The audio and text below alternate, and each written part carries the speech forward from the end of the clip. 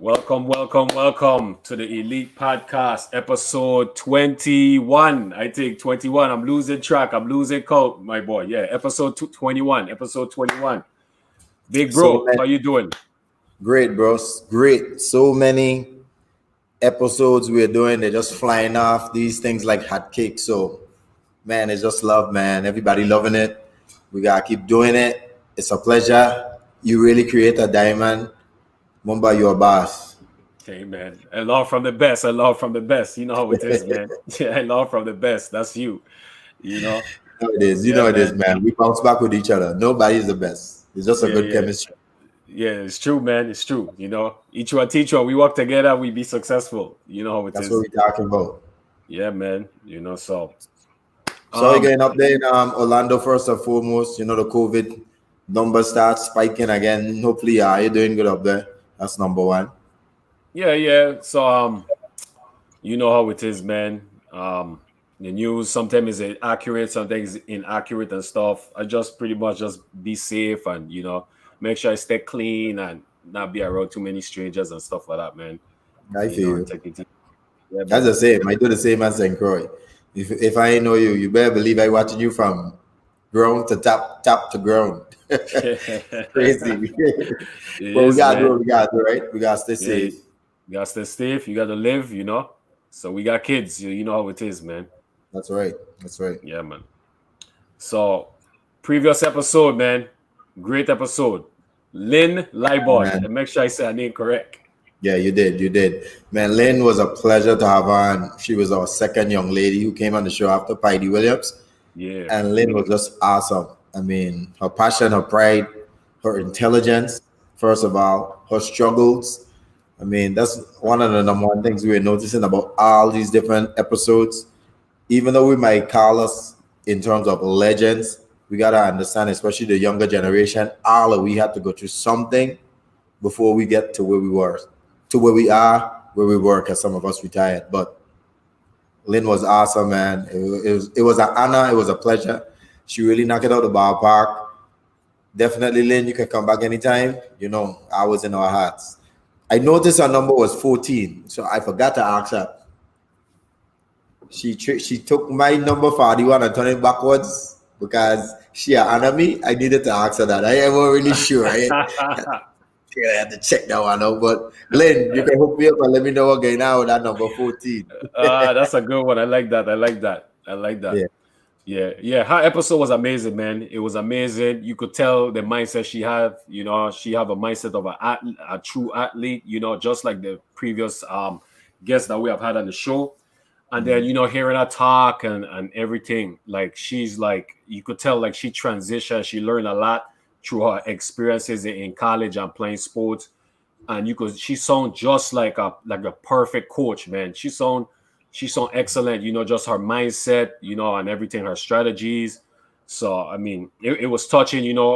When she went through a little adversity, where she transferred, to Benedict. That was kind of it was amazing to hear how she handled it, and she kept her yeah, head up high, and she bounced back to win a championship in college and everything, and then traveling with the VI team and winning MVP and the gold medal and stuff. So yeah. yeah, She's man. tough. I ain't gonna lie. I saw her play, and man, I was like, man, this in basketball terms, she was a monster. She wasn't no joke. If she have to hit you to get that ball, she go hit you. She go get Yeah, every rebound. She can hit the outside shot. She can defend.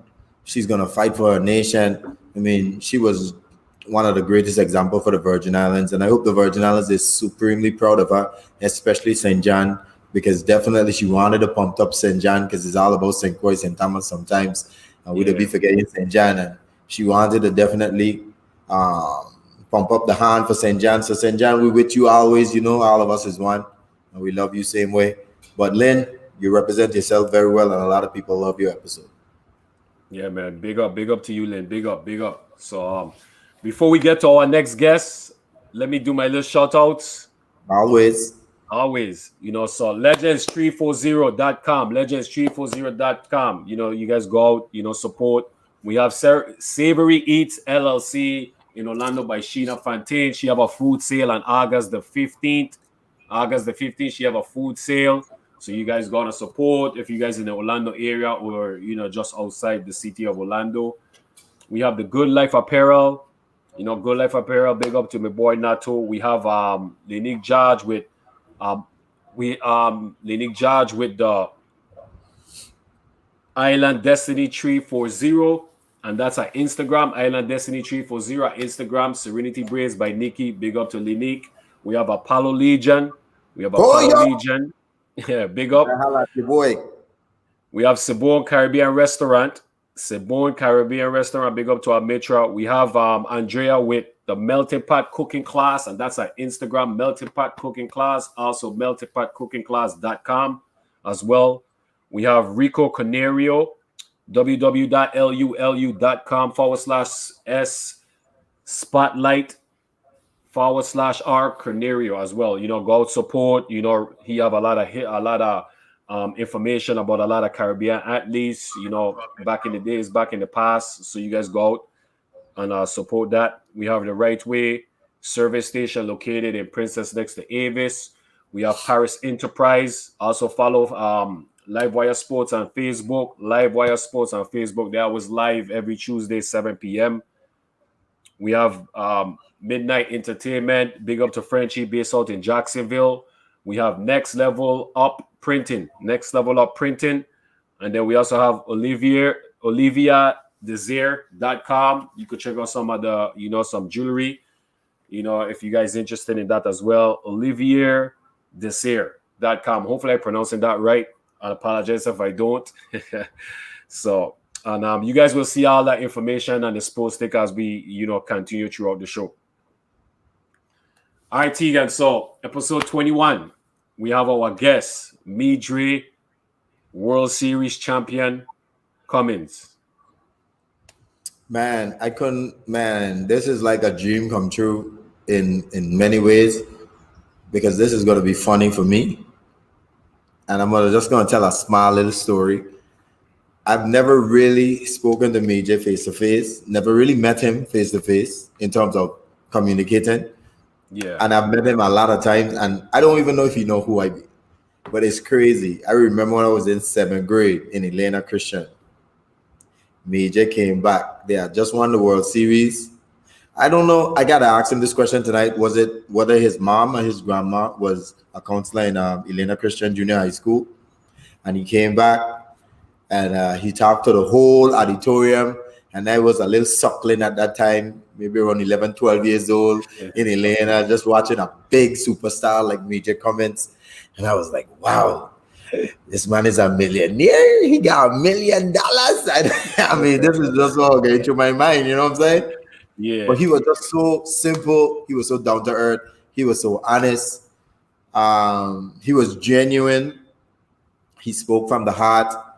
And I said, man, that's something I would like to do in my career. I don't know about baseball. I never played baseball like that. But I was more a basketball and a soccer player at the time. And I was like, man, I want to have that type of aura around me. You know what I'm saying?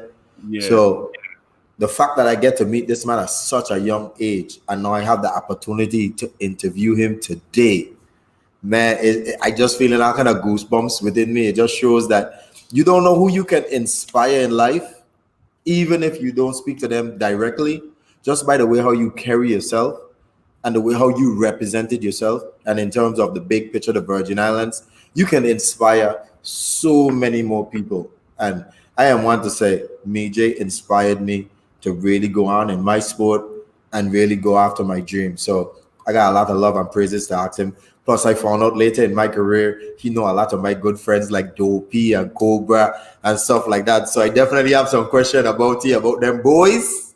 Yeah. Let's get it on, Mova. Let's get it on, Midre. Let's get it on. Let's go. We got Midre Cummings coming in. Welcome. Hi, good night, brothers. How you guys doing? Good. It's blessed, brother. Good to see you, man. You look like you can still play in the major league. You're still looking strong, fit. Okay, now you. Man, I try to keep up with our young boys, my son. You're killing me out here, man. Every time I'm in the gym all the time, man. You know it is, man. That's just respect, and the fact that you're still doing it and you're still in the game, man. We're super proud of you. I know you heard uh, my little story at first. I don't know if you even have a clue about that story, but do you remember coming to Elena Christian sometime in the Um, 90s? I remember going a lot of places. I just don't remember Elena Christian, but I remember going to the Queen Louise home. That Mhm. place really touched me, man. That's a special place in my heart, man. I didn't. You were so close to the place that understood what really going on in a place like that. And that place really touched my heart. Yeah, you're kind of breaking up a little bit, so we definitely go work with you to make sure we get all the sounds come through clear. Yeah.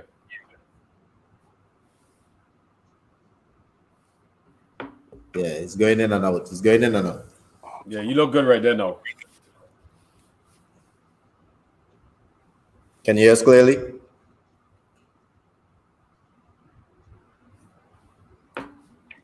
I might need to go out and come back in. And for the viewers who watching this, just know that Midre was working with kids, and he definitely couldn't wait until he reached home. So he had to find a spot inside the office where he was working.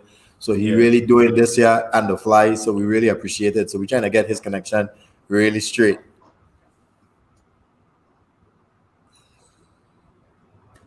You can hear us now? Or you Yeah, going it out look and come like back in? yeah, you might be going out and come back in. Yeah, so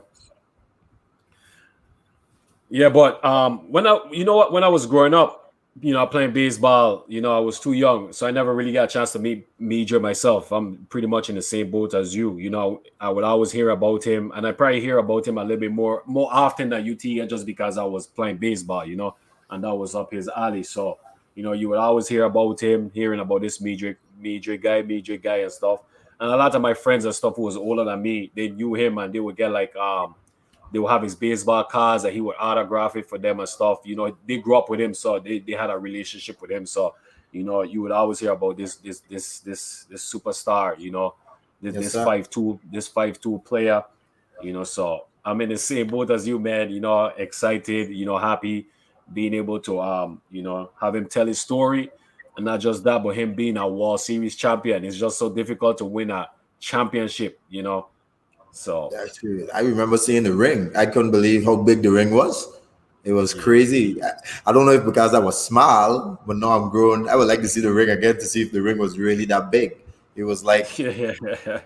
pretty much a golden apple on top of this man's finger. It was crazy. It was uh, crazy, man. yeah, man. I would definitely hope that we have a great interview tonight. So hopefully we can get this signal right and Major will come true because he's one of the Virgin Islands legend. I'd definitely like to ask him a lot of questions about him and his matchup against our boy from St. Thomas. Oh yeah, yeah, Um, yeah, yeah. yeah. I got to put in Robbie in there, see his battles, see what's going on. So it's so good to hear about some of the history about our Virgin Islands athletes. It's gonna be all about love. So me, Jay, Yeah, man. let me get this thing going. I don't know if Yeah, he's man. stuck in he might be stuck in Frederickstead with Via. I don't know again now with the internet. The state supposed to got 5G again on up there. Yeah, man. Yeah, Tampa, they might messing with he connection, man. So all the viewers who coming in, like Tegan mentioned earlier, Major was working with some kids, so he couldn't make it home on time. So he stayed at the building where he was at, so he's having some connection issues, but we'll try our best to fulfill. If not, then we probably have to reschedule for another day as far as his episode. But we'll definitely be working with everybody. Make sure we could get this up and running today, this evening. I'm definitely waiting for our boy. He's running a little late. The Yeah, Stephen Beanie Pan, the Steven, voice. the voice, We the definitely need voice. him on. You know what I'm saying? So Yeah, man. he will be coming on a little later. So this one is very exciting. I ain't gonna lie. I ain't got much to say tonight. I just wanted to listen and hear. This is probably the first time everybody has said the voice is speechless. Yeah, you say that no. I want to hear everything tonight. The voice can never be speechless, man. The voice can never be speechless. Sometimes listening is good, man. Big up everybody who already logged on, and Yeah, thank you guys yeah, I for being see. with us. You guys have been faithful fans for Yeah, big sure. up. Yeah, big up Arika, Al Baptiste, Nikki, Danelle, Duane, big up to everybody and everybody else who on right now. Nikki said you So screw up or shout out. What Nikki do? What Nikki Judge do? What you mess up? I messed up something. I ain't seen for some reason my comments ain't showing up right now, man. I don't know what's Really? going on. Yeah, Nikki said you mess up her shout out, man. You need to hook her up. I mess up no shout out. And Nikki number was 14. As she said her number was 14, Sabah. I don't know, but she know I love that number. Those numbers goes very hand to hand with me. 1 and 4, 4 and 1. That's me. The number is 18. That's the number. You know. Also, I want to say rest in peace to Harris Clark, one of Yeah, VI man. baseball legends. Rest in peace and my condolences. Our condolences to the family. JD. Jeff and all the whole family. Your dad is a legend. A VI baseball legend. Played for the New York Yankees. So our condolences go to the family. Much respect to everybody. So Yeah, for sure, man. I had a couple opportunities to meet him. Obviously, him and my father-in-law, Risco yeah, Davila, was actually extremely close. So I had an opportunity to meet him, and he showed me a lot of old-time clippings with the Yankees, leading in batting average and stuff like that. It's just an honor just sitting next to a senior citizen and just hearing the knowledge, and a lot of respect goes out to him. And definitely rest in peace. You're definitely a Virgin Islands legend. I hope the Virgin Islands will treat you as such. And we definitely need to remember Harris Clark, because I mean, Risco told me so many stories. When this man go to Puerto Rico, oh my God, Puerto Rico to go crazy for him, because he played a couple summer season in Puerto Rico. So yeah, winter seasons, yeah. yeah, it just Yeah, shows like how many nations around the world respect our talent and our players, and we have to do the same in terms of respect. So we definitely need to show a lot of love. Rest in peace. He's in a better place because he was struggling a little bit physically, but it's God's will. yep, as well, definitely. Yeah, good night to everybody. Good night, good night. Pico are good. Good night to everybody. Good night. So while Midre is dealing with his situation, Tiga, let's have you catch any of the NBA games, NBA basketball games? I have. I ain't gonna lie to you. I've slept through a couple of them. It's kind of difficult watching it without a crowd. I know they're trying to put the little It is. fake, the little fake people them in the background. Yeah, it's like a damn, what's it called again? Some It's like virtual. the virtual, yeah. You could like, I guess you have to pay or do something, and then you end up. It's crazy. It's horrible. It's really horrible. And I'm Yeah, watching it, and I'm definitely falling asleep. So I don't know what the NBA in terms of how many people is watching it, but I can definitely tell you a lot of it got to be down because it's not the same. Maybe we need to get used to it because at the end of the day, the game is the game, but it just feels different. You know what I'm saying? It just feels different. It's not the same. yeah, You know. So I did watch a couple of games, the same old, same old. Truth be told, a lot of people think I'm crazy. I'm not really the biggest NBA fan. I like college, I like high school, and I like overseas type of brand. It's just a different yeah, style of playing. Guys are not scoring 140 points in the first half. You know what I'm saying? You actually yeah, see a yeah, game yeah. really coming down with defense, and I kind of like that game a little bit more. That's just me. So that's my view on the NBA right now. It's Big not up, much. Terry. Big Maybe up. when the playoffs start, because I'm gonna watch the playoff. Everybody probably gonna watch the playoffs once it start to see how it is. But it's different without the fans. It's just different. I Yeah, just it's feel a different. lot, of, a lot of the players them don't have the same type of pressure in terms of making big shot when you have 25, 30,000 people screaming at you. It's not the same. Yeah, I agree. I agree. It's not the same, man. It's not the same. It's weird just watching it. It's just like Yeah, it's like a scrimmage, you know. it's scrimmage. It's like practice scrimmage. You're just Yeah, watching scrimmaging. yeah, And sure. it just ain't the same. It just ain't the same. You don't get the same feeling in your body like, oh my God, 20 minutes, 20 seconds left. Who will take this shot right now? The crowd going crazy, screaming Yeah, defense. yeah, You ain't getting that. You know, it's just a scrimmage. Just a yeah. It's scrimmage. true. Yeah, it's true. So COVID definitely has messed us up. We don't really know where we're going right now. We don't even know what we're doing with school. I mean, Yeah, in terms of collegiate sports, we don't even know what's gonna go, what's gonna be the protocol, and it really put a damper in terms of sports, especially the one that we do like in terms of the physicality, football, basketball, soccer. Even though they're playing at the highest level, they're not playing at the amateur level, and that's the sad thing about it. You know what I'm saying? So yeah, we don't know. We don't know. We just have to see, wait and see, and hopefully we'll get this thing over with. yeah. You just got to wait and see, man. You know, it's crazy. It's flip everything upside down, everything.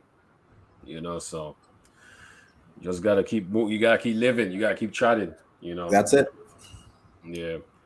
Any update on BJ? What you dealing with now? He got to climb up on a pole to get signal. Where is he? Is he on Mars? uh,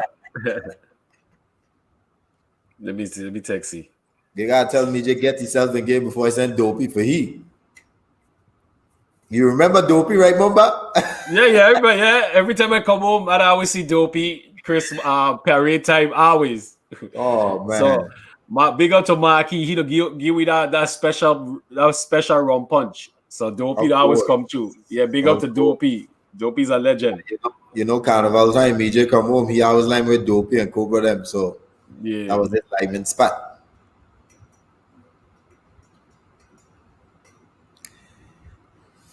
Yeah, yeah, yeah. Just a little technical difficulty if you're just tuning in. Trying to get Midre Cummings signal straight. We don't know if he dropped yeah, his phone in water, but he's doing us a big favor. He was on the prowl working with some youths today in the yeah. States. Where you at? What state you in? He in Florida, he Tampa. Oh, Tampa. okay. Right next to Yeah. you.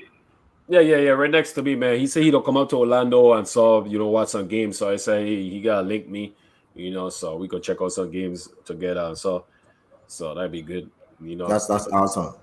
Yeah, That's man. awesome, man. And then eventually, I know he's a little bit up there in age, but we can have you and he use the pitcher. He's the hitter and see who's the best, right? Okay. I'm always up to any challenge. I always want to challenge the best because I want to be the best in everything I do. So you don't know how. Hey, you already know how I move, T guys. No, I remember last episode, everybody pointing out you challenging me and Pan. I don't say I pass. Pan say he'll hit you out the park. Okay. Yeah. I don't see Michael Jordan gonna hit the curveball. I ain't gonna this So, make myself look bad. I good. yeah. I good. I ain't taking that challenge. If Pan could hit 98 miles an hour, then he good. So I don't know how accurate. I don't know how accurate I am today because the last time I picked up a baseball was in 2011. That's the last time I pitched. I Yeah, ain't that's a pitched long again. time. You gonna Yeah. beat me. You probably gonna beat me once or Yeah. twice. I gonna beat Yeah. me and I'm gonna throw my elbow out or something because Yeah, you I- probably don't need to trade like that for Pang, man. Just throw on the hand for he. no, He man. probably say won't hit it. No mercy for no opponents. I don't care if you my brother, my sister, my friend. No mercy, T. You, when you plan that what? baseball is? No, baseball is hard, brother. That ain't no easy sport. Yeah, No, Dwayne, sir. you need a door. Yeah, baseball so hard, man. People don't realize this. I That shit is respect hard. baseball 1000%, Bass. That's a hard sport. Not like basketball ain't hard, but it's a lot easier to catch on to basketball. And then it's so many different skills you can have in basketball compared to baseball. You can just be a big dude who can't shoot, who can't do nothing else but just grab rebound, and you'll make it in the NBA. It's just because you're big. Yeah, You don't take no skill for that. That's just mother nature. You know what I'm saying? So it's just different. It's just different. it is, man. Yeah, you play both sports, so you can give us the best description of both. So Yeah, it's just different. Yeah, man. Yeah, I hit Midre up, so I don't know. He might be having issues with his connection or something with his phone because he ain't hit me back yet. So you know, yeah, man, they making me laugh in the comments, man. Hopefully they ain't asking no question yet, and they ain't even see the guess. No, they ain't asking no question. Well, one thing we can do is like for people who know him and met him, they could, give a little shout out what they know about him, what they heard about him. Because when I was growing up, he was one of the biggest things. I ain't gonna lie to you. Yeah, Especially when he scored a winning run. He scored a winning run for Arizona, right? Tyron, the The time run. Yeah, the World Oh Series. man, it was crazy. That's the crazy thing. He's a part like that. I could remember watching a World Series because I hate up to this day I hate the Yankees because I always want them to lose. But that game was an amazing game, man. That game was an amazing game, and he scored a tying run in the World Series, my son. Like, and then they hit the game winning, then they scored a game winning one. To win a World Series and a game winning hit, man. That's like one of the greatest accomplishments in baseball, man. You know, that's the way you want to go. You know, he was a part of that. You know, he played with Randy Johnson, Cord Schilling, Tony Womack, Craig Counsell, Lewis, I forget his last name, a nice hitter. But, you know, he had that was an amazing team, man. That Arizona Diamondbacks team, it was an amazing team. You know, a lot of legends. Yeah, I ain't gonna lie. I was smart, but I would have never tried to bat against Randy Johnson. So. 6'1", he was 6'10", 6'7", 9,000. Well, tall he was. Train lefty. 6'11". Close to 100. No, sir. Crazy. I wonder if Pico ever faced Randy Johnson. That would have been a good question for Pico. Yeah. We definitely should have bring him on this episode so you can, that would be kind of cool. So. Okay, Midre said give him a few. That's what Midre said. Right. Big up, man. We're going to get his signal together. We definitely go give him a few. In the meantime, between time, you don't know, our hero has joined us. He's the man of many hats. Every day you got a different hat. I just getting jealous. Can you please send me the Nike hat you had, please? The gray one. I would like to use that one. I gotta see. I probably could get another one of that Nike hat if they got more. It was cheap. Yeah, that's my. I like gray. I like dark colors. You know that. So, gray, black, blue. I live on the clearance rack. That's why I can have a lot of everything. You know what I mean?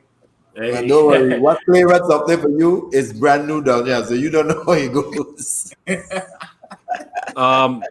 Daria, will you guys showcase bowling? Yes, we will showcase bowling. No. I don't bowl on here. No, I'm just playing. No. We. Hey. Definitely. Do we have a bowl? Do we have somebody, Daria? Byron, do we have somebody? Hanky is the top bowler. I said, go back. Hanky, Panky. Remember Hanky, Panky? No, Mommy Jew. Mommy Jew's Rockers. Yeah, Charlie. Luis Gonzalez. Yeah, Luis Gonzalez. My bad, fellas. Man, Hanky to go crazy. That man say he'll come to the bowling alley with 26 balls. He don't play. Oh, man. And they let him in the bowling alley with 26 balls? Come on, man. Hanky Panky is the number one bowler in the island bars. Hanky don't play that. Real talk. I gotta go see my boy play, man. Hanky Panky don't play that. Any of you is a good bowler? Who? Not me. I bowled one time in my life. Oh, for real? And that was actually last year when Sports Park had a little fun day bowling thing for the employees. And I did okay. But all I tried to do was throw the ball down the middle. You got bowl some more, man. Bowling is fun. Even though I don't know how to bowl, like the I guess the entertainment part of it is fun, man. Yeah. Bowling is fun, man. If you got a group of people, it's a fun time. You gotta let me know if I could hear me good again and try out a new headset that I just purchased. I can hear you fine. You could be a little bit louder, but I can hear you fine. Yeah, you sound good, man. You sound like a professional. I ain't turned it on yet.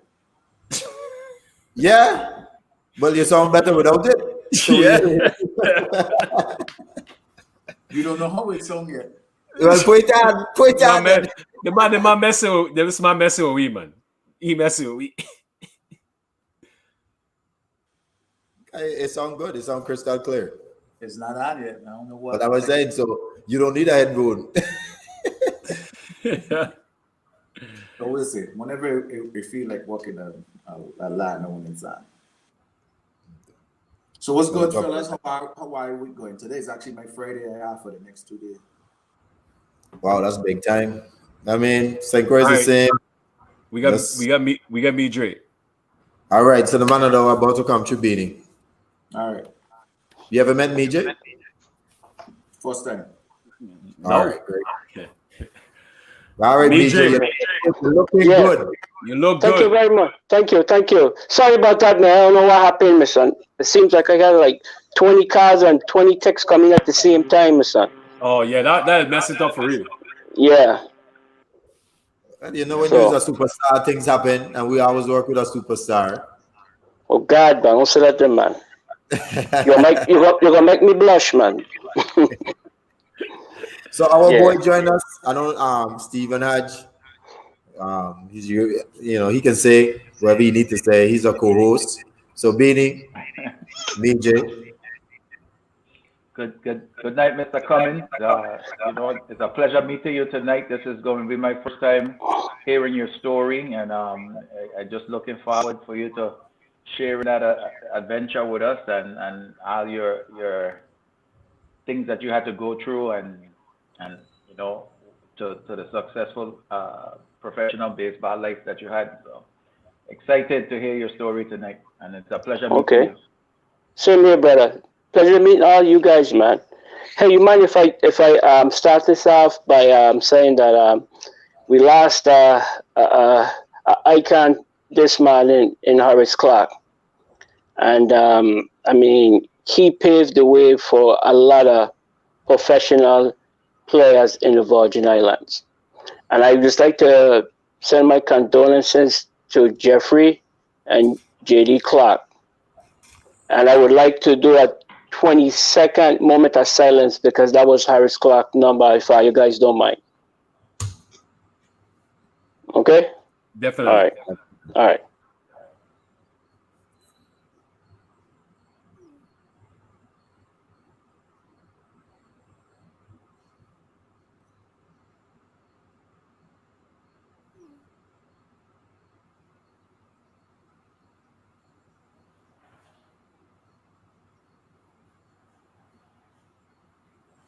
Thank you, guys.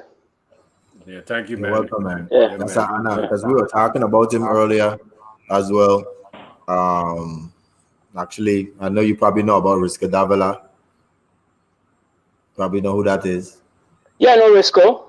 Yeah, that's my father-in-law. So he used to kill me with stories with Harry, and I used to go by Harry all the time, and he used to show me the old clippings, leading in batting average and stuff for the New York Yankees.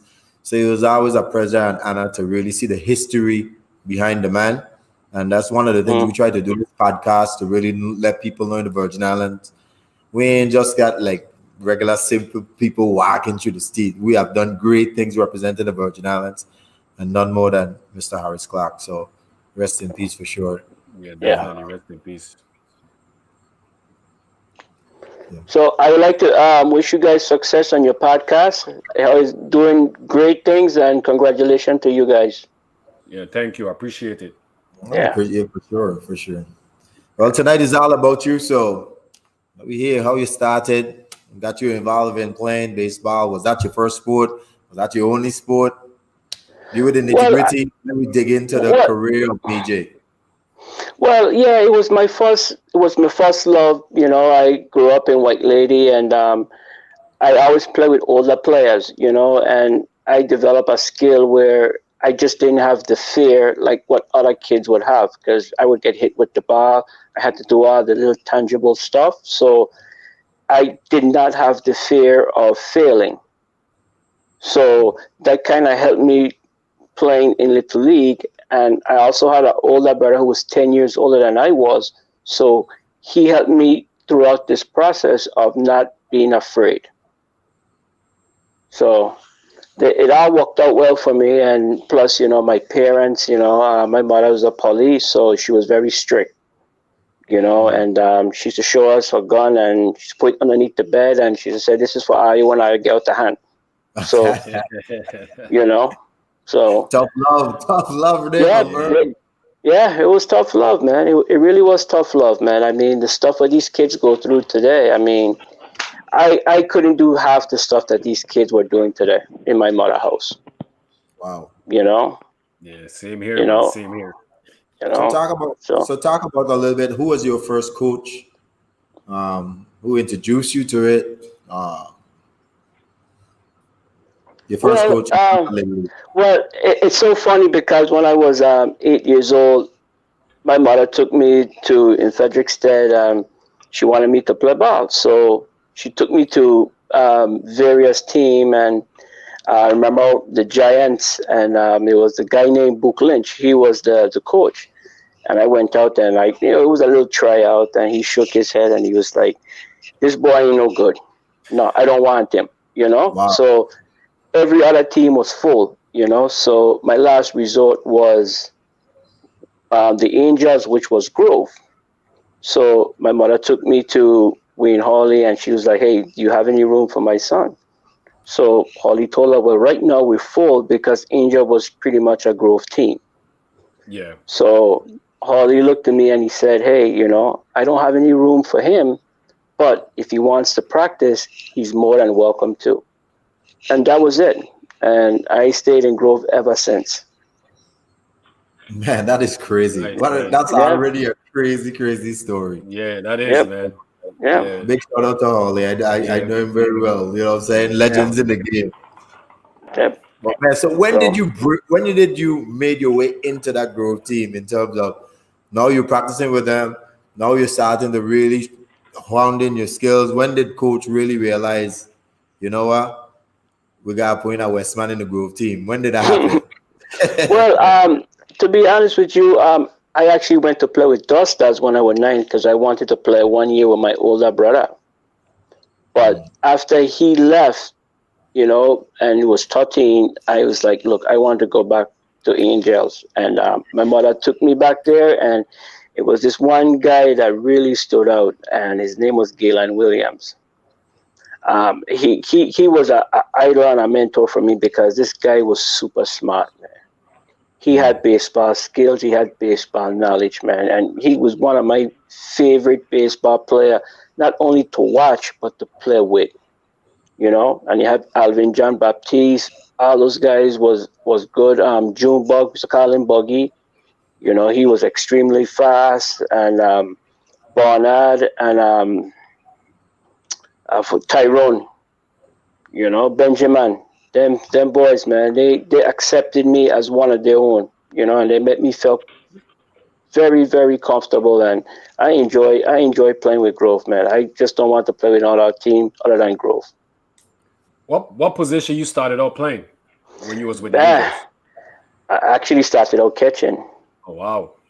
I started out catching, but my mother didn't want me to catch because I wasn't no regular catcher. I used to like to tag people in the head, and my mother was like, "No, he gonna hurt somebody," and they had to move me from there. So they put me shortstop, and then I, dabble with first base and pitching and outfield, and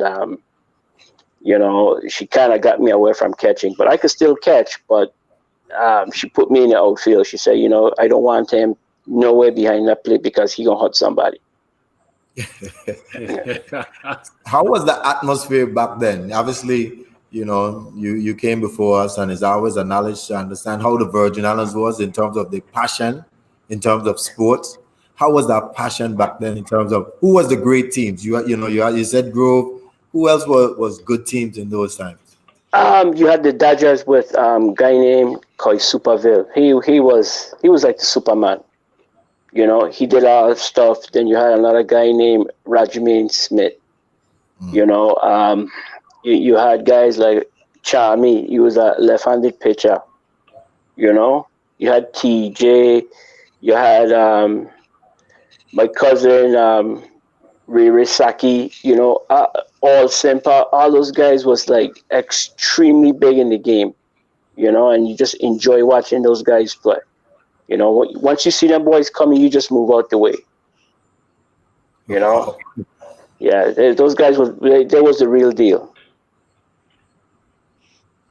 And in terms of the support, in terms of the parents, we had Yeah. Robbie Smiles on, which we have a couple of questions about you with him, but we understand like the crowd was really crazy in those times. Like, how was the support in terms of parents Well, supporting? the support was extremely good because you had parents out there.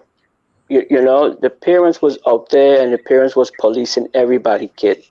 One of these ladies that everybody kind of forgot about, her name was Anita. If I know who Anita is, if you're from Frederick said, you know who Anita is. Yeah. But she was she put you in your place, and if she let you know what going on, she'll go tell your mother that what going on, and the last thing you want to do is go tell your mother that, hey, mommy, Anita beat me, because your mother gonna beat you because you let Anita beat you, you know. But the support was great. Everybody was more into it. It was more like a family-oriented baseball league. It was a family, you know. It was a big family, and everybody competed on the field. But off the field, everybody was friends. Everybody was family, and that was a good thing about playing back then. Everybody was together. Mumbai, you want to jump in? Because I got a million questions. I don't want to dominate you. So Midre, so how did that experience go as far as Little League? Because you played 4 years of Little League, correct? 9 through Yes, 12? I did. Yes, And then who did you play with Senior League? I went with the Angels. Stuck Oh, with the Angel, Angels. stuck with the Yeah, Angels. stuck with the Angels. Yeah. Then I still had an opportunity to play with Galen and Alvin, which they became our coach at that time. You know, Yeah. so they used to coach us because I guess when Holly was kind of transitioning himself out, and he gave Galen and Alvin the team, and they ran the team extremely well. They was like a year older than we was, but we respected those guys. We had that respect of, hey, these are our coaches. These are the guys that been here before us. We have to respect them. And I don't remember having any type of situation with those guys or disrespect them, although they was a year older than us. Wow. And did you pitch in Senior League? I did a little pitching. I dabbled in a little pitching, but that wasn't my strong point. My strong point is playing the outfield at that point.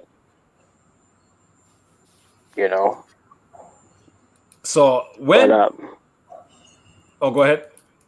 no, I said sometimes I pitch, but that wasn't my strong point. I used to like to catch balls in the outfield and break a lot of people's hearts when they hit the ball out there. So let me ask you, you spoke about so much talented players in the Virgin Islands thus far. How tough was it to make the St. Croix All-Star team? Well, it was tough because you didn't have that much players, but everybody know who you was. The big transition from Little League to Senior League is you're going from 46-60 to 60-90. That's a big transition. And a lot of players who play Little League, they can't make that transition, or they wasn't serious about baseball. So you lose a lot of good players. But what made the team better is that we merged with Christianstead. That was the best thing that they ever did. So now you started to play against guys you did in the All-Star and guys that you'd never seen before. So that made it very interesting. So. Pang, you good? Yeah. So you ever faced off against Robbie? I know you probably know Robbie Smart. Well, I know him as Robbie Smiles. I know him as Robbie Ventura. I know him as Robbie Ventura when he was 12, and then Robbie Smiles when he was 15. Yes, I know of him, man. Hey, one of the best. I should say the best pitcher that ever came out of Virgin Islands, by far. Wow. Talented guy. And he definitely said he definitely destroyed you guys on the first game, but he couldn't win the series because you were tired.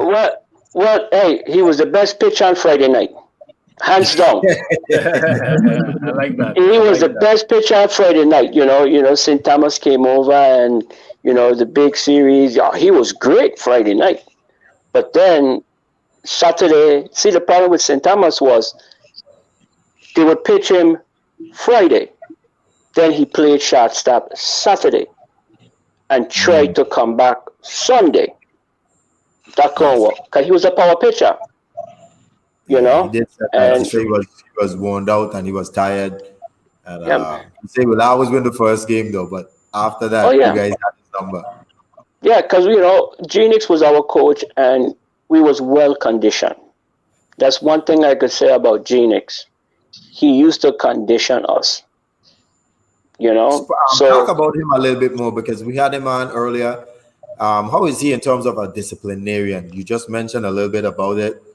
Give us a little bit of stories. What insight did he ever come at you? He came at me, and I was a basketball player. I never even pick up a bat, and he was oh already well, ready. How he was oh for well, you? well, he sent me home from the Arsenal a couple times. Oh wow. Oh yeah, he sent me home a Can couple you give me times. a story? Because is that's what we're looking for? We're looking for some of these hidden gems. How he sent you home? Well, What happened? What do you do? What do you do? well, really, what I do? Well, it was I can't remember what happened, but it was an incident between another player, and another player said that I hit him with a bat, and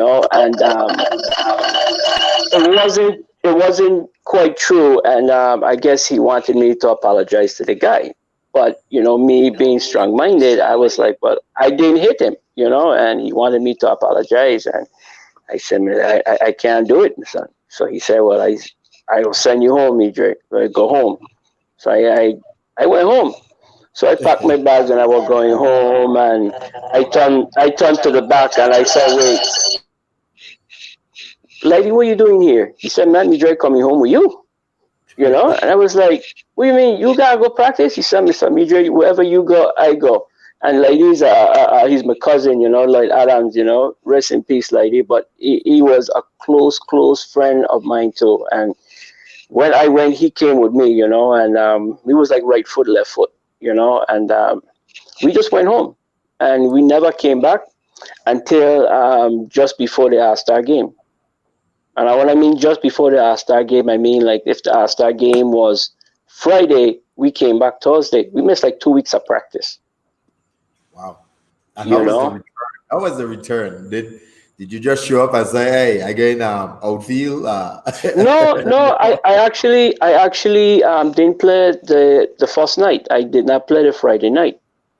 Wow. And I was sitting in the dugout with Swain Mason, and we was just having our little jokes, and we was just we didn't really care about the game, 'cause we wasn't playing, so we wasn't paying attention, but we know it was a big game, so we were having fun, and Genix turned to me, and I think it was in the sixth and in the bottom of the sixth, and Robbie was carving them guys up like a turkey, man. We couldn't hit him, So Genix looked in the dugout and he said, "Hey, Midre, you go hit him?" I said, "Yeah, I go hit him." So he said, "Well, got the bat." I think it was like the second pitch, I got base hit. So, the crowd going crazy now. So I see Swing come up the bat. And then Swing got base hit. So the place going crazy. So I hear it, Midre, Midre, Midre. And I look at Swing calling me. So I was like, yeah. He's like, "Oh, we got hit. And it was just laughing, and we ended up losing the game to Robbie, but then we came back and I played the next night, and we ended up winning the second game, and we came back and we won the third game, Oh man, that's a good story. Yeah, That one that's is amazing, awesome. man. Yeah. That's amazing. That's amazing. So let me ask you before I turn it off to Beanie. What age did you really starting to take this thing serious in terms of, man, I can make a career out of this year because I'm pretty good since everybody's saying I'm good. Like when did it click for you? It clicked to me when I was playing pro ball. So it took you Actually, all when the I way to- Oh wow. yeah. I mean, when I was about, I got drafted when I was 18. I want to say about 19, that's when I start to realize that, I had some talent because everybody was telling me, hey, man, you got drafted in the first round. You're good, but it wasn't really my first love. I got into running track, and I enjoyed track because I was very good at it. So when I got drafted to play baseball, I was like, ah, man, I gotta go play baseball, and but baseball came easy to me. But I was like, man, it's something about track that just drives me to run. And when I started playing pro ball, I think it's my second year. Me and Roy Hodge, we used to communicate a lot because he was with the Orioles, and then we started making bets like, okay, who could get the most hit, in a week, and it just started to just push me and drive me to not only to beat him, but start to do stuff that I didn't think I could do, you know. And then I had a manager. His name was Joe Lepple. He used to always say, he used to call me Yeah Man, because you're from the island. So he used to always say, hey, Yeah Man, hey, I bet you a steak dinner. You can't get 2 hits today. And I said, well, guess what? I eating steak tonight, But that's what he did to me. But I didn't know what he was doing. He'll say, hey, you have all the hitting tomorrow. And I was like, I just got 2 hits today. He said, well, you could get 3 hits tomorrow if you come all hitting. And I actually will go all hitting and actually end up getting 3 hits, Then he said, you got all hitting again. I was like, man, I gain hits. Give somebody else a chance. But I didn't see what he was doing to me, But He was doing it at work and you. yeah, but I didn't know. But he made it fun. He challenged me. He challenged me to do something that, I didn't think I could do, but I did not want to lose. And he kept pushing me. He kept pushing me. He kept pushing me. He worked every day for like 2 months straight. And that year I ended up winning the batting title and didn't even know it. Wow. Hard work, man. That's like you said, said, fun and hard work. It pays off. Yeah. So that's an an accomplishment. And if it wasn't for Jeff, I'd have never win the batting title. Yep. Jeffrey Clark. He was playing with the Royals, and I think I was 0 for 2. And I was going up to bat, my son, and I look at Jeff, my son. Jeff was playing toward base. I said, Jeff, I need a hit, my son. So I showed Jeff I go bunt. Jeff said, yeah. Jeff take 3 steps back. Wow. And I put the bunt down, my son, and that kind of kept me right there, So I ended up winning the batting title, So it's not just mine, it's me and Jeffrey on. That's awesome. Yeah, that's awesome, man. That's amazing. Beanie, want to jump in? You get everything settled? Yeah.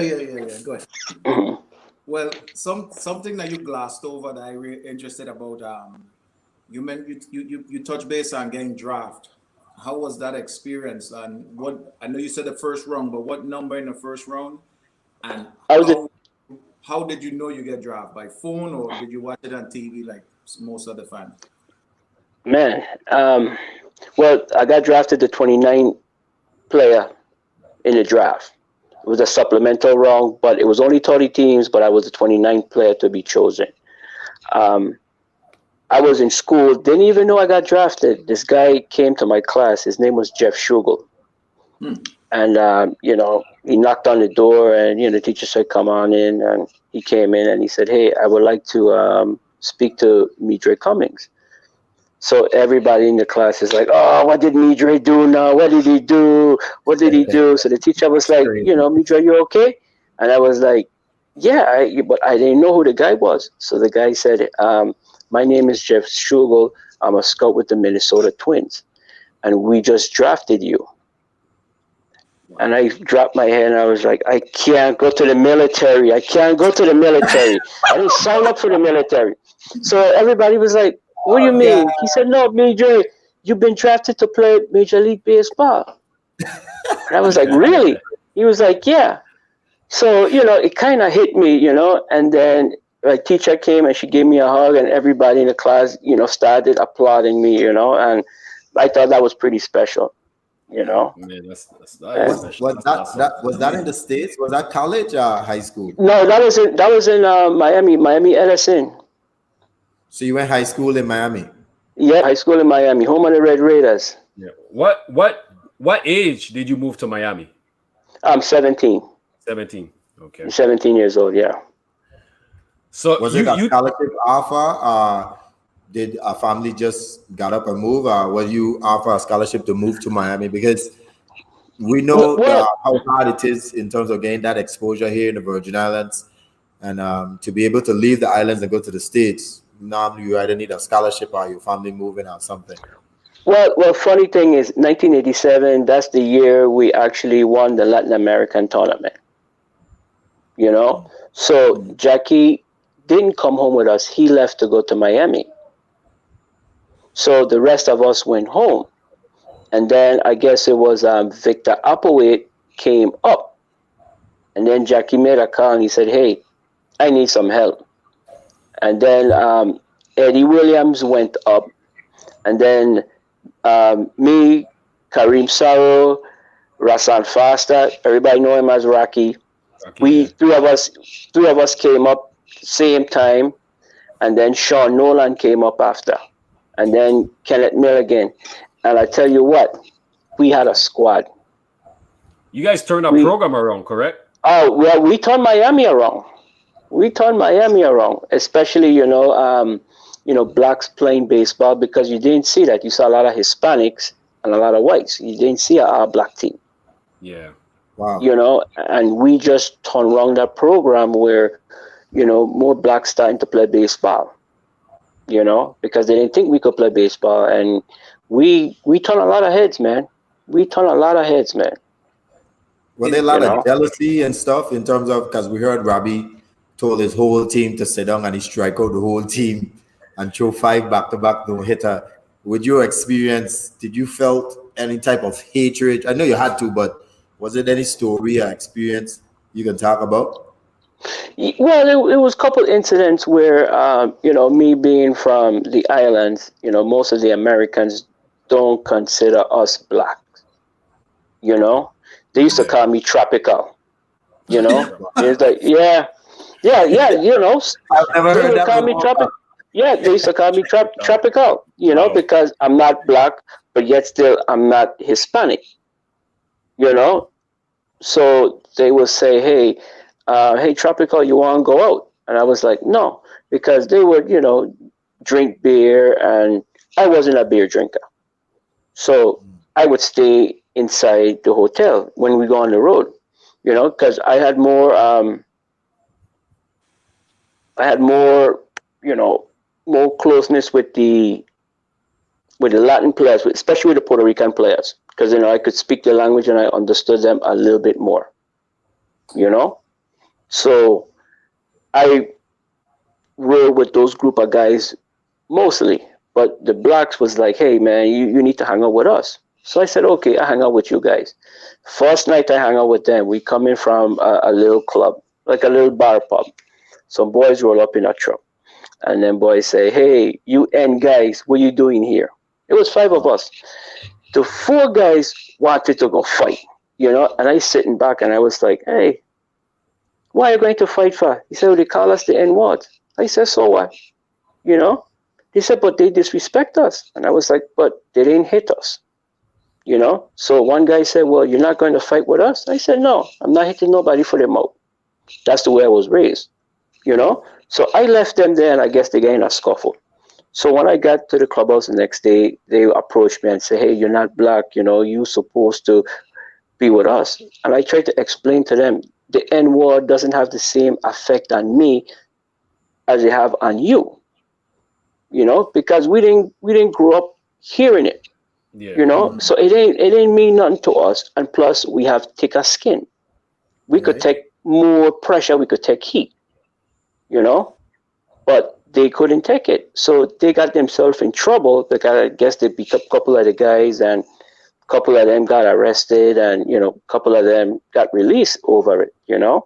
So luckily I was strong minded to let them know that, hey, that is not right, and I'm not hitting anybody for the mouth. But if they put a hand on me, it'd have been a different ball game, Right. you know. That was a good So message. How did they take that? Did they still look upon you like you weren't black enough for them? Well, they kind of outcasted me. They kind of like, gave me the cold shoulder, which was better to me because I hang with the Latins more, you know, and I, pick up their habits of going to the park early and, doing stuff just to keep your mind occupied, you know. Yeah. So there was this one guy I used to, he was from Puerto Rico. His name was David Rivera. I used to run a 6'1" and a 60, right? I think David used to run a 6 flat.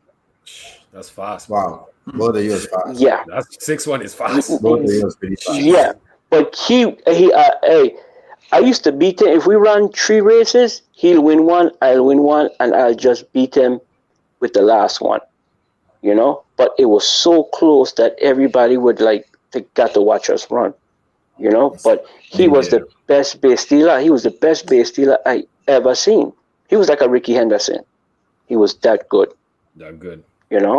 Yeah. So him and I became good friends, and we stuck together. And and the years of playing ball, every year you kind of move up a level, and some guys get left back, some guys move on to other team, and some guys get released. I moved on to another team, and he stood there, and I think he lasted a year because nobody didn't want to be around him. He didn't have any friends, and he didn't have the people skills to go and talk, to express himself, to be with people, and he ran himself out of the game. Wow. So So they once call you the fastest man in the VI. You who's they? a lot of people a lot. It's a lot to mention. But they call you Pastor the John fastest. said you guys used to have some impromptu race in rally. Oh, yeah. Which a lot of people didn't know. Genix used to train me 3 times a week. I used to train with Genix 3 times a week. Monday, Wednesday, and Friday. I used to go down in Frederickstead. I used to run the beach. Then I used to run the stand. And then I used to run up a hill called Wheel of Fortune. Yeah, we are fortunate. And I used to run that hill up, and I used to run the hill down. And I was doing this for months. And then after I would finish, I had some little ankle weights. I used to jog all the way back in Suffolk Rally and be there around 6:30 and waiting for a race. And the minute everybody wanted a race, I used to jump on them, And that's the way I started making money. I would bet them like $5, and then I would just beat them by a little bit so they could keep coming back. So I know a person in Safari Rally, well, in the West Side now, who say he was faster than you. A man by the name of Dopey. You know who that is? Wait, you talking about Craig Fox? Yes, Dopey. He say you can handle him with a foot race. And I ain't gonna lie, Dopey is probably one of the slowest man I ever see. So I don't really know how fast you truly be. I look, man. I could walk and beat Dopey. Okay, I could walk backwards and beat Dopey. But when you start talking about, I asked the question, okay? Do not blame me. I asked the question, Dopey. when you start talking about guys running, you got to mention guys like Biko, Yeah. David McIntosh, them boys. Then you had Ganj, Henry, Yes. Milligan. Henry was good, but Henry never used to train. Henry never used to train, and I used to beat him all the time because I was training, but I never let anybody know I was training. I was a little bit dirty back then too, because I used to just beat them by a little bit. I used to beat them by a little bit, and let them keep coming back. Let them keep coming back. Let them keep coming back, and I keep taking their money. Keep taking their money. Keep taking their money. That's how you do it. That's how you do Yeah. it. Yep. Yeah. I never wanted to beat them far because you beat them far, you discourage them. Yeah. They never come So back. yeah, but you beat them by a little bit. I could beat you, and they keep coming, and I just keep laughing. Serious game. Yeah. Yep. Oh man, I like that. I like that. Meaning, go ahead. I see you're anxious. Do your thing.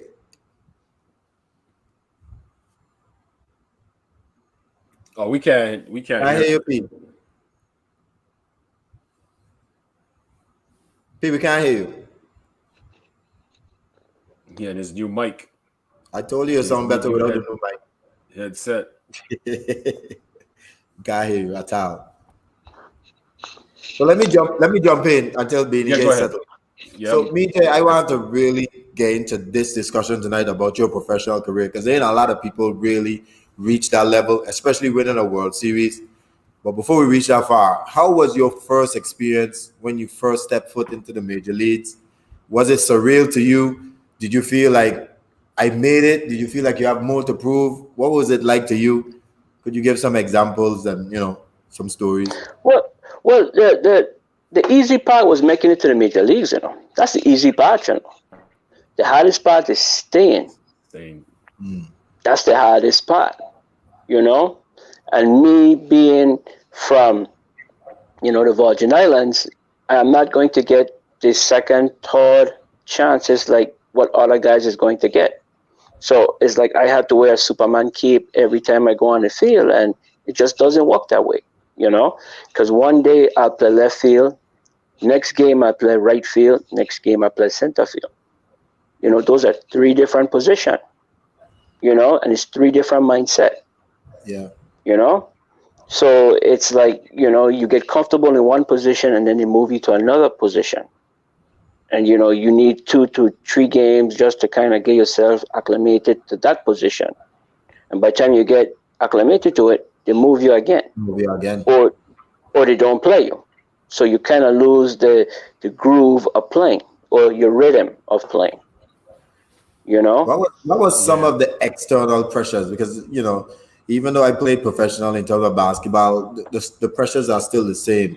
What were some of the external pressures in terms of okay, like you said, we from the islands, they pretty much think like you're there on a short leash. If you don't play 2 games, they're getting ready to cut you. They're bringing up another young guy coming up from Dominican Republic who is based on all hype and they're ready to replace you. Did you have to go through any of those situations and fight to keep your position? man, I had to fight just to get on the bus, man. Sometimes they won't let you come on the bus to do all the work. Damn, that's Pittsburgh had this thing where they would let all the young guys go to Pittsburgh for the winter to work out. And I asked him, how come I don't go? He said, well, you hitting 300, you don't need to go. But I said, why take a guy that hitting 260? He could hit 261 next year. I could hit 320 next year. And I guess that message did not receive well with upper management, wow. you know? And sometimes you say things that you think that you're helping yourself out, but sometimes you shoot yourself in the foot. But me being 2021, like, hey, take me to Pittsburgh. I could be better. You're gonna Yeah. take this guy that is going to be mediocre or not be better. And I said, well, okay, you take him. And next year when I come back, I'm gonna outplay them. That's And that's right. exactly what I did. And I guess it didn't sit right with them, So they kind of pushed me to the side, and the first thing they said that you have attitude, you know. Which is a They cop out. kind of, yeah, they label you as lazy, as an enigma, where you don't want to associate with the rest of the players, you know. Yeah. But our culture, if we go in a room and we don't know anybody in there, we're not going to talk to anybody until somebody comes to us and make us feel comfortable. That's right. You know, I don't care wherever you go. You go to a new class. If you go in a new class, you're not going to start speaking to everybody. You're going to be sitting back and try to absorb everything and making sure that, hey, somebody come to me and let me know what's going on and make me feel comfortable so I could open up to you. Yeah. But they never did that. So Yeah. I stand on the back stand the whole time, and I kept my mouth closed, but I was very strong minded. I did what I had to do to survive, which I had to play the way I know how to play. I had to fight, you Right. know, Fun. Yeah. and it just didn't sit well with most of the coaches because they would never ask me to come for early hitting. They would never say, hey, come for early walk to get better. Everything I did, I had to fight and watch the game and learn and ask questions, you know? And that was the biggest part about me was you have to communicate and ask questions. That's the only way you're going to know, you know? And Mm, I'm that's like a fine. lot of people. I'm like a lot of people. We all are afraid of this word no. Nobody likes to hear that word no. If you ask for somebody for something, you don't like to hear that word no. You know, this just human nature. You don't like to hear that word no. But you know what? When they tell you no, you go ask somebody else.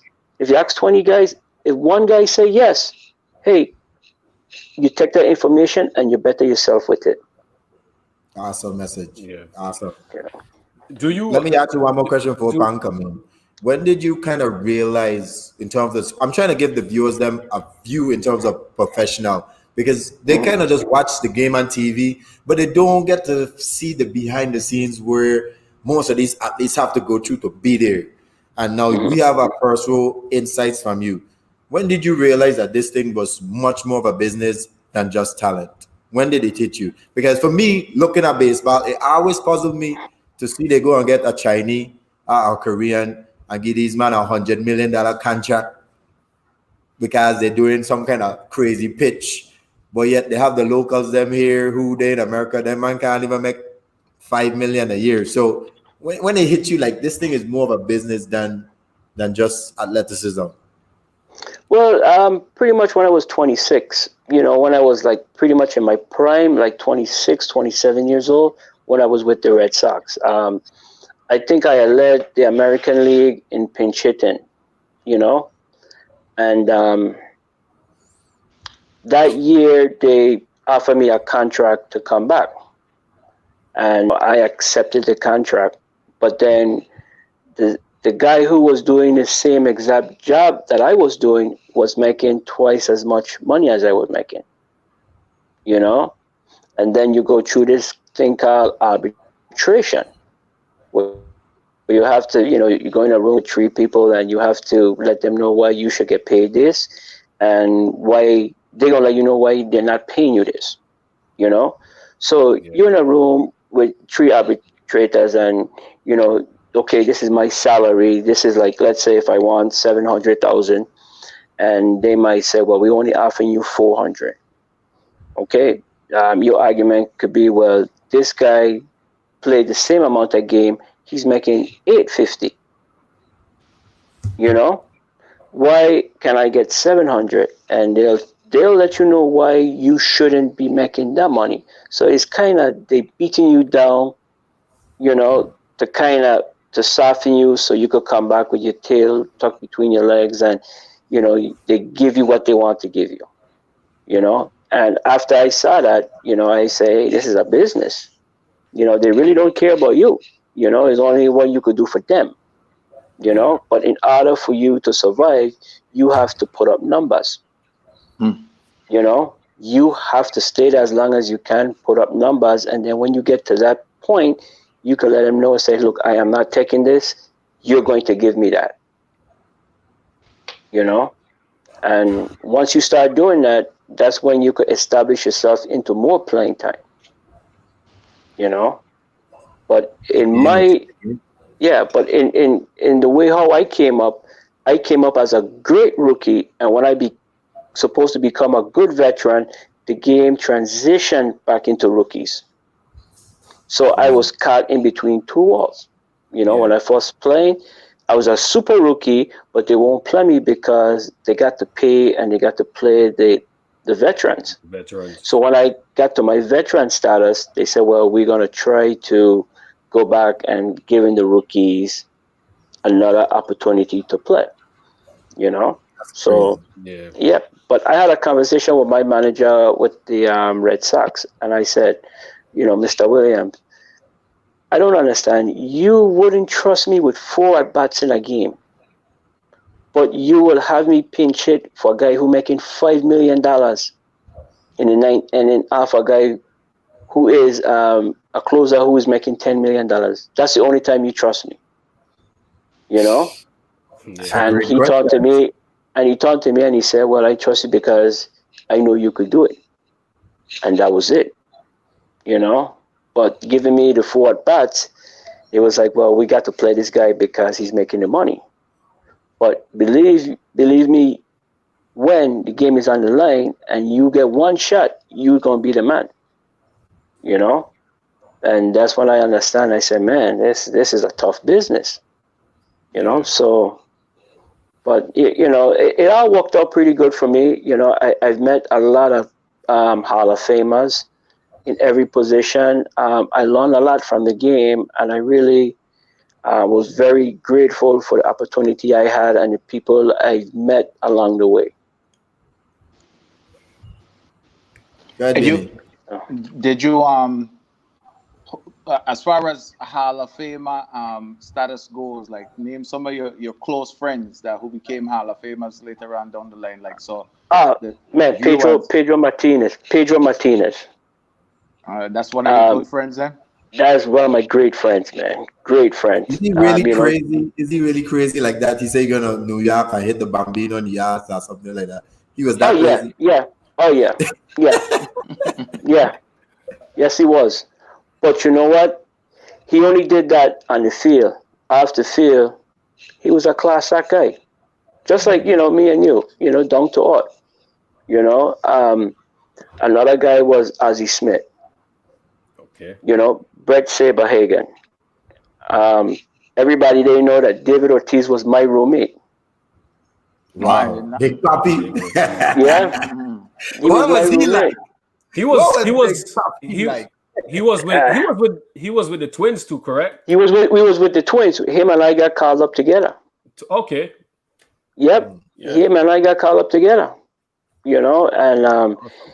I mean, talent wise, the guy was just a great bat. He was a great player, but he just didn't fit Minnesota style because they didn't feel that he could play defense. You know, Yeah. so they sacrificed his bat and they said, "Hey, you know, we just gonna have to let you go." You know, but yeah, man, he was good, man. And another guy, Movan, Scott Rowland. Oh, wow, You know, Scott. all those guys are good friends. Torrey Hunter, Jack Jones, you know, I know you Sammy didn't call Sosa one is of my another good favorite. player. You Some never good called one players, of my man. favorite. I was waiting for him. What about Oh, Manny? I love Manny Ramirez. him and I Manny was actually a came up together. monster. Him and I actually came up together. Wow, Yep, wow. him and I That came up guy was together. one of the best. He was one Good. of the best contact hitter I've ever seen in my life. But he was such a nice person, man. I mean, you couldn't get up. He did a lot of stupid stuff, but you couldn't get upset with him because he was such a nice person. Nice guy, yeah. That's You know true. what I mean? Yeah. Do You you know, I mean, who was your first major league hit off of, ah, man, if a you guy remember? from the Mex, Castillo. I think he was no, Colorado, Harris, Gene Harris, something like that. Okay. Wow. Colorado. He was my first hit. Castillo was my first home run. Oh, Mm. Castillo. Yeah, Okay, your first home run. yeah. I still got the ball in my mother house. Oh, okay, That's nice, awesome. man. Nice, nice, nice. Yeah. Something you touched on that I think a lot of people don't understand with baseball is that, like you said, you don't really have a lot of people don't get the opportunity to play every day, but whenever they call your name, you have to be ready. But they don't Mhm. realize in baseball it's such a long season that you have ups and downs, and if you can't play every day and get in a groove, it's hard for you to just produce whenever they call on you. You know, that's what makes it like so difficult, especially as a hitter, you know.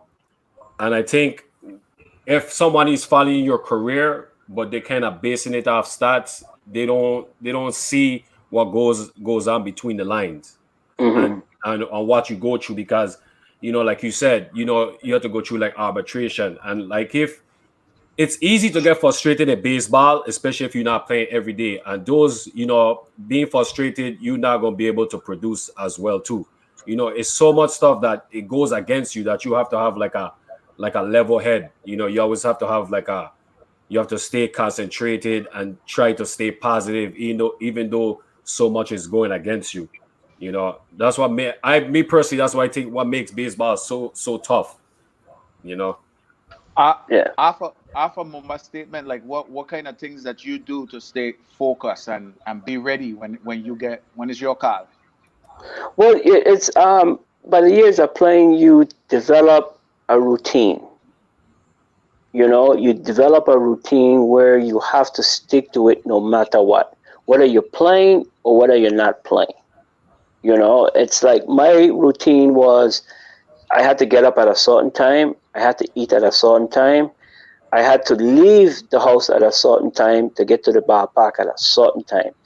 If it's a 7 o'clock game, I usually at the ballpark around 3 o'clock. You Wow. know, yeah, preparing for pretty much one at bat or a pinch run or a defensive specialist late in the game. So I'm there at 3 o'clock, but I might not get into the game until 9:30 that night. That's You crazy. know. tough Yep. man. Tough. So you do a lot of stuff. You warm your body up. You go through your hitting routine. You're lifting. You're feeling fly balls, and then when you're done, you get your rest, and you got to do something again because you really don't want them to see you relax or sitting down.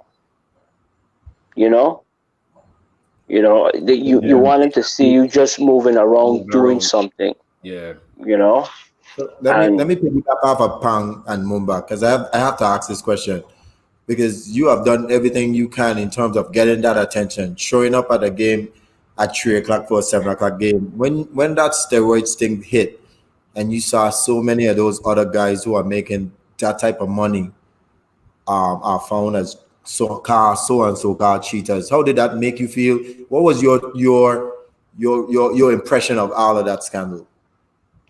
well, I was seeing it all the time. I was seeing guys doing it. You know, you were seeing guys They did doing it, not. that's yeah. and not only that. I mean, you could have seen the results that was coming along by them doing it.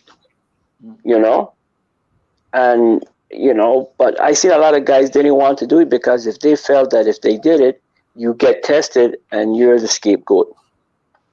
Hmm. You know, Yeah. and I played with a lot of guys that did it and they benefit from it. Do you You consider that know, cheating? Do you personally consider that cheating?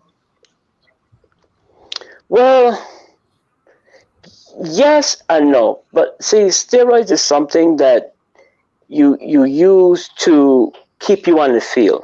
Mm-hmm. You know, okay, let me put it this way. It's like drinking a beer. You drink a beer every night is no problem. The problem becomes when you start drinking 5, 6 beers in a day. You know, when guys was, you're playing 162 games in 180 days. You know, you need something that is going to make you stay on the field because the minute you don't stay on the field, you don't get paid. That's You true. know, and if you talk to a lot of guys, they'll let you know is look, if I can take 10 years off of my life to have my family set, I'll do it. You know what I mean? Mm-hmm. So what happened to a lot of guys was they started to use it, and then they started working out, and then they're getting bigger and they're getting stronger because that drug it don't make you tired. You could lift in the morning, and then 4 hours later you feel like you never lift, so you go lift again. Right. Yeah, And Yeah. then you find yourself lifting again after the game. I seen guys used to lift 3, 4 times a day, that's crazy. and they're getting That's crazy. bigger and stronger, and they're doing stuff that, hitting the ball 460 feet, hitting balls in the upper deck, and that was attracting people, you I ain't know? lying. I Yeah. saw Mark McGuire one time. He was holding a bat. That shit that looked like a toothpick. My God, Yeah. a Yeah, I huge bat, mean, man, huge. I used to watch him and Canseco take batting practice, and it was like it was hitting golf balls. That's what it looked like. That's You know, crazy. Yeah. they, Ma- I mean, Mark McGuire looked a little more natural than Jose Canseco, though. Jose Canseco looked like he was taking other people's steroids. Well, well, well, he lived in the gym. That's where he did most of his living is in the gym. You know, he was more of a guy that will come to a party and take off his shirt. You know, you know what I mean. He will wear his jerseys like 2 sizes small. Mm-hmm. You know, but he looked good doing it. You know what I mean. He had the body for it. You know. You, you know why I never understand why is steroids illegal when if I break my leg right today and I go to the hospital, the doctor can give me steroids to help my leg heal. Why is it illegal for sports? Well, I mean, it's illegal because it's an enhancement. It enhance everything. It even enhance your eyesight. You know, it makes your body bigger, stronger, and it's like feel no pain. Hmm. You know what I mean? It gives you a sense of confidence. You know what I mean? It just makes you feel like, you know, no matter what happened, I still strong. You know? So even if I strike out, I don't care if I strike out because I feel good, I'll get you next time. You know? Yeah. You know, so But we focus It's a lot. a lot of list of drugs that's banned from baseball, not just steroids too, but it's a lot more that they feel like enhance, you know, your ability to play the game. So, you know, it's tough. But let me ask you one question. Mumba, you can answer into because they focus a lot only on the hitters. But I'm pretty sure pitchers were probably doing it as well. A lot of them. We only hear about Roger Clemens and a couple of guys, but had to be a lot of pitchers. well, at the time I was playing, it was 85% of major leaguers doing it, and the numbers was going up every day. That day was high. Yeah. You know what I mean? But at the point, there was 2 lists that came out for the steroids. It was 2 lists. It was a A list and it was a B list. The A list came out, and the names that was on the list would have destroyed baseball. Yeah. So they had to pull that list back out, and then they had to give them another list. Yeah, that's true. I did You know? not know that. Business as usual, Mr. Wow. Right. Yeah. You know? Oh, go ahead. No, I'm just saying it's a lot of pitchers was using it. Yeah. When I was playing, quite a few players was using it too. In the minor leagues, usually the players that had the money was using it, you know, because it's expensive. Then you have, you know, like the HGH and stuff as well too. I'll tell you a quick story. When I was playing, when I was in AAA, it had a product that GNC had called Jack 3D. I'm not sure if any of you guys heard of it. No. It was like it came off as like a protein shake or whatever. And when I used to take it, I didn't know it was illegal until one of our teammates then they failed the drug test. And when I took it, like I used to get like goosebumps, and my concentration and my focus was on like 1,000. Like it was amazing. And that's the only thing I ever took. By then it was illegal, but everybody was taking it. Like even players from the other teams was taking it. I come to find out it had some substance in it that was banned. But you know, I never took steroids, so I could imagine, you know, like Midre, you talk about like steroids and how it enhance a lot of the players and stuff like that, and then you have HGH and some other stuff. So it do help a lot of the athletes. So it's a reason why a lot of them was taking it. You know. Yeah. You said you played in AAA? Yeah. Where? Tacoma, the Rainiers. Oh, okay. So I guess you played in Vegas then. Yeah, I played in Vegas. Okay. Vegas. You played in the with the Chase field with the big center field? The big long center field. Yeah. In Vegas. Yeah, in Vegas, yeah. Oh, Chase field, yeah. I played with a guy. We went there in, I want to say, like in May. He was just hitting fly balls to the center fielder. He said, you know what? I'm going to try a cycle, and I'm going to see next time we come back here. You know, he was hitting the ball out of center field in a game, in a matter of 2 months. Wow. Wow. And that's based Yep. off of the Jeez. enhancement drugs? Yeah. Jesus Yep. Christ. Yeah. That's crazy. In batting practice, let's say we have 10 swings. I could probably get on a good day, probably 5, 6 out, Then you Mhm. get winded. You guys watch the home run derby and stuff, right? You get Yeah. winded. Man, he would hitting like 9, 10 in a row and didn't get tired, That's crazy. you know? Yeah. But it's hard to compete with somebody that doing this thing, Right. because Yeah. Right. because baseball have a code where you're not going to tell on your guy. Yeah. I mean, although he doing something illegal, if you know, Man if they cool. ask you about it, you're not going to rat him out. Yeah, And man plus, cool. Yeah. plus snitches get stitches, you know? Well, yeah, yeah. Well, in baseball, they actually get you out of the game too. Yeah. And I, you Man I know could cool. imagine that's that. that's the tough thing, because if you have a teammate and they're taking it and you're not taking it, and you guys competing for the same spot, and this is the reason why he has the upper hand on you, is tough for you to, Yes. Yeah. deal with that. That's And why if I asked and the if you question. I would have been and if you pissed. go and you complain and you said this guy is doing this, they'll get rid of you because nobody is not going to trust you in the clubhouse anymore. Yeah, That's right. that's Right. true. And And you You don't plus, know, want and that. You don't want that behind your name. You and probably would no, never get signed again. You be never. blackballed. Yeah. Yeah, plus you're messing up the team money. So, hey, Yeah. yeah, you're Yeah. messing up our money. Business first. yeah. Yeah. Yeah. Yeah. It's So, true. can I transition, Mumba? Because I want to know how you get to Arizona. I'm telling you, I have a lot of Uh, questions. I just want to know everything because I okay. need to ask Well, you how you felt about scoring that run and everything. So let me move to Arizona now. Let me see what's going on. How did you get to Arizona? I was a free agent coming out from Minnesota, right? And one of my close friends, Tony Womack, he was with Arizona, and I guess they was looking for like a pinch hitter that could, help them out hitting. And he told told the GM, he said, "Hey, you want to win? Get this guy, get Midre." And they discussed it for a couple of days, and my agent called me and he said, "Hey, Arizona want to sign you." And I was like, "Arizona?" And he was like, "Yeah, Arizona really interested in you." So I said, "Well, let me think about it," because I've never really been on the West Coast.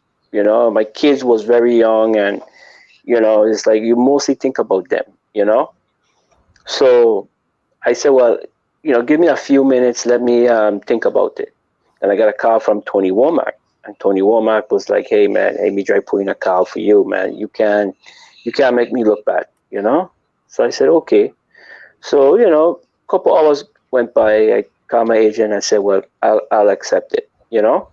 So went, accept the offer, became a Diamondbacks, and the first thing they asked me is what number you want. And throughout my playing careers, I could never get my number because everything was already taken or was retired. So I asked him, "Do you have number 13?" And they said, "Yeah, we do." And I said, "I would like that." And they said, "Well, okay, number 13 is yours." So they said, "Well, what are you going to do with number 13?" I said, "Well, we're going to win now." Hmm. And I told the GM, I said, "Since you signed me, we're going to win." And he was like, "Really?" And I said, "Yeah." So, we went through spring training and, playing and everything, get to the playoffs. And, they could only take 25 guys on the roster, you know?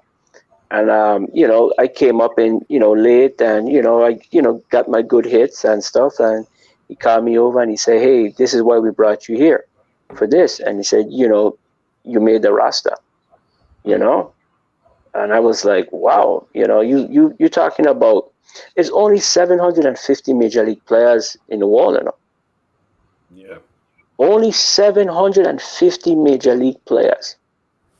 I got chosen to be on a team of 25 players, Hmm. you That's know, amazing. Yeah. That's amazing, man. because Oh, you think about how many people in St. Croix, you know, you take 84,000. You take 750 players and you put them on the side. It's not much. Not much at all. Yeah, but you're thinking about United States, Arizona players in the organization. They picked me.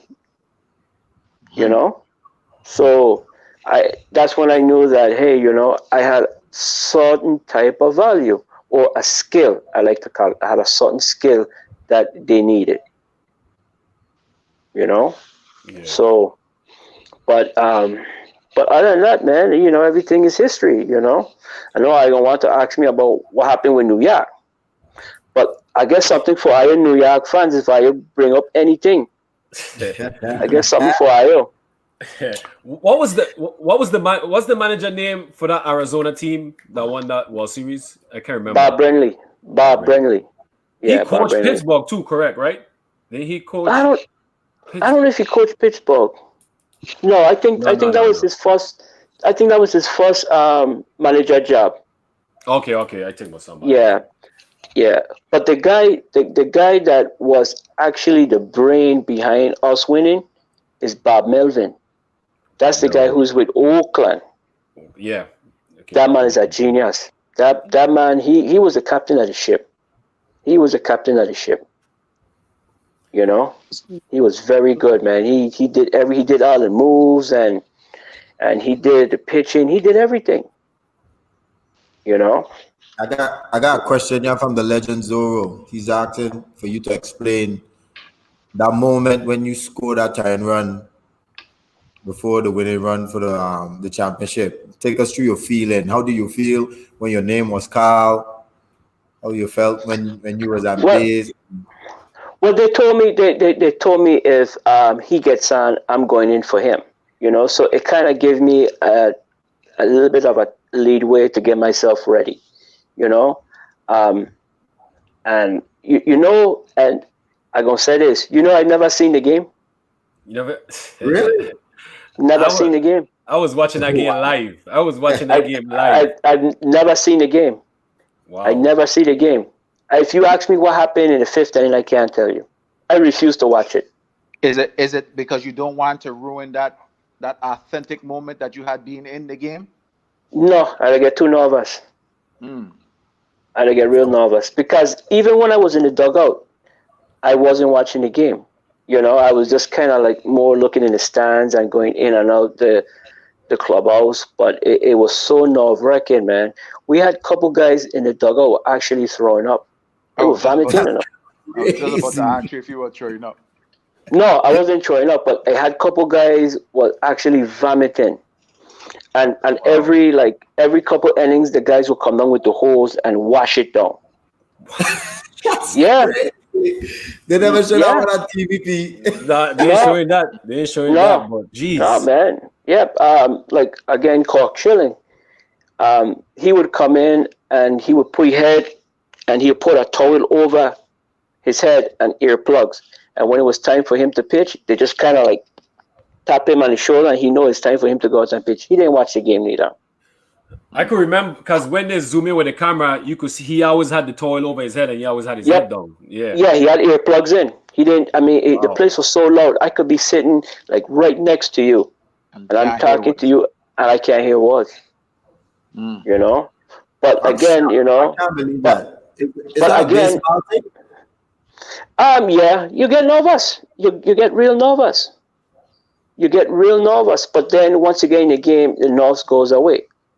Yeah. Because once I went into the game, I wasn't nervous.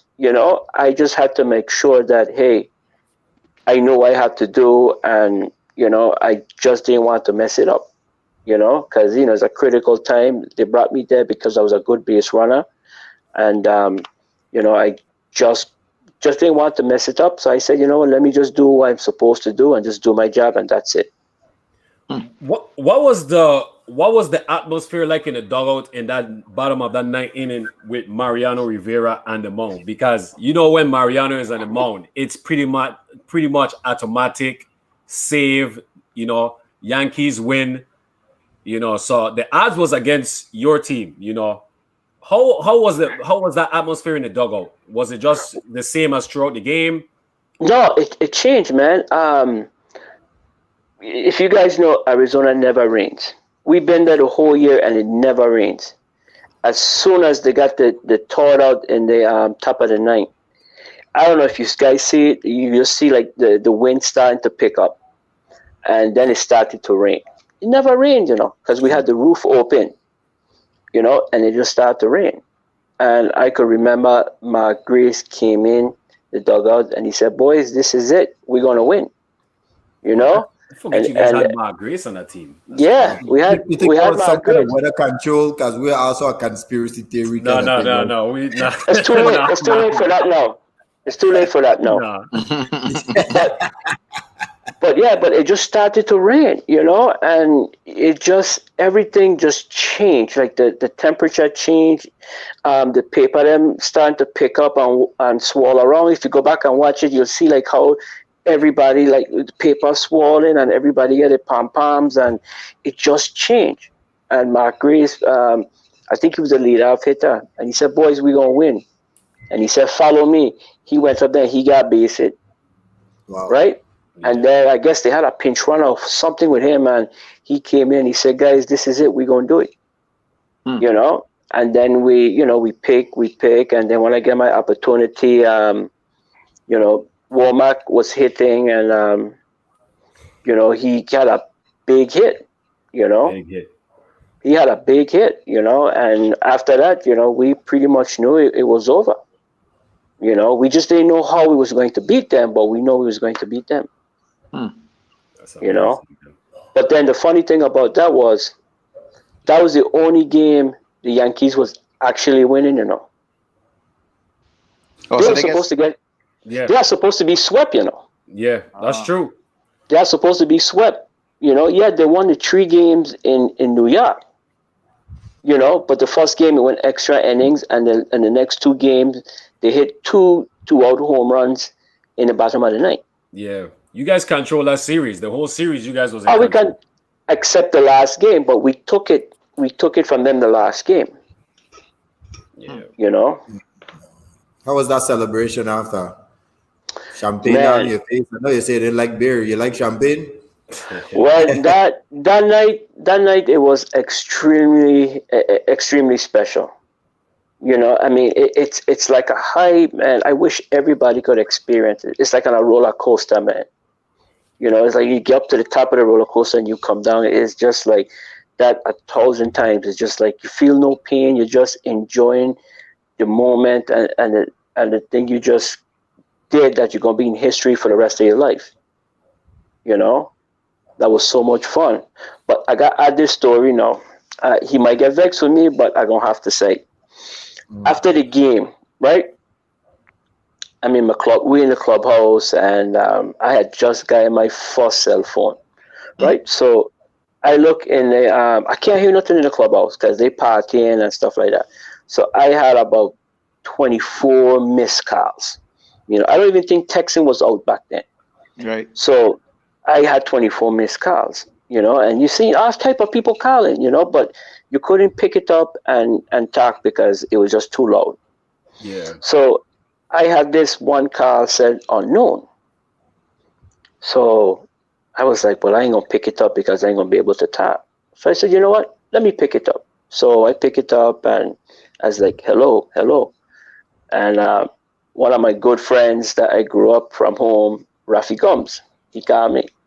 And, and he's like, hey, what going on? I said, nothing. He said, hey, man, when are you playing? I said, Rafi, you there by anybody right now? He said, yeah. I said, move from everybody. So, it took about, like a minute and a half. So he went someplace and I said, Rafi, you there by anybody? He said, no. I said, Rafi, the game just done. We win. Bet everything on us. Because he was in Kuwait. So, I mean, it was like a day later. And he was like, really? And I said, yeah, bet everything on us. And I said, talk to you later. And then, couple days later, he called me and he said, Mr. Midre, I almost kill you, I said, why? He said, Mr. I want to get to the 9th inning. He said, Mr. God, we're going to lose because Mariano never lose. you know, and then he ended up with it, you know, because which part he was with around a lot of Yankees fan, so he was betting like 500,000, Wow. 500. Yeah, man, he came up big. He came up real big, Wow. you That's know. big Wow, time. that's amazing. That's crazy. Yeah, That's you know. crazy. That is Yeah, big time. yeah, man. Because I was supposed to pick up the phone, Yeah. you know. So, you know, he called me like, "Hey, man, hey, when are you playing?" It's like, "What do you mean when we play? We just win." He said, "Yeah." Let, I say, "You let, never anybody move from everybody." So let, that worked out well for him. let That we worked hope out he ain't well. bet nobody from home. No, no, no. He was far away. Like I think he was in Kuwait, so the game was coming on like in the next 8 or 9 hours. You know what I Delayed. mean? Yeah, Yeah, you yeah. know. So you know, so he eat extremely well. I bet my army check the whole Well, year. you I bet in everything. well He got bet in well everything. that's why I told him bet everything, and that's exactly what he did. Yeah, that's a But sure win. Sure win. oh, You but you don't know know. he watching the game now, and he was like, "Oh my God, they're losing." You know, Mariano, That's he's like, so "I gonna funny. kill me, Drake." He said, "Me, Drake He said lied to he'll kill me." you. Yeah, because you if you tell watch the game, you figure we'll lose. You you, know, you Mariano, thought it's he had set me automatic. up. You thought he thought Yeah, you had. yeah. That's But I crazy. still So haven't seen the game. Still haven't seen the game. Wow. what? That's a That good game was story. amazing, man. That game was That's a amazing. great story right there. Why want to know now? You win the championship? They made the World Series. You know, are you celebrating Arizona? Like, how long was it before you came home, and what was your for the first time since winning? What do you mean, like home, like St. St. Croix? Croix, yeah. Oh, think it was Senator Bot Brian, you know, offered to bring me home, you know, and he wanted me to, you know, he wanted to show his appreciation that hey, Virginia just won a World Series, and they wanted to do something special, you know, for me. So, you know, he got paid for me and my family to come home. Um, I was the man in the parade, you know, and you know he did a lot of stuff for me.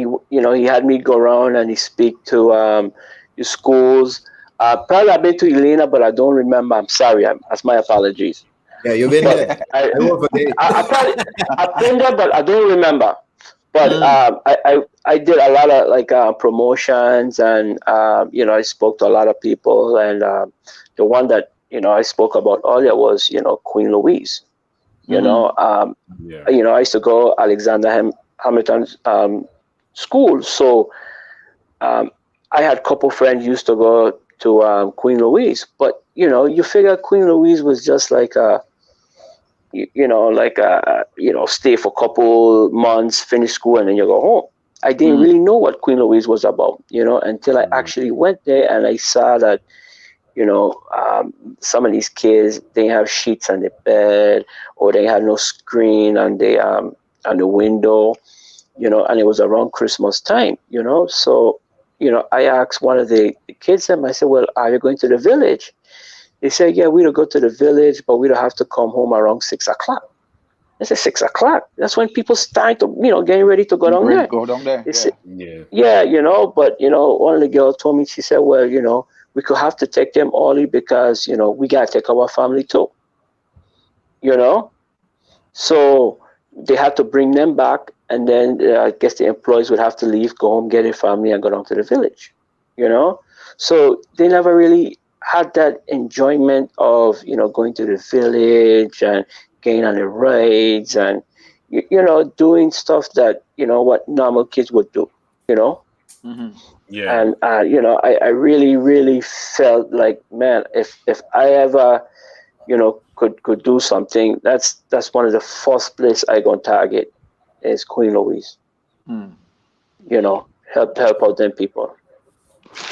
You How, know, how, and my mother will let you know. She'll say that's my goal in life. If I you know if I could do anything to help them out, or if I had you know signed a big contract, I would have just donated a whole heap of money to that place to fix it up and to make Yeah. those kids feel at home.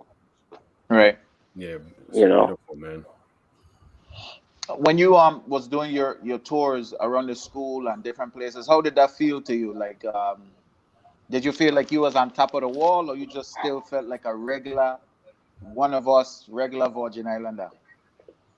Well, I mean, I felt regular. You know, I mean, like I always tell people, you know, I win the World Series, but I put my pants on just like you. I know Right. better than you. Mm. You know, the only difference is I just have a skill that I could play baseball. You Right. know, you have a skill, Yeah. you could, you know, work computers better than I do, or, you know, do something else better than I do. But that's my skill. But everybody that knows me don't really, like my good friends, them, they don't see me as a baseball player. They see me as Midre. Right. Right. You know, I still have friends from my third grade class that I communicate with. You know, I keep my friends, you know, I keep my close friends extremely close to me, Right. you know, but I never felt like I was better than anybody. Is, you know, everybody would come up and talk to me and treat me the same. And that's what I really appreciate what everybody did. You know, they treat me the same, you know, That, Yeah. so I appreciate that. that's one thing I like about home. I mean, we do have our people who don't get starstruck, but Michael Jackson can walk on St. Croix, and he won't get people running he down like he would if Mhm. he touched down in New York or Yep. wherever in Babylon. But that's why one thing I love growing up from home, we don't get involved in that being starstruck. We are fans, but Mhm. I ain't chasing you down to get no autograph or nothing. It have to be like an authentic meeting, greeting, where I will ask somebody for the autograph or a picture or something. But I could see you. Yeah. I ain't running you down to get no autograph or no picture or Yeah. nothing like that. Yeah. But you guys know Rashidi, right? Yeah. Got it. Okay. I was talking to Rashidi one time, and Rashidi, you know, say, "Hey, you know, Midre, you want to meet Tim Duncan?" I was like, "What do you mean meet Tim Duncan?" "Hell yeah, I want to meet Tim Duncan." He said, "Well, I'm going to set up a meeting for you and Tim Duncan." I said, like, call back Rashidi. I said, "Me can't meet that man." You know, he's like, "Why not?" He said, "Man, that's Tim Duncan. That's a star." Then I start getting goosebumps. And I was like, "Man, I can't meet him, man." You know, I don't get nervous, you know, and Yeah. he'll let you know. You know, he said, "Man, every time he talk about Tim Duncan to me, about meeting him, I'd be like, "Man, I can't meet that man, man. That's a star, man. You know, that's Tim Duncan. You know, that man play NBA, man. That's MVP, you know, that's championship Tim Duncan." I said, "I don't want to meet him, man. I don't know how I act around him." Right. You know what I mean? I with you on that. Like Tim You know? Duncan, Jordan, Kobe. If I meet them, well, I met Kobe, but if I meet Jordan and Tim Duncan, I'll be well. I met Tim Duncan too, but this is before stardom. Hmm. Hmm. But I know if I meet him now, I gonna be grinning ear to ear, like the whole Yeah. time talking to him Yeah. because like we watched Tim Duncan whole and from college straight up to Hmm. last game, son, and to know that this man Yeah. come from St. Croix and he could just walk Yep. the island and know like he knows his way around and this is one of us. I'll smile Yeah. ear to ear to see him Yeah. and have a conversation with him Duncan the whole time. Yeah. But I actually met Michael Jordan. You know, Mm. I actually bumped into Michael Jordan. We was in Chicago, and I was with the Phillies, and I guess his manager was Terry Francona, and I guess when he left Yeah. Basketball. basketball to play baseball, Terry Yeah. Francona was his manager. So he came to, you know, say hello to Terry Francona in the dugout. So, you know, we had this one rule: you had to be out there for the national anthem. You know, the game is 105, so I running down, you know, going down the steps about, you know, 12:55, and it's just like one little corner you got to turn. And when I turned the corner, you know, I was going pretty fast, and Michael Jordan would come in, and I actually collided with him, and I grabbed him, and I was like, "Oh, sorry." And then when I look up, it's Michael Jordan. I was like, "Oh man, I apologize." He said, "Don't worry about it, man. I know you're getting ready to go play a game, man." You know, but I actually bumped into him, you know, and I thought that was cool, you know, That's cool. you That's know. pretty cool. But after that, As that's I Michael won't Jordan, you know. I But won't go into my game again. I'll go wherever he will go. no, sir, no, I had a game to play, man. I had a You game gonna to call play. the But you know you gonna what? call the cops on you? Yeah, but you know what? I know I don't get ridiculed for this, but I wasn't a Michael Jordan fan. Hey, where you gonna get ridiculed? Ain't every You're not. Yeah, Hey, watch out. okay, you're not alone. You're not alone, yeah, BJ. Don't worry. You You're make not alone. hey, You're but not okay, alone. you make the best okay, friend a friend. okay. Let me explain something. Yeah. Is he one of the greatest players? By far, by far. Was he the best dunker? No, because I lost $10 on him to Dominique Wilkins. There is no way he beat Dominique Wilkins in a slam dunk. That's true. There was no way, Say what you want, B. That's true. Yeah, I ain't got no comment. I mean, Thank you. Hey, But Midre, I agree with you, Midre. I Don't got- Thank I you. agree with you. Watch, I got comment because Dominique do the same dunk like 4 times in the same dunk out. No way, he ain't won't creative like Jordan. No. Crazy. No. He we just- really want to talk about basketball because Vince is probably I the just best. saying, I just saying, the dunks that Michael Jordan did was okay. Dominique dunks was a lot better. Go back and watch it. It's true. It's true. If you go back and watch the dunk out, it's true. Mumba, But remember, I ain't really at that one. I'm sorry. You can't win. okay, Jordan Look at only the won dunk. because Oh my God. hey, Jordan only won because it was in Chicago. Hey, That's true.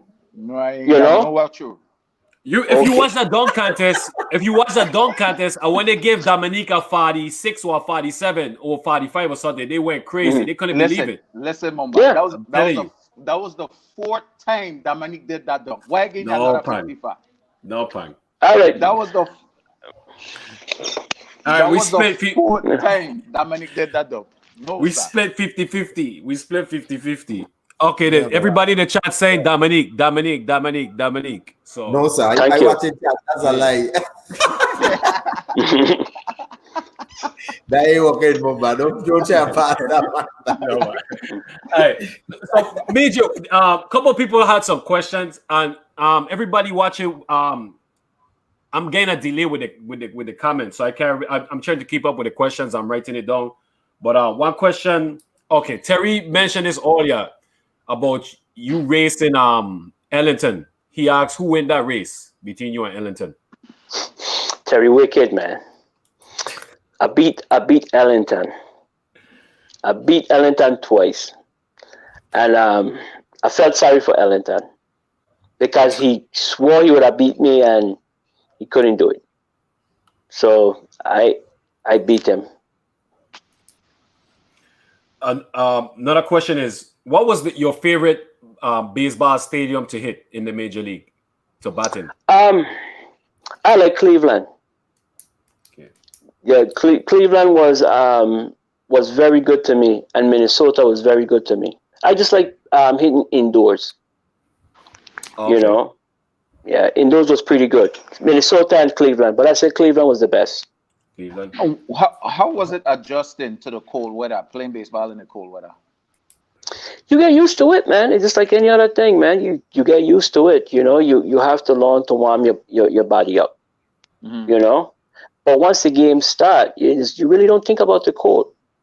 You really don't think about the cold. You play the game and you're so focused on doing your job. Is the only time you feel cold is when you screw up, and then you have time to like, okay, what just happened? Then it's cold, or when you're in the dugout. But other than that, once you're playing and you keep moving, you're fine. Sometimes I rather the cold than the heat. I thought you were going to give me an answer that you had some hot cocoa on deck every time you go sit down on the dugout. No, I don't like cocoa. I don't like cocoa. So another question from the viewers was, how was Kurt Schilling and Randy Johnson as teammates? Gosh, they're gonna put me on the spot. Wait, before you answer that question, Randy Johnson is the tall lefty pitcher? Yeah. Okay. I know a little bit Mumbai. Yeah.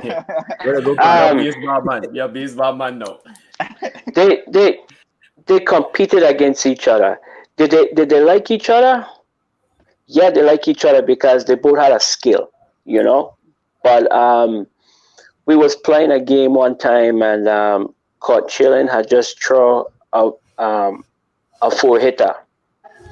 And the reporters was asking him, he said, hey, Cog, this could be your year you win the Cy Young. And he said, yeah, I've been doing pretty good. And he said, this could be the year I won the Cy Young. Well, little did he know, Randy Johnson was walking by at the time. And Randy Johnson looked at him. He had a piece of gum, bubble gum. He pointed him out, and he said, not this year. Not this year. And he went out, and he pitched a three-hitter. Right? The next time Cork Schilling came out to pitch, he pitched a two-hitter.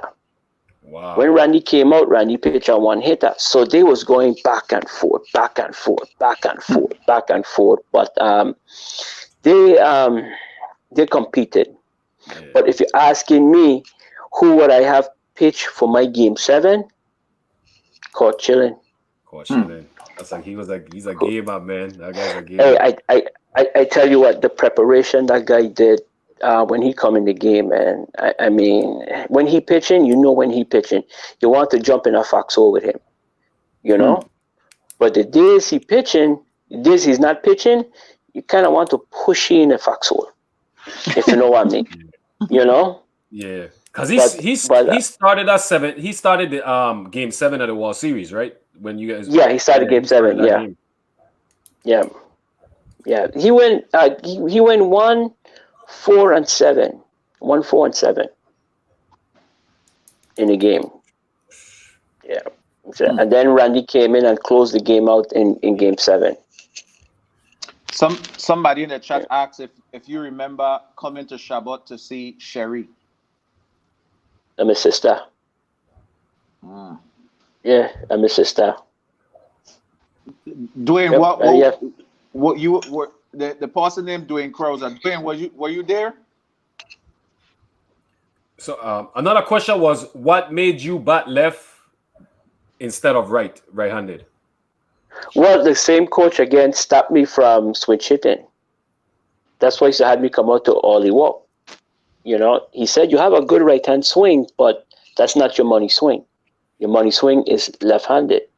So he wanted me to walk on, facing lefties. So he would throw to me lefty every day in the cages before practice. And that's what the Ollie Walk was about. So every day I would hit off a lefty, and then I got better at it, and that's when I ended up winning a batting title. That's amazing. That is amazing. Yep. What was the hardest pitch for you to hit? Hardest pitch. Well, a good fastball is always the hardest pitch to hit. A good fastball is a hard pitch to hit. If you're asking me what pitchers gave me the most problems, it's John Smoke. He was nasty. John Smoke. Smoke was the man. Yeah. Now the easiest pitcher for me to hit was Greg Maddox. What? Wow. Yep. And even he was an artist painting them corners. Yep, him and Glavin, they was an everyday. They were easy for me to hit. What? Because you go with the pitch. It was easy for you to go with the pitch. No, I was an off-speed hitter. Oh, okay. Yeah.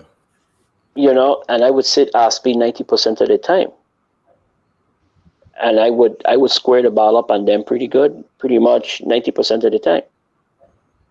Wow. You didn't high praise because Maddox was a genius, dude. He used to do some stuff with the ball. I swear he was on steroids. His ball used to be curved. He'll pitch the ball in Frederick said and up, and Christian said, "How you get to curve the ball so far?" It was crazy. Well, again, it's a skill. It's by the way you hold the ball, by the way you step on the rubber. All of these things people don't understand. It's a skill. You grip a ball with your index finger, and then you grip a ball with your middle finger. You're gonna have 2 different types of movement. And the way his hand was more designed to make the ball go in on a lefty and come back out, a sinker. A lot of people consider him the best pitcher of all time. What you think that, Greg Maddox? Oh yeah, because he pitched. He was a pitcher. He pitched. His games used to last about 2 hours and 15 minutes. You He know, was great. sometimes he'll go out. Yeah. Yeah, he was a Wow. pitcher. He My pitched God. and he kept the game. He kept the game moving extremely fast. Yeah. You know, it's not like how you're watching a game now, like 3 hours and 45 minutes, and it's just too much power in the game now. There's no skills. There's no finesse. You Yeah. know, That's true. everybody wants to strike everybody out. Greg Maddox, they want to strike you out. He just want you to get out. So if his mentality was, why take 3 pitches to strike you out? Why I could get you out on 1 pitch? You know, Yeah. and Pedro Martinez was another one. You know, he said he became a better pitcher when he learned to let guys hit the ball rather than miss the ball. It's the ball. You know, and he was a good friend of mine, and we was in Boston, and we used to sit and we used to talk about the game and stuff, and he would tell me stuff like, hey, pitching is easy. you know you see those guys behind me, they are making $1 million. They could catch the ball. All I gotta do is let them hit the ball, let them catch it. That's it. And it worked out well for him. What year you played in Boston? Was it in 2000, 99, 2000? I said, I think it's 98 and 2000. Yeah, 98 and 2000. Yeah. Was See, Dave Wallace Yeah. was Dave Wallace the pitching coach when you was there? No, he wasn't the pitching coach. I can't remember the guy who was the pitching coach, but it wasn't Dave Wallace though. Okay. Yeah. do you consider yourself a technical batter or a power hitter? I'm just a hitter. Just a hitter. Just a hitter, man. I'm more of a situational hitter. Moma, you might know if it's a run on second base, and the first thing you're gonna want to do is a run on second base. You're gonna want to throw the ball away, right? You want to get a sink out, so I could hit the ball. Well, I learned to not only hit the ball to left field, but drive the ball to left field. Because I know what you're gonna do. So instead of just getting a rolling over, no, I hitting a double off the wall. So because I know that's what you're doing. So that's how I made myself a situational hitter. You hit what the pitcher is going to give you. Yeah, that's that's the toughest hitters, those type of hitters. Yeah. But here, a question like you said, you know what a lot of pitchers were gonna do. How was your preparation? Did you take a lot of notes? Obviously, I know you guys do a lot of studying of pitchers, where they like to pitch, but pitchers do the same thing about the hitters as well. How was that chess match for you? Well, it was pretty simple. Like I always tell kids, if you listen to the game, it'll tell you what it's going to do. So some situation, a guy is going to do this. He has to do this. He's not going to go against what he's supposed to do. This is what he's going to do. You just have to make sure that when you get that pitch, you don't miss it. Are you going to miss it? Yeah, because you're hitting a wrong bat with a wrong bat. You're going to miss it. But if you train yourself not to miss it, then you got him. And it's not always about getting a hit. It's you want to pretty much have a quality at bat. And I learned that later in my career is, it's not always about getting a hit. If you could walk the pitcher for 6, 7, 8 pitches, you did your job. You wore him down for the next guy. Pitchers hate that. Pitchers hate that. You know what I mean? So now the guy behind me is getting an opportunity to see all of his pitches. And pitchers, they're getting to a pattern just like everybody else. And sometimes pitchers don't know that they're getting a pattern because all they're doing is getting the ball and, pitching what the catcher gave him.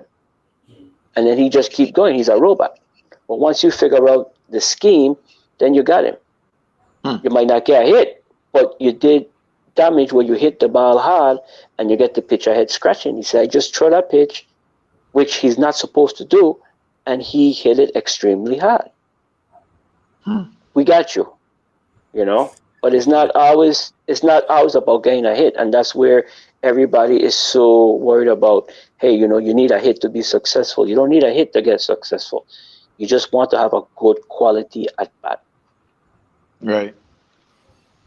That's so true, man. Yeah, You giving me bad memories, man. Saying all of that stuff, man. it's true though. No, no, it's true. It's true. Yeah, yeah, Definitely, that's true. It's yeah. true. You You know.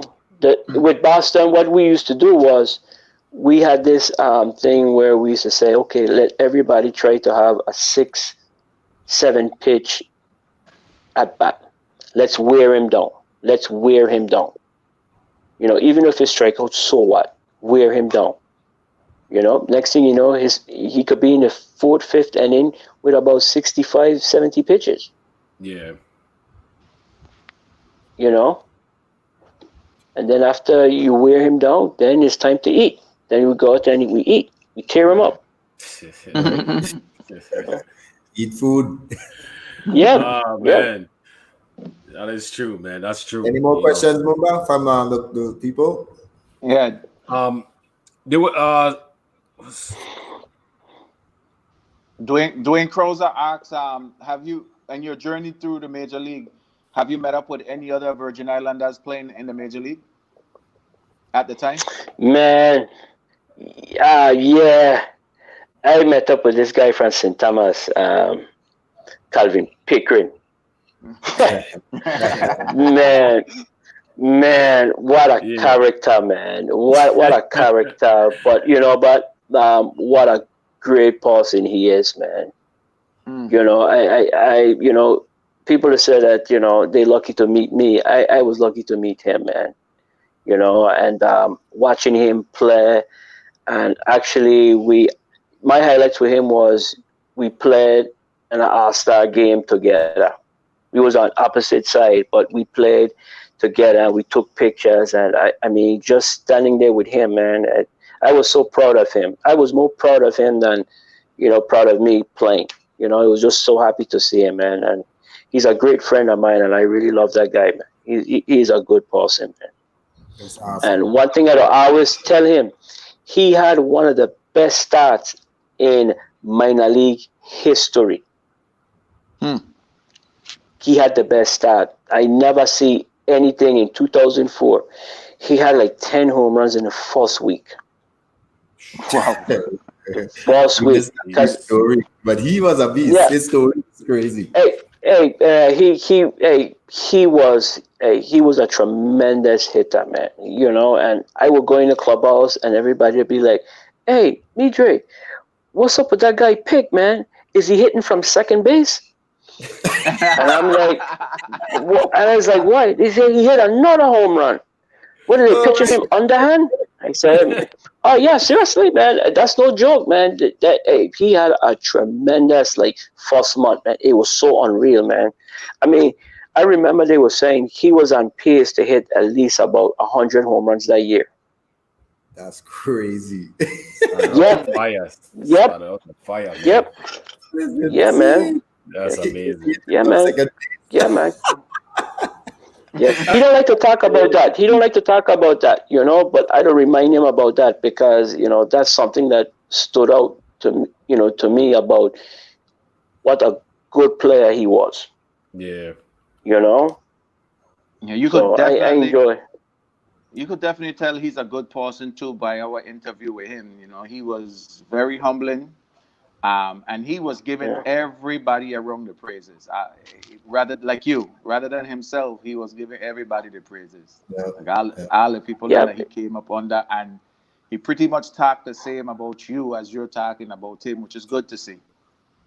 Yeah, we're actually great friends, man. From the time we met, and we'd call each other at least every day, man. You know, just to say hi, you know, check up on him, see how he's doing. You to check up on me to see how I'm doing. You know, he's a great friend, beautiful. man.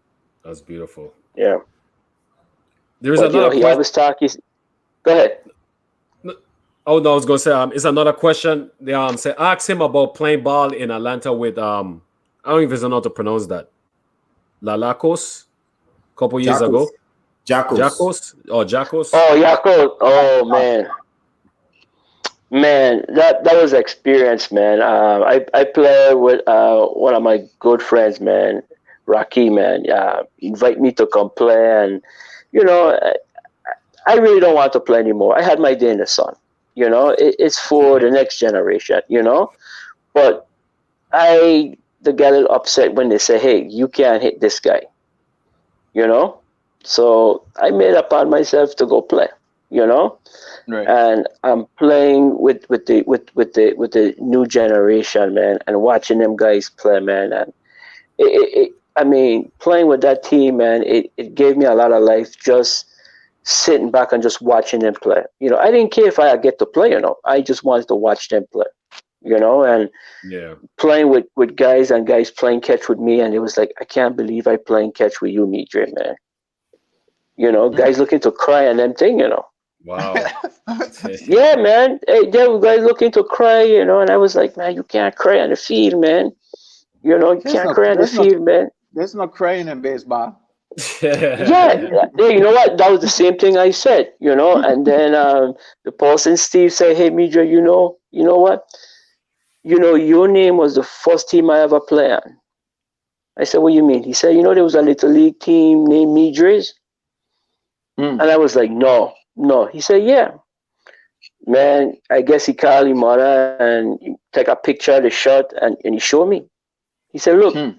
the old jersey from Italy, said Midres.'" When I see that, Wow. there, man, it brought tears to my eyes, man. I was It's about to it, say. yeah, it's funny Yeah, you said that because he just said the same thing in the comments. What yeah, you just said with the jersey, with the yeah, name on it. Yeah. And he said he yeah, was looking to cry. Yeah, he said the same thing. yeah, That's yeah. beautiful, man. And yeah, man. It's man. I mean, just playing catch with him, and you just see him start to break down because he said he's heard so much stories about you and I playing catch with you. Yeah. And it made me feel real good, and that's why I just wanted to just say, hey, you know what? I want to get off the field and watch you boys do your thing, man. I want to be proud of you. You're like, oh, I was proud of me. Yeah. That's the good thing about sports, man. You impact so many people that you don't know. It's a lot of Yeah, people that just come and watch the game and they end up being a fan, and something you do on the field or on the basketball court, on the football field, volleyball court, and it's something that they love to see and you inspire them. That's yeah. beautiful. But That's I, why. you know, I used to love to play basketball.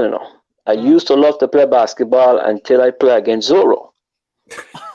And I used to love basketball. But playing Yeah. with Zorro, you know what? Hey, basketball don't really love you, Midre. So You know? one thing we love Yeah. about this show, because a lot of us, especially me and Mumba and Tegan, we catch Zoro at the latter part of his career. So Yeah. Hmm. you gotta give me a Zoro story. You gotta give me something that you saw in this, like you saw this guy do, and was like, man, there is no way this guy's supposed to be here playing with us. Well, it's couple stories. Just playing in Surf Rally with Zorro. You know, you had like the Johnny rules, you had the Zorro rules, hack Zorro, beat him down, Yeah. and especially when we used to play this game called 21. Right. When you have like about 8, 9 guys, and everybody's for themselves. Yep. Yeah. And when Zorro get a ball, your job is to make sure that you leave blood. You want him to know that you was there. But he found a way to win. You know, and you just after a while you just have to sit back and admire that guy for the talent he had. Although we playing backyard, he was so talented of you know just playing the game. Right. you know. So it was so fun to really, know Zoro for all my life, and great friend. You know, I'm so proud of him. I mean, everybody's saying, he should have do this, he should have did that, but you know what? He's a great person, and nobody could ever take that away from that guy. Right. Yeah. No, That's you true. you, you can't say, "Ah, man, you should have did this." He did what Yeah, he yeah, did what he should have done. You know what I done. mean? Yes, Zoro life went the way it is for a reason. yeah, You know what I mean? Yeah. And it is up for the people in behind to take what they learned from Zorro and make the best of it. Instead of saying that he should have did this and should have did that, nah. Yeah. You Yeah. look at the story and you take the what's right for you out of his story to make a better situation for yourself. Yeah. That's true. That's You true. know, Yeah. but Yeah, that's Zorro true. is Zorro is all of our hero. There was not one Oh yeah. basketball player that came on this show that did not mention Zorro name, regardless Yeah, if Yeah, you man. take it to the NBA or not. Yeah. yeah, Definitely is our superstar. Well, yes, One he's man. our he's our Michael Jordan. He's all That's Michael it. Jordan. Yep, He's that's our true. Michael Jordan. You Yeah, know. big up to But Zoro, I man. but I heard he gained some weight now. I think I could get him in a game now. You might Might know for might I real. You might might I know. might Yeah, yeah. yeah. So I challenge you, Zoro. I challenge you. I might not win, but I'm gonna challenge you. no man, So Yeah. you might still win, man, because No, Zorro I ain't said winning. I ain't winning. he got bad knee. So Well, he my got son, advantage. I still ain't gonna play him. I am not going to play him. Yeah. so Yeah. someone asked a question. Ask him if it's true that he really used to ride bike to Canegata Bar Park with his equipment in a Pueblo bag to go to the game. Not Kenny Gator and Polly Joseph. Yeah, that's Polly true. Joseph, okay. Polly Oh, but Joseph. Yeah, wait, that is true. from Suffer Rally to Canigata, or Yeah. even Yes. I heard you I heard you mention when I was having my little technical difficulties. I come on and I heard the name Grove. So Mhm. I know you grew up in Suffer Rally, but I heard you said you stayed in Grove and after something happened, but I didn't hear the story. But so you was a half Grovian? Yeah, I got people in Grove, man. Terry, Big Mo, Trisha, and Daria. Them is Oh, my family, man. This is my people, there, man. that's Yeah. good, man. Yeah. I got a special place in my heart for Grove because I grew up right next door in Lorraine. So, you know, Okay. I got a special place in my heart for Grove. Even though Lorraine and Grove feud with everything, you know, I still spend a lot of time in Grove. Well, it's just like brothers and sisters. You're gonna fight Right, in the house. But right, sooner or later, when something goes down, there, I'll be there for one another. right. It One of takes my time. best Yeah, place that's to true. play basketball is in Grove because they was Oh, always in the around. cage? In the Yeah. cage? Well, not in the cage, Wow. oh, by the park. But next, I don't know where I to call it, but yeah, by the park, not in the cage. I play a few games in the cage because cage is by mutual home, right? Yeah. Yeah, I Yeah. play a few times in the cage, but most of my playings was by the park, by the baseball field. Mm. Okay. Yeah, Yeah. man. So I had this Good thing. question I wanted to ask you, Midre. Was it easier to hit in the minor leagues or was it easier to hit in the major leagues? It's easier to hit in the major leagues than the minor leagues. It's Why so? because the major leagues you have better background. Mm. Everything's a Okay. lot brighter. You know what I mean? It's just different. The bars look whiter. The background is darker. You could see everything. It's just an easier atmosphere to hit. Even the batter's box is, it's nice. Everything is nice. Minor league is a little bit different because you don't have like the background. Um, your baseball's a little bit darker, and everybody's trying to get to the next level. So Yeah. in a minor league, you facing a guy who's 96, 97, and he just as hungry as you are. You know, Yeah. so but the guy in a major league, he's there already. He's established. All he got to do is just try to finagle and try to go 7 innings, and that's it. But the guy in the minor league, he's trying to go all night. Yeah. Hmm. You know, So how you played one season overseas or half a season? You went for half a overseas season, half a half season. a season in Taiwan. Yeah, that was different, man. How was that That was different. experience? It started off bad because it was this one guy that was going on the same flight with me. He was going to see a heart specialist, Mm. and it was like once it was like a 12-hour flight, and he was like couple rows behind me, and we'll get up like every couple hours and we'll chit chat, Yeah. and he said he was going there just to check on his heart because he was having a bad heart, because I guess Taiwan has one of the best heart surgeons. So 15 minutes before the plane landed, we see all the stewardess running in the back. And then, you see the guy like starting to like have convulsions, shaking. So they was like, could somebody help him, put him on the ground? So I run back there, and I grab the guy and I pick him up and I try to put him on the ground. And you could see like foaming from the mouth, and the stewardess started to do CPR, and I put you on the ground. So they told us, everybody to like go back and sit down, and the plane landed, and they told everybody to wait, and then the EMT came on, took him away, and went. So it was kind of weird. And then when it was getting our baggage, I asked one of the stewardess, I said, hey, what happened to the guy that went to the hospital? She said he died on the way. Wow. Jeez. So he was just going to check on his heart, and he ended up dying on the way. So that was kind of weird. But then the time difference was, when it was night there, it was day here.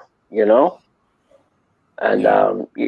just the way they play the game is just totally different than the way we play the game over here. It's like they have a 7 o'clock game. They watching film from like 11 to 12. On the pitcher, and then from then they have to go to the park and put on the warm up clothes, and they'll take batting practice for an hour. They take ground balls for an hour. They take fly balls for an hour. Then you come in and you shower, you relax, and then you go back out and take batting practice, and you do the whole thing all over again to play a 7 o'clock game. But by then you're already tired. Because we as Americans, we're not used to going through all of that. We just go to the Yeah. ballpark, show up, and play. But it was just too much. It was just too much running around and too much videos and stuff like that. And it kind of took the fun out of it. Yeah. Yeah. So, but it was different though. I mean, the game was very interesting because in the fifth inning, my first game, I was running out to the field in the fifth inning. So when I run out on the field, I ain't see nobody. So I want to know what's going on. So everybody called me off the field, and I was like, what happened? Oh, in the fifth inning, smoke break. Everybody to smoke. Everybody smoke a cigarette. Yep, even the umpire them was smoking. Yep, Wow. yep, everybody was smoking. So it was like That's it'll take like crazy. 15 minutes to get a smoke break.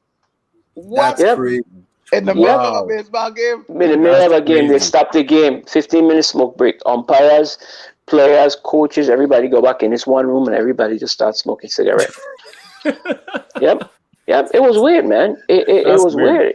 I You I heard know. I heard back in the day, like people used to smoke cigarette in NBA games in the stadium. I never heard that back in the day. Like used to smoke cigar, anything in the stadium while Darling, the game going on. guy, every other time. Yeah, yeah. They will That's stop the game. crazy. They'll stop the game in the fifth inning, and everybody smoke break. Everybody go in the back room. Umpires, managers, coaches, players, and everybody just sit down there and they just smoke about 1 or 2 cigarettes. And when it's Crazy. done, umpire said, "Let's go back on the field." That Yep, Nobody is never funny sneak in though. no weed. Just cigarette alone. just cigarette. Yeah, no weed, just all cigarettes. Wow. That's crazy. Yep, and the first thing they told me is like American players, they don't want you to be out like partying and stuff like that. So everybody's be like, why? Because they said Taiwanese are known for like they're very big in the mafia. You Mm. know, so they said a lot of players have made a lot of money because they'll bet a lot. So they'll say like they'll go up to a guy and say, hey, I'll give you $5,000 if you strike out. Wow. And Americans will go up there and they'll strike out 3, 4, 5 times a game, and they'll be like, "Hey man, you're not good." He said, "Yeah, but I just made $20,000, so I don't care." That's You crazy. know? Wow. Yeah, man. And they found a lot of American players was tanking the games, because the mafia was getting to them. You Hmm. know, That's crazy. so yeah, so it wasn't much of a nightlife once you're out there. You know. Yeah, that's And tough to play over there, man. a non-basketball question because I came late, but I hear you mention a name and I wrote it down because I wanted to remember this question. You made a comment and say if anybody grew up in West, they gonna remember a woman named Anita. Is that Yeah. the police officer that used to come in the school in Arta? Yes. She used to go all over. You is not lying about Yeah. that woman, Mr. Yeah. Tegan. Yeah. Yeah. I see this woman, suffer at least. West and Williams like used to get a little beef, right? And I just remember one time we were switching class, so never had like a big fight the day before. All these men who were fighting, at least the ones them that get catch from both Harrigan, Raleigh, Williams are like, man, you want to see this man? All these man in front of the library, my son. We changing class, switching classes. All these man in front of the library doing push-up, jumping jacks. And every last one of them man got tears in the eyes. All these young man fighting and these man boo-hoo crying from getting beat and having to do push-ups and jumping jacks until tears come out these my eyeballs. Wow. That woman was rough. She used to be fighting with students and so in school. She never used to play, brother. She was serious. Yeah. Crazy. When Anita come in school, she come in to rough up somebody, my son. And so when you said a name, I like, why I remember this name? But I thinking this is somebody in your time. This can't be somebody in my time. No. But that woman was a wrong one by the time I make it to Arta, and she was still terrorizing West, my son. Yeah. Oh, she was still when I was growing up too. Yeah, she was around a long time, man. Anita, my son. And she used to come to the bar park in Wim, and she used to bet guys that none of us could have strike her out. And we used to go there and we used to try to strike her out, and we couldn't strike her out. That's crazy. And then what she used to do is she said, "Well, I know how you got a game," and she used to go in her purse, pull out $5 and say, "You go buy Lindy, go buy Rosa, and buy Lindy." And gang, go up, everybody would run up there. Yeah. And I know back then Lindy was only a quad. A quad, yeah. Yeah, quad, yeah. Yeah. All of a sudden Lindy is $1.50. $1.50. The cup gets small up and right.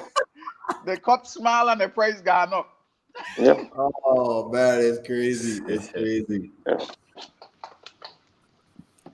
Oh man. So Midre, what's the future for Midre coming? Well, I missed a lot of the conversation. Mumba, go ahead before we talk about that. No. Go ahead. You good? No, you straight. So what's the future for you now? Now that you coaching, what are you doing now? Do you have any ideas of coming back to the VI? Because I always notice in terms of not just in baseball but basketball, a lot of the other players like Ginobili, they go back to Argentina, develop their country. I remember it's Andrew Jones, those guys from the Netherlands, Antilles, all of them used to go home and do that. And the same thing in Panama. But in the VI, for some reason, we never really get I know you don't consider yourself a superstar, but you are a superstar to us. You know what I'm saying? It's just your presence and where you have been. And none of us have never really reached that pedestal. So we got you up here, whether it's deservative or not.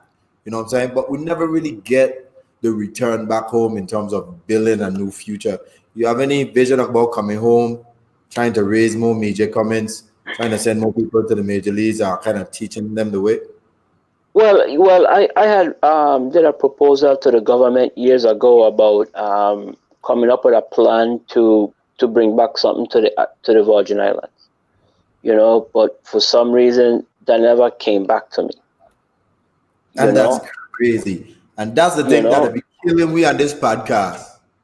So you have a man who win the World Series, a homegrown Virgin Islander, come home with a plan to accelerate young Virgin Islands' life to get to the major leagues, and they didn't even have the decency to pick up the phone and call you. And that's why I think sometimes in the Virgin Islands that hurt my feeling. Sometimes we just downplay our athletes and we think this is some kind of babysitting thing. You know what I'm saying? That really, what you just say, man, just hurt my heart. I can't even. Pan, go ahead. I don't miss. Go ahead, Boomer. No, I was gonna say because myself and Kalex, we did something. We tried to have the Virgin Islands have a wall baseball classic team. That's something we talked about because I think we should have one, but we don't. You know, just because of our history in the sport.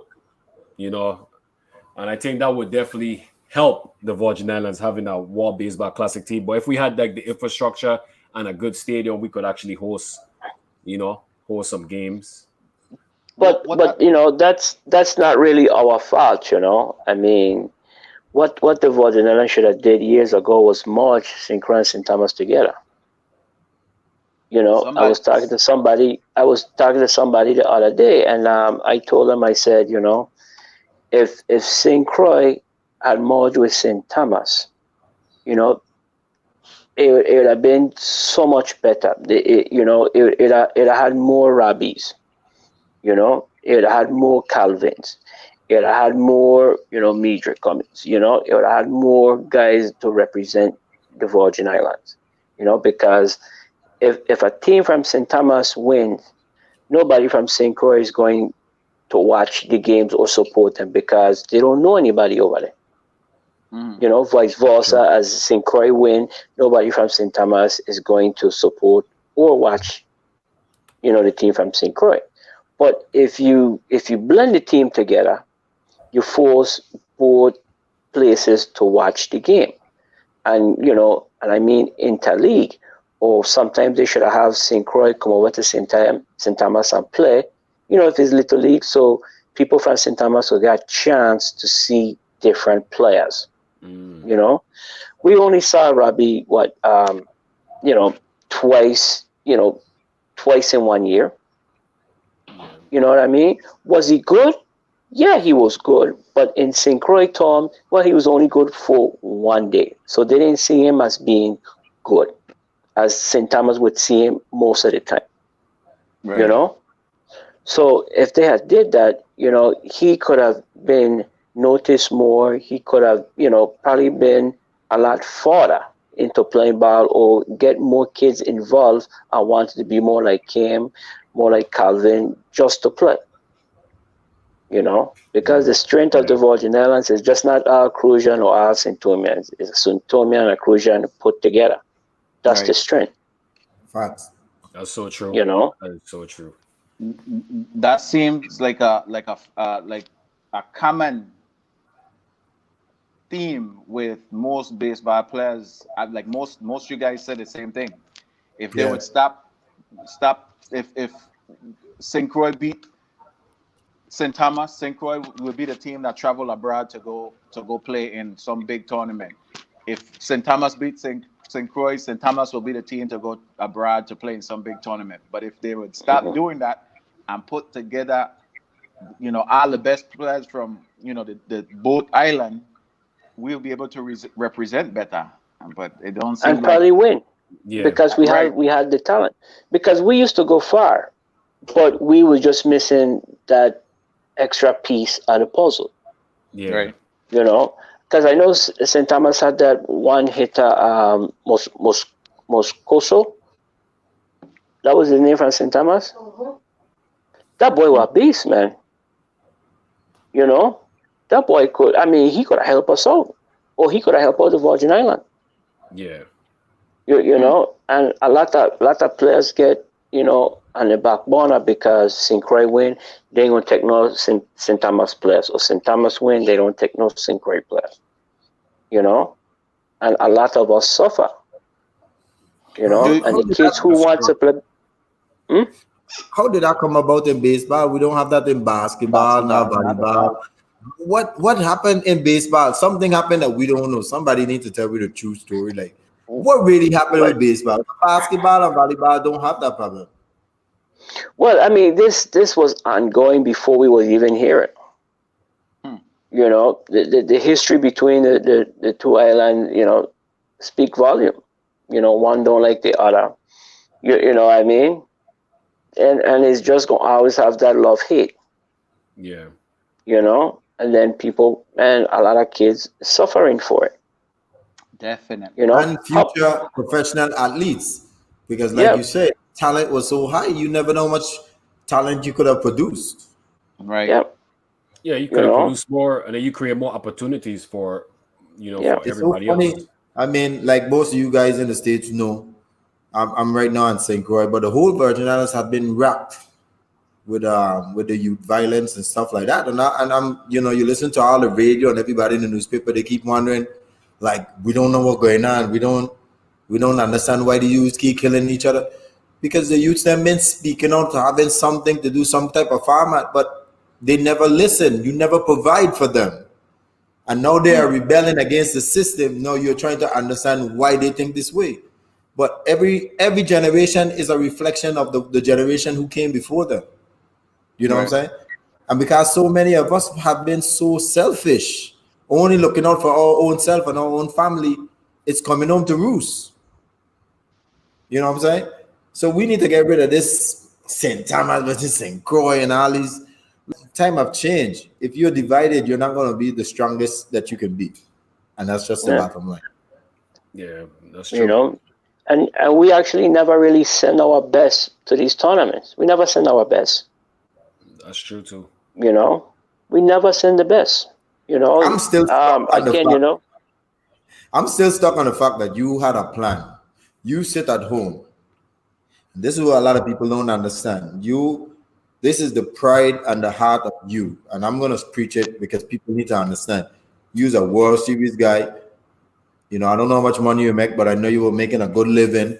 You could have go anywhere in the world. You could have, if you wanted to go live in a hill and nobody hear from you, you could have done that. But you took time out to write up a plan to Yeah. try and get future baseball athletes to represent these beautiful Virgin Islands, and you present it to the government, and nobody even had the audacity to give you a phone call. That is shameful. Yeah. I Yeah. go call a spade pan. That's embarrassing. You know. It was times I offered to come home to do a clinic for free. You know. That's But crazy, man. This thing is it scratching never. the power them time. My God. Yeah. Yeah. But you know what? Times changing now. Maybe those are going to be open, and I always tell them. I said, if I could do anything or if I could help, all you gotta do is call me. But I man, don't need no hotels. I don't need no hotels. I don't need no rental cars. You know. post COVID, when this thing done, we definitely will be calling you. Yeah. Mhm. That's a must. We will get something done. We have to You though. know. Yeah, you guys coming home. Yeah, we definitely have to do something. What this guy, Yep. bro? This guy. Yep. Because Calvin, Pico was talking about it. He said, "Man, Midre, we need to go home. We need to go home. We need to go home. Yeah. Even though if we do something and you can't go St. Croix and not go St. Thomas, or you can't come St. Thomas and not go St. Croix. You got to hit both islands. Yeah. So You You ever know you what? ever represent? I don't know if you said this earlier. You ever represent for the national team? no, I never represented the national team, but I would like to do a 50 and over with the guys that I wanted to play from home. Guys like Dido Simmons. I mean, if anybody else wanted to do something, because I know a lot of those guys go to trips to like Fort Myers and Arizona, and we just like to take one nice little team up there and see what we could do. Even if we don't win, at least we'll enjoy doing it, so we could pass the baton to the next generation and say, you know what, we didn't win, but we had fun and we became friends. Yeah. Right. You know, That'd be fun. and that was the biggest thing. That was the biggest thing for me playing All Star and meeting guys from St. Thomas. Like Royal, we still friends up to this day. A lot of these guys that we play ball with in St. Thomas, we're friends. Yeah. We're friends. We develop a bond through sports. And it's just going to be there for the rest of our life. That's true. And that's one thing I love about playing playing basketball and playing for the national team and different places is you definitely develop some lifelong friendships and some bonds that can never be broken. It's true. Mm-hmm. That is true. Yeah. You know, I'm but I sorry. mean, I'm still stuck on this damn thing. And I'm look, just we that thing is hot in it's my brains right now. look, I am we so it's we recreated this podcast, you know, to honor, you know, and we have had this conversation with many of the previous guests, and I just think that once we stay in contact with each other and we have good communication and we continue to communicate and talk, and we could, I mean, sometimes we just gonna have to do stuff ourselves, you know, Yeah. and you know, as we get more guests on and the viewers, even a lot of the viewers are open to making it happen. So once we could have a good conversation and a good plan, we could do something for the islands, you know, and then hopefully that could open up some eyes in the right people and make something happen, you know. So because I think it's very people don't understand, and I'm going to speak for baseball. People don't understand, you know, when you play professional baseball, you see so much, and Midre, you see so much because you played at the highest level, and like we echoed it on the show today. You are World Series champion, so like you have that experience, and you live in the States. You see how big trouble baseball is. You see how important trouble baseball is, and how much the opportunities it creates, you know, for so many kids. And you know, like you know, T and his irk about your proposal and stuff. You know, they don't understand the importance of having someone that experience it as the highest level, that you have so much ideas more than some of the people that haven't experienced it, you know. exactly. And it's so important, and that's what the kids need. And you know, sometimes we just have to do it for ourselves, because at the end of the day, if we care for the kids, we just gonna have to, you know, we have to step up and make it happen. You know, it's gonna take time, but once we, you know, we communicate and we stay together, I think we can make something happen. You know, one thing I realize with people in power and politicians and stuff like that, politicians is all about, most politicians, the not the good ones, but they're all about a name. They know if they got Midre Cummings tied to something that they are part of, his name gonna stand over the rest. They don't want that. Think about that. They don't want that. If they could create it with their name on top, that would make them look a lot better. But they know their name. If it's something, whether it's the government as a whole and Midre Cummings, they know it's going to be all about Midre Cummings. Everybody is going to want to see Midre Cummings or be a part of what he is. They're not thinking about, even if that's the case, they're not thinking about this will benefit the kids. You know what I'm saying? They're thinking about their name and their next election are coming up, and I would stand better if I lead in something like this on my own. You know what I'm saying? Rather than tying my name to Midre Cummings. And I think a lot of people will think like that. And up in those areas, in politician and I agree. the power. Yeah, You're right. I agree. And I it's just a doggy dog world, which I don't like, because even you know, Pan, and I tell a lot of people this. I mean, I tell my boys them this, not so much outwardly, but when I retire, because I played professional 10 years, and I came home, Pan, and I was trying to get into sports park. It was 2011, right? Now I have degree, finished college, had a master's, had the highest coaching license in the Virgin Islands, level 3. I can go and coach any professional basketball team around the world, Mumbai, right? And it took me about 9 years to get a job in sports park or recreation. 9 years. So if you say I am one of the best of the youth man, them who wants to do it the right way, to go out there, get a good education, do things the right way, get a degree, come back home and get back to my community. And because of politics, and you ain't choose a side, you can't get a job in the Virgin Islands. It shows that somebody who never make it where I have made it don't have a shot. So when the older generation now asking, well, why the young people are doing what they're doing, is because you're not creating the way for them man to have an opportunity to accelerate. All right. That's a major problem in the Virgin Islands. What are you doing for the next generation? What the only reason sports is right now big in the Virgin Islands is because of COVID-19. Sports have always been here, and always been one of our biggest calling card. But like you said, the people them who are in power never think of sports as a way to make it like a sports tourism, have our athletes them in terms of we to this day, every nation in the world have a history of athletes who came from the nation and go out to make it. We don't even have a history library of people who go out there and do something. Right. Midre, knock on wood, 10 years pass, half of the nation in the Virgin Islands, the younger kids won't even know who you are. And that's a shame. It's rest in peace to Harry. You gonna ask them kids now in school who that man be, they don't even know. That's embarrassing. It's embarrassing for a nation. You got it in Puerto Rico. When I play in Guaynabo, not just Puerto Rico, you know they have a library for Guaynabo athletes. JJ Barrera from out there in Mayagüez. You know they have just a shine. You have a Puerto Rico history and you have a country history in terms of where you live. That's how much they care about people who represent them. What we got to show for us? We got nothing.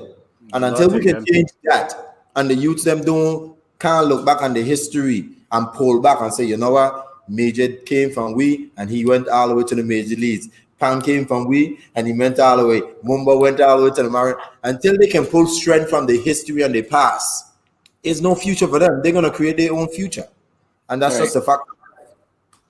Well said, Tiga. Well said. 100%. 100% true. Powerful. So we have to change that. We have to. So, Midre, I know you said you wanted to be on no more than 2 hours. I know we're running close to 3 hours. I know you say that's all right. That's all right. You good?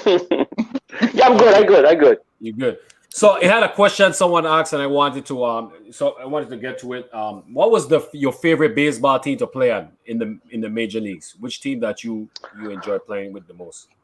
I enjoy playing with the Minnesota Twins. I enjoy playing with that team. Why?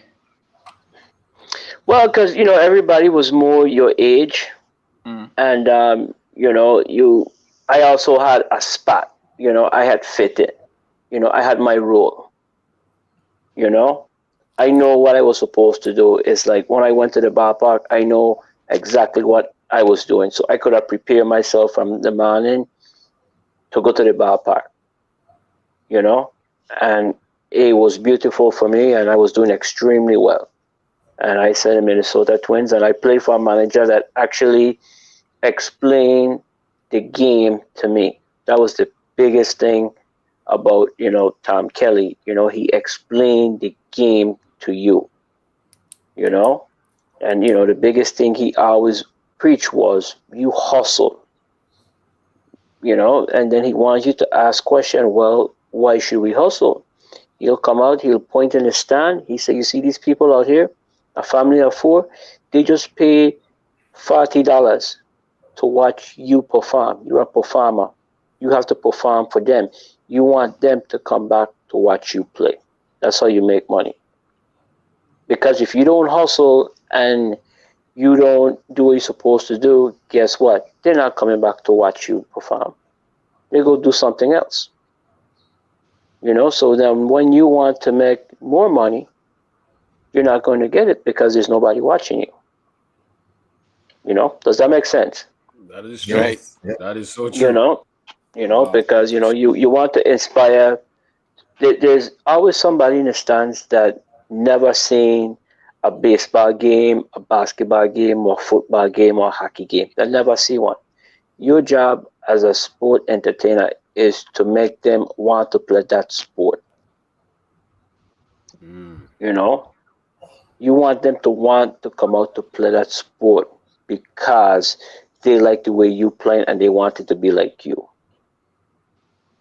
That's beautiful. That's one of the points I wanted to make earlier when you were talking about I forgot what you were talking about, but when you out there, you always want to represent yourself the right way, because it gives the best impression to that kid who's looking and want to be a part of this this sport or whatever entertainment thing that you're doing. You never know who's looking, man. You never Yeah, know who's looking at you. Never yeah, know. and it could be Strong. a pickup game. It could be a game in the bushes. There's somebody's always watching. Right. That's I, true. I know when I wanted to ask that question, when you were telling the story about playing in that game in Atlanta, and you said you met a guy, a young kid that was on the team, and you all started talking about his first little league team he played for was the Midre. Steve, Yeah. Steve. His name is Steve. Steve And then Junior. now he here in the chat listening to your story, and he remember, and you just never know who watching and whose heart you touching, because That's right. I know that's probably was his proudest moment, was meeting you in person. Yeah, As a and little leaguer playing for a team after you named after you, for growing up and meeting you in person. That probably made his day. yeah, and it also made my day too because to myself, I did something right. Right. I influence one person. It don't have to be 10. If I influence one person, I did Right. my job. That's Right. true. That's true. You know, so I was probably more proud of him recognizing me for what I did than he knowing me or he playing So catch with me. Right. That's I'm beautiful, just man. moved by this interview, man. I mean, the Virgin Islands looking for a role model. I mean, come on, VI. There's no But better you got symbol. you. I know you didn't Well, sign up for it, but yeah, man, you are a perfect symbol for what the young people them need. Because first of all young people them need to know that you care about them first before they trust you.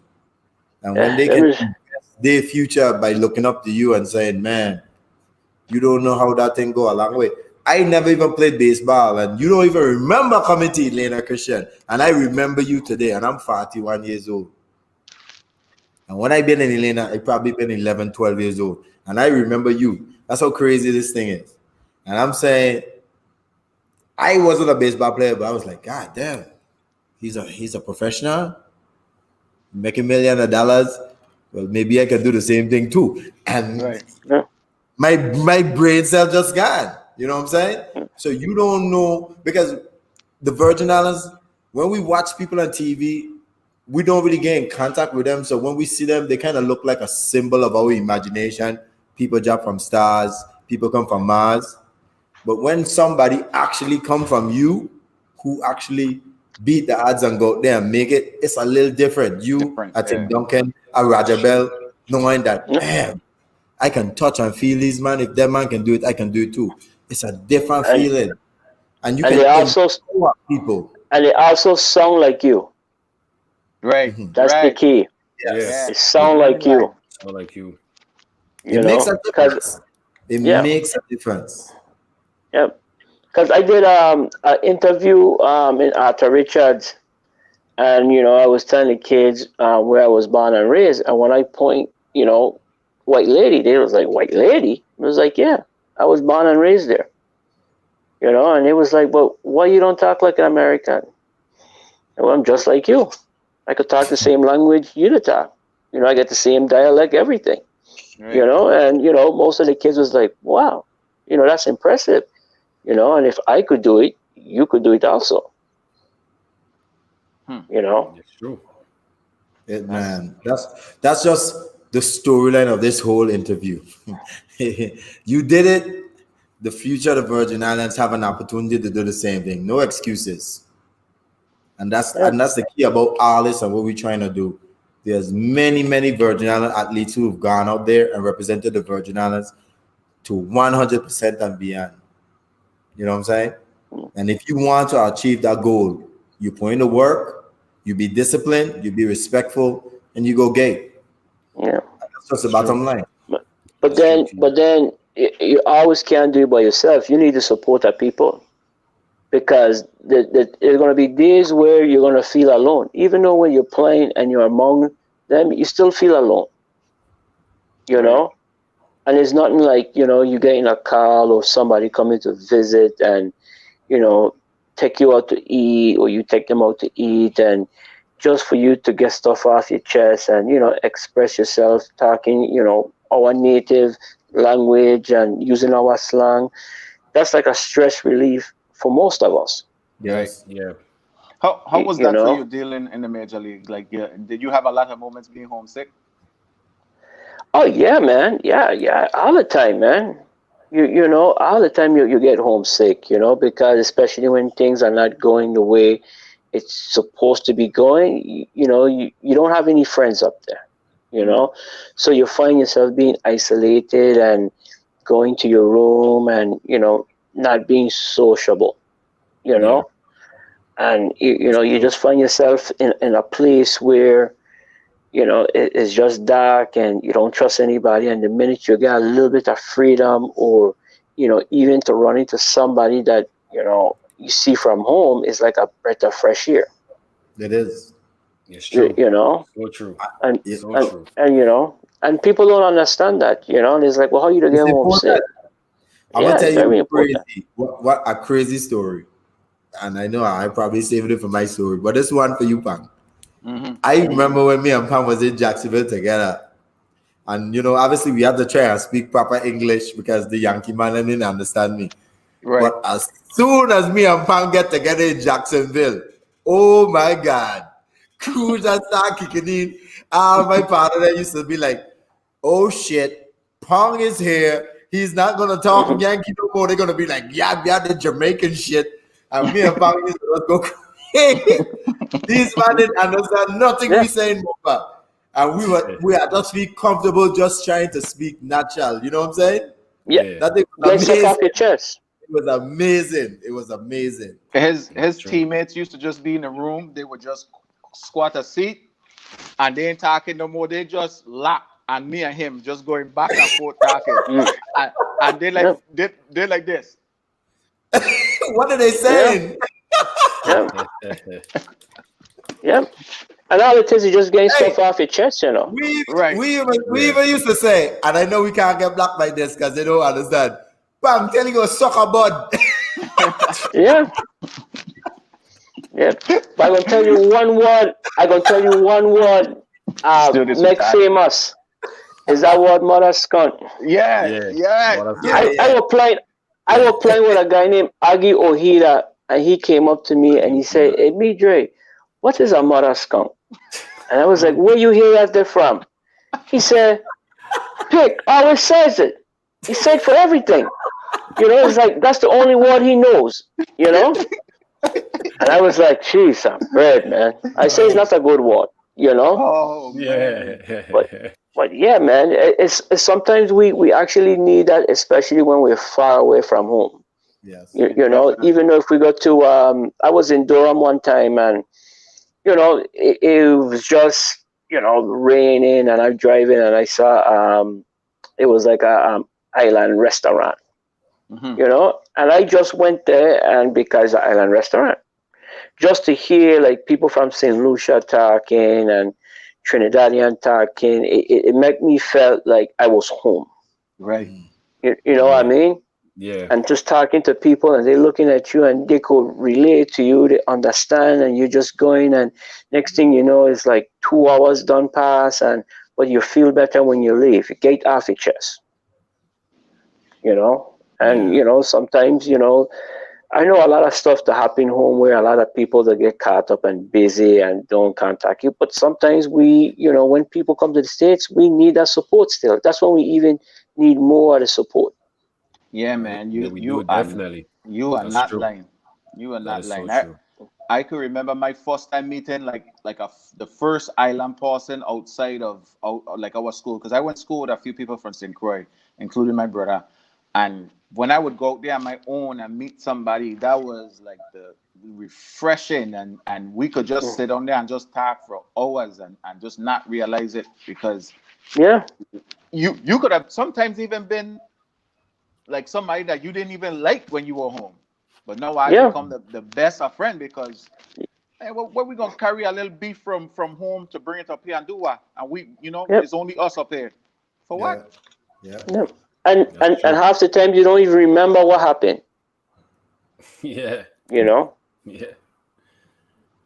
Yeah, So, Dwayne. I done been through all Crabtree Mall, through Durham and Raleigh. mhm. So, Midre, a question was posted earlier. I think it was from Stevie Jr. Uh-huh. Who was the toughest pitcher back home you faced? Oh man. Well, Stevie Daniels was, he was pretty tough. Stevie Daniels, he used to pitch with the A's. Um, um, there was a guy from the Cobras, he's a Cali Penguin. Yeah. He, Penguin. Oh, yeah. yeah, I know you're talking about. yeah, yeah. He was a Yeah. lefty, man. He threw the Yeah. ball hard. He didn't know where it was going, but he threw the ball hard. And then, the late Clay Boyd, you know, he was always, extremely tough, and Babianos. Yeah, Can't he was forget Babianos. Fabianos. Yeah. Mm. Yeah, Fabianos. you know. And then he had a guy named Martinez. I can't remember his first name. Martinez is a lot older. Martinez. I think he had an older brother. He used to play with the Reds. Martinez. I remember his last name, but I can't remember his first name. You know, Mart- Pico, when Pico was on, I'm sorry for cutting you off. When Pico was on, he mentioned like he was just ahead of his time and he started man league like real young. What was your age starting man league? well, I started my league, I want to say about 20s, Mm, early 20s, you know. But I only did it because just to get ready to go to spring training, got you. Okay. you know.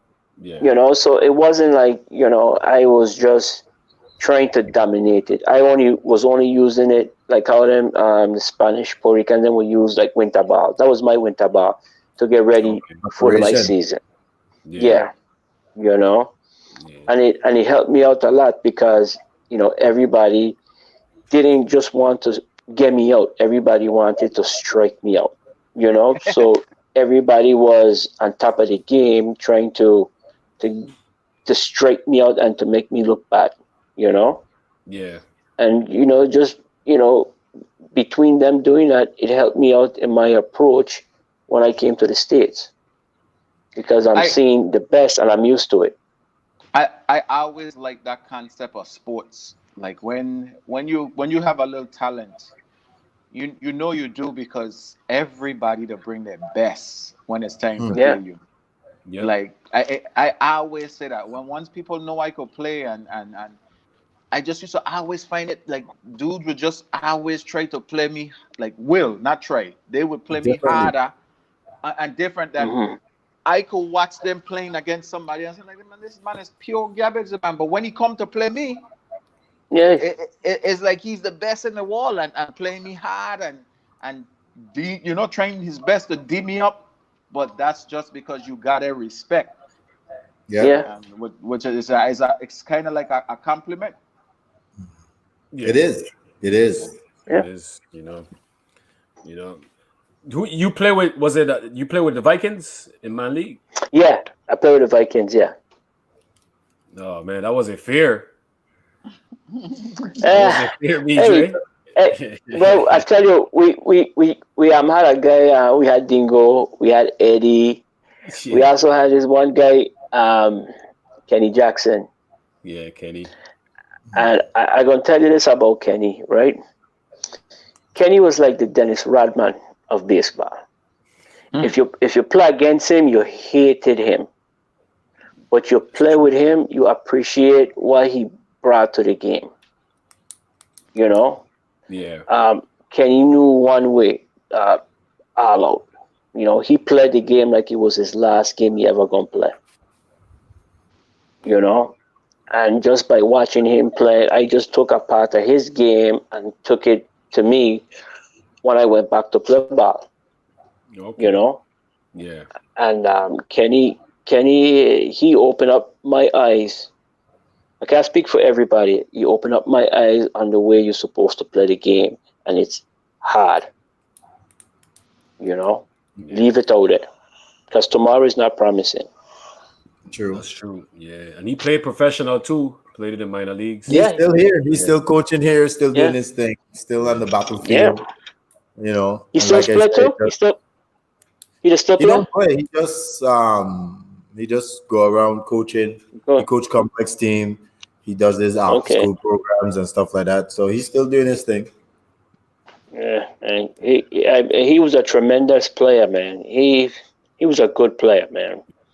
I mean, unfortunately, they didn't get to the top of the mountain though. But I tell you what, he left his mark in a lot of people's soul on the way he played the game. That's true. That's true. Yeah.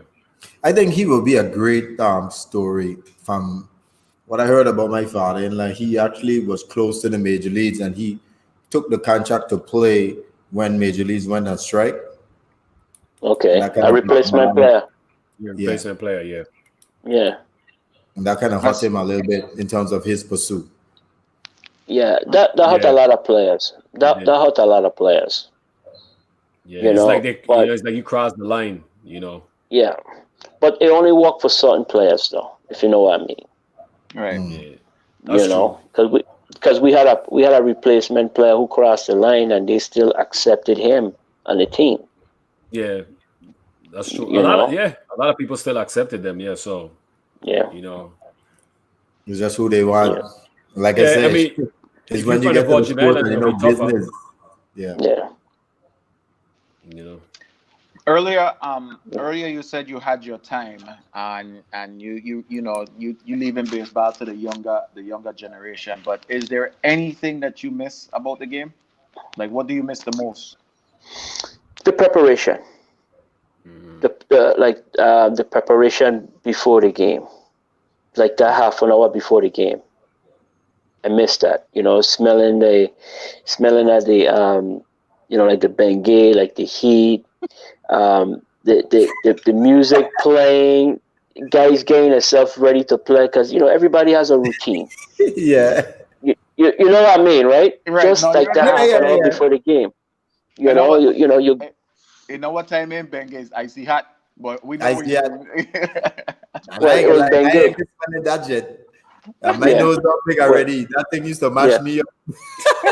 Well, I ain't ashamed, but that's the only thing I miss. Do I miss the game? No, I don't even watch it now. Gotcha. I don't watch it, but the like the half an hour before the game when you see the guys running the sprints before the game and meeting the other players for the other side of the team that you're playing. I miss that preparation. The pitcher getting ready, spinning the ball in his hand and certain guys stretching and everybody have their own music that they getting themselves hyped up to play and guys cleaning the gloves, cleaning the bats and music playing. You got a salsa over here, you got a rap, you got a country, and That's crazy. everybody just getting ready to play. Yeah. And that's the only thing I miss. The preparation. Nice, yeah. You know what I'm talking about, right, Mumba? Yeah, I know you're talking about, man. Yeah. Yeah, Yeah. yeah. Yeah, man. Mumba the star, my son. We can't wait to hear your story, Mumba. I'm just a regular human being, man. Nah, You know? no. He, Yeah, man. DJ, did you know Mumba? Did you follow Mumba? No, I mean, I didn't know who he was. I mean, the last person I knew about was I want to say Calyx Crab was like the last. I think he was like after. Yeah, he was after Pico. But I guess I was like in the American League while he was in the National League. Guess he was with the Padres. Yeah, he was with San Diego. Yeah. Yeah. So and after I kind of like came out the game, I kind of like distanced myself from the game, and I never really. I've heard about guys getting drafted, but never really seeing. Yeah, because I didn't want to look in the minor leagues because minor league was very painful. It was very painful, and Yeah, like that's so I always bad tell life. people, Yeah, I just tell Hard people, life. it's like, well, how you survive? I say, you got treated like prison. You do your time and you get out. Right. It's true, man. You know, That's I true. you do your time and you get out. That's crazy. I You know, I but I got yeah, I never really, yeah, I don't think I remember mobile playing. No, yeah, yeah. Lumba is definite. I went under the radar too. So Okay, yeah, yeah, His tooth in his hand. but He you was see, pretty good. He was right Yes, he there was. with the but you, He Marinade. was. but He was but right if you're in there. AAA, if you're in AAA, I mean, you just right on, on the doorstep. yeah, You Right. yeah, know, yeah. I don't want to say anything you because I know. got to do my story. So I know, but let I me Okay, can just all speak right, like to you. He was right yeah, there. So don't toot your yeah, hand so softly. yeah, I got tooted for you. you know. He was right there. Okay. Yeah, I got. but you see, I again, that shame on the Virginians for not, bigging up, players like him, right. yeah, anybody else who came after him, because we don't know who these guys are. yeah. Exactly. I didn't That's the even thing. know Yeah, about, the other guy, Blash. I didn't know about yeah. nothing Jabari about him. Blanche. Yeah, Hmm. yeah. I didn't know nothing about him. You know, I I didn't know was like, anything. when No, go I was ahead. gonna say I didn't know anything about him until my the director of minor league operations come to me and be like, "Hey, we watching this guy from the Virgin Islands," and then he told Hmm. me his name, and that's how I knew about him because he got drafted by Seattle the Mariners, So Okay. that's when I Yeah. heard about him. I heard about him. My my guy he was like, "Hey, that's the kid I was telling you about, Jabari Blash," and then he introduced us, Okay. and that's how we met. Yeah, so. Yeah. I heard about him like from Quado Branigan. You know, Mm, So, again, but you don't see them in the major league, so you really don't follow them, if you know what I mean. yeah, Mm, You know. So, but I wish they had, really pushed these kids and put a Yeah. name up, so in bright light. So, it's like, hey, these guys from the Virgin Islands, you need to take a look at these guys, or support them. If they come in your city, hey, go and watch them play, go support them. You know. yeah. and I That's would true. figure that would be more easier now with social media, like I honestly Virgin Islands, somebody from Virgin Islands could start a page, and it don't matter what sport, you just you post whoever is out there doing something, so you always Hmm. keep up, you always keep up with your local in sports representatives. So we Yeah. need to do something like that. Well, I must give But love. I mean, I must give love for Livewire. Livewire, um, Reina. Let me say her name right. Them man do a great job in putting up Virgin Island athletes. You can check out their page. It's well put together. Yeah. Mm. you know, But that's more because of the younger generation. It won't have like yeah, Midre and Mumma and stuff like that. So at least we're coming around slowly, Right. starting to get but up to the rest of the but nations. still, sometimes I don't log on and listen to the radio station at home, and it'll be good for them to say, hey, such and such playing here, or basketball player over here, or football player over here, just to kind of put in our ear, Right. Yeah. And and we then Yeah. could log on and go look them up yes, and if you they know. come in the city, then you're going to support them, you know. Yeah. Even though if you go and you tell them, hey, hey, my name is such and such, I'm from St. Croix or from St. Thomas. The world is so small, you might know somebody or a family member that related to them because it always work Yeah. out like that, True. Yeah. That's, Yeah. that's so true. you I know. I got two questions. One from Stevie Simmons Jr. He want when you were talking about your missed preparation, he was asking what was your preparation music. Um, I used to listen to a lot of like rap. I used to listen to like the old school rap, like EPMD, and Okay. I used to listen to Public Enemy, Mm-hmm. you know. But Yeah. then after a while, they had a couple guys that ruined it, and they start, blaring the music, and everybody was like, "Well, he playing the music too loud." So they Really. they said, "Well, you got to use your headphone," you know. And that's when, I slip in a jam band or 17 plus or enforcement, Yeah. and, that would kind of get me going, but I never used to let them there listen to my music, Yeah. You ain't got no you bio know. in it. You had to have a You bio. name it. You name it. Al Banda. Baptiste. You name it. Al Banda. Baptiste Mumba is don't big, know yeah. about. I know about that, but Okay, what you well, talking about? No, What you talking? you name it. You name it. Banda. Mumba too young for. okay, sorry, but Pal, but but how old are you? I told you one.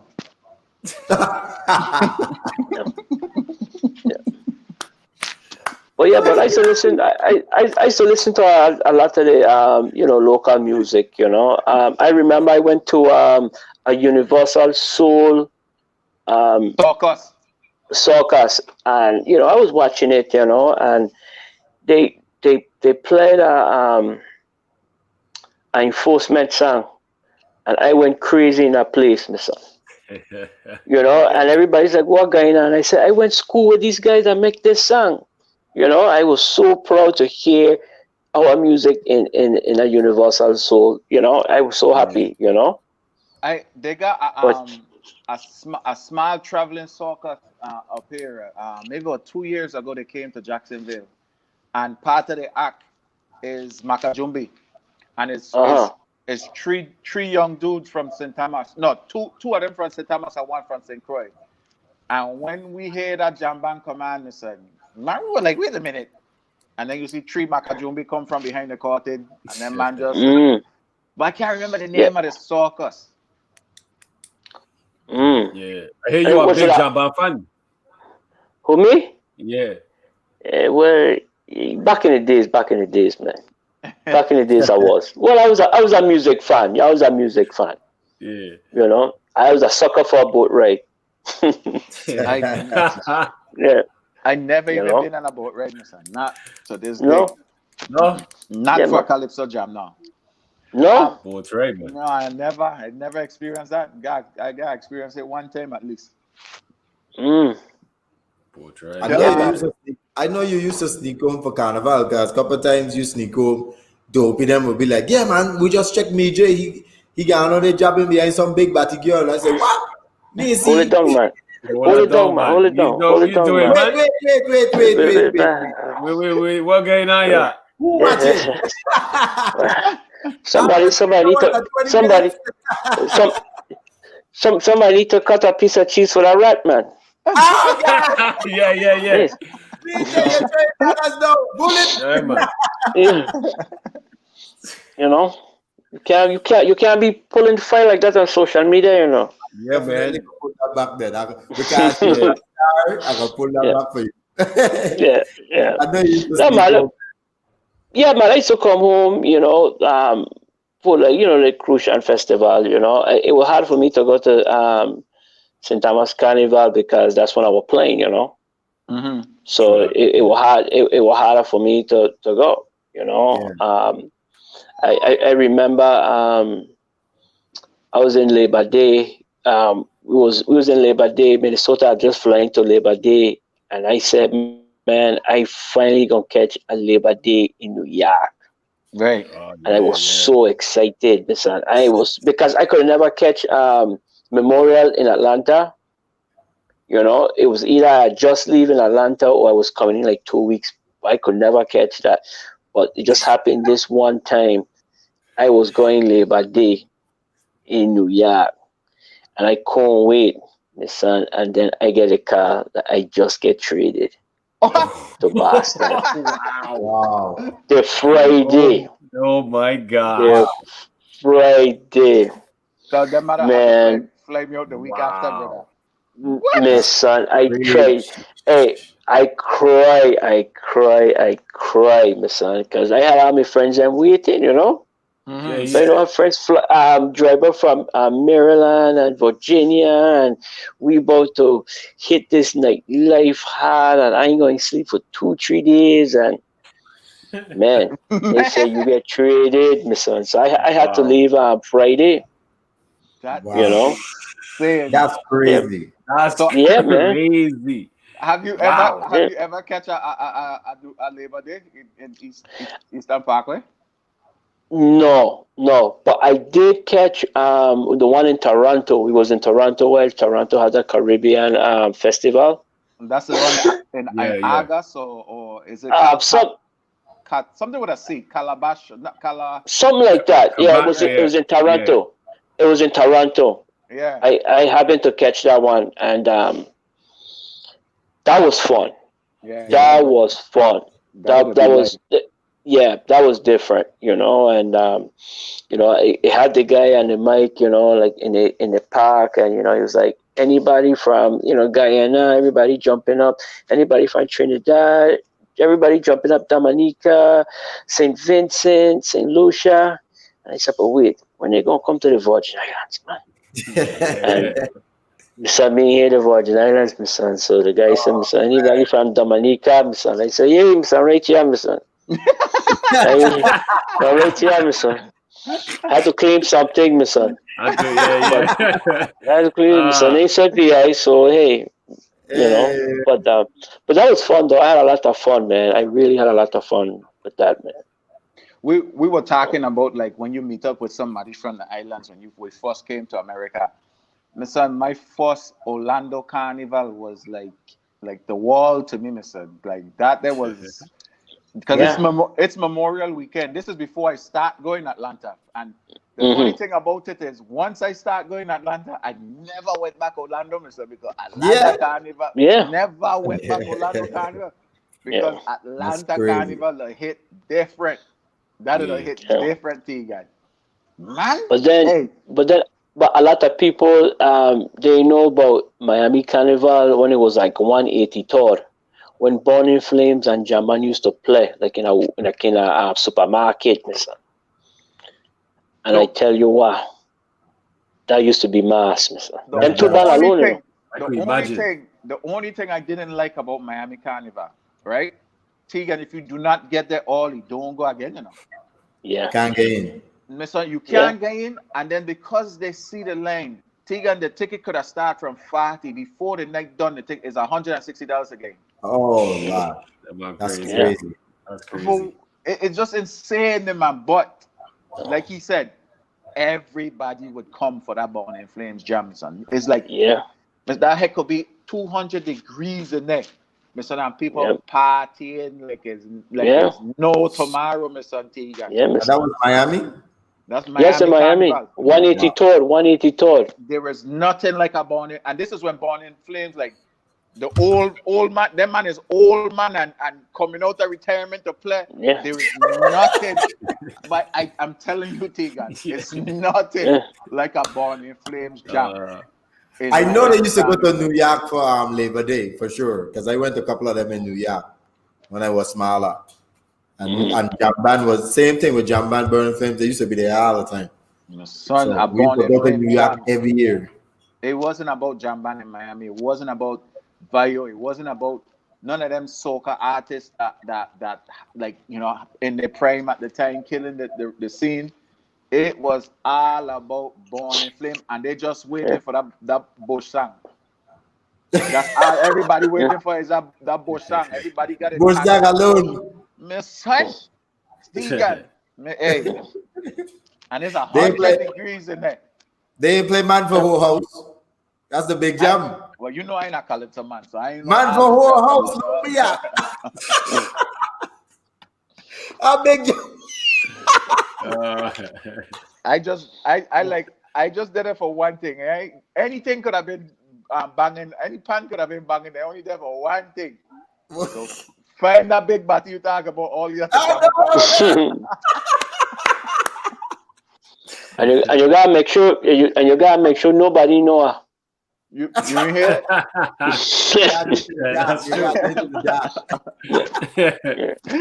Uh, Yeah, I man. never get time to visit none of them things, son. I'm lucky. I was Man, always overseas or something. it's Tegan is the best thing up here, man. Like you have to hit up. If you live up here, you have to hit up that carnival, my son. It's like Yeah, you see so much people. I remember like just seeing people from home that I went school with. Like I said, regardless if that could have been your enemy, and so you guys daps up, you meet, you chat for a little bit, you move 2 steps, you see somebody else, boom, daps up, chat Wow. from it. You move another Yeah. 2 step, man. Tegan is the best feeling in the world. Them will be the best weekend of the year, honestly. Yeah. It's crazy. That's crazy. You think we will get back to that, Midre, in terms of COVID? Because Yeah. this COVID thing look like it ain't easing up right now. What's your outlook on all these things? My son, hey, you just gotta follow the rules, my son. Just Right. gotta do what they said, my son. Social distancing and wash your hands, wear your mask, and stay away from people. You He know, ain't, he ain't like, that's all you have to do. I do that regardless, you know, Yeah, especially now stay away from people. My circle is very small, so it won't take a lot from yeah, me. But I agree with what you're saying in terms of follow the rule, no, whether it's man-made or not. Like we don't know if it's not. I personally believe it's man-made, but it don't matter. The virus is here. You gotta it's protect here, yourself man. and make sure you don't get nobody else sick, and that's the number one thing about it. Yeah, you gotta protect yourself so you can protect others. You right. know, Yeah, that's but a true. lot of people is not taking this thing seriously. Because you don't have the symptoms, so you don't think that you have it, but you could be a carrier. I didn't know You know that what I too. mean? Yeah, I didn't know yeah, you didn't have to have the symptoms to be a carrier. And I got a lot of people yeah. walking around with it, with the Yeah. carrying it, but don't show Yeah, no symptom. that's Yeah, true. So you you guys know, agree with the new thing Fauci come out with? He say the best way to protect yourself is wear goggles, a face mask, and facial shield. You guys agree with that? Nah. uh, That's a no, lot of shit I to really be don't. wearing. Yeah, That's Uh, a lot of but shit to be uh, wearing. but the only Fudgy thing is I the man. notice in the only thing I notice in I notice in this thing getting it getting around us and it closing in on us. You know what I mean? It really Mm. closing in on us. And sooner or later you're gonna know somebody who been affected by it or who has it. Yes. Ain't not well. Ain't Yeah, sooner or later for me. I don't know a few yeah, people. yeah. See, and And it they just closing in. more African American, sad to say. Whether or not Yeah, our immune system is not as strong, but they're killing more people who have those underlying thing like diabetes, whatever disease you had before pre-COVID. Once it hit you, it's taking you out. So Yeah, yeah. really gotta be careful with this Well, thing. got to. well, we just have to make it for the election so this thing could go away. You think it's a You know. Trump thing? Without saying that's a Trump thing. I have no comment, but I just saying that let's wait until after the election and then see what happens. Yeah, let's see what You happens. know, We don't want anybody shutting us down. I yeah, feel, They're always you know, watching. They're always yeah. watching. yeah, I feel. So, I mean, You got if you want to get traction on Facebook, this crazy thing, you can just put up one simple thing like, "Hey, what do you think about this?" You got people fighting left and right. I put up a post like last week, remember, and I yeah, just asked you the question, "What do you think?" What? Man, you got people going yeah. crazy, son. I say, "Wow, yeah. Well, right now you got to choose your words wisely. you have That's to, true. That's you have true. to." You know, That is true. and especially That's and especially with this social media thing, it could come back and bite you 10, 15, 20 years from now. A lot of people don't Yeah. get fired in the VI for posting thing, even about Black Yeah, Lives Matter. People get fired Wow. talking bad See? about yeah. Black Lives Matter. Yeah, You man. That's know, real fun. This thing is crazy. You really gotta watch what you say. so I yeah. don't know why But people have to have anything negative to say about Black Lives Matter. Like they just don't, either that you don't see what's going on, or you just don't care, or you just like, even well, if you don't want to be a part of the movement, you don't have to say nothing negative about it. Just watch it well, and well. I guess a lot of people really don't understand what it really is. You know what I mean? I was coming out a store the other day, and an elderly white lady came up to me and she said, "Hey, could I ask you a question?" And I was like, "Yeah." So she was like, "Well, what can I do to help you guys out to ease your pain?"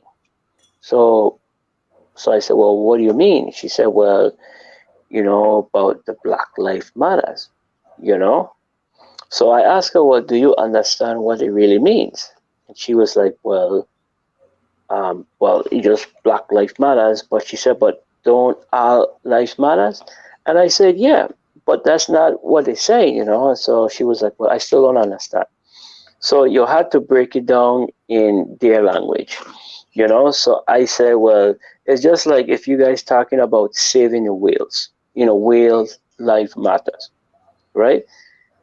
Whale life matters, but everything in the sea matters, but we just focusing on the whales. Yeah. You know what I mean? Everything matters, but we're just focusing on the whales, That's right. you know? And Yeah. she was like, oh, you know, we all know our lives matter. We all know that. But we're Yeah. just trying to focus on one specific thing for now, Yeah. you know? And she was like, oh, now I understand. So she's like, okay. So she said, but what can I do? I said, keep doing what you're doing. You respect people and you treat people with, you know, with respect, and that's it. Yeah. That's it. There ain't nothing else you could do. And speak up when you see injustice, you know. Yeah, Yeah. you know, That's true. and that's it. But they have so much meanings for it, and everything just with the social media, everything gone left, some things gone right.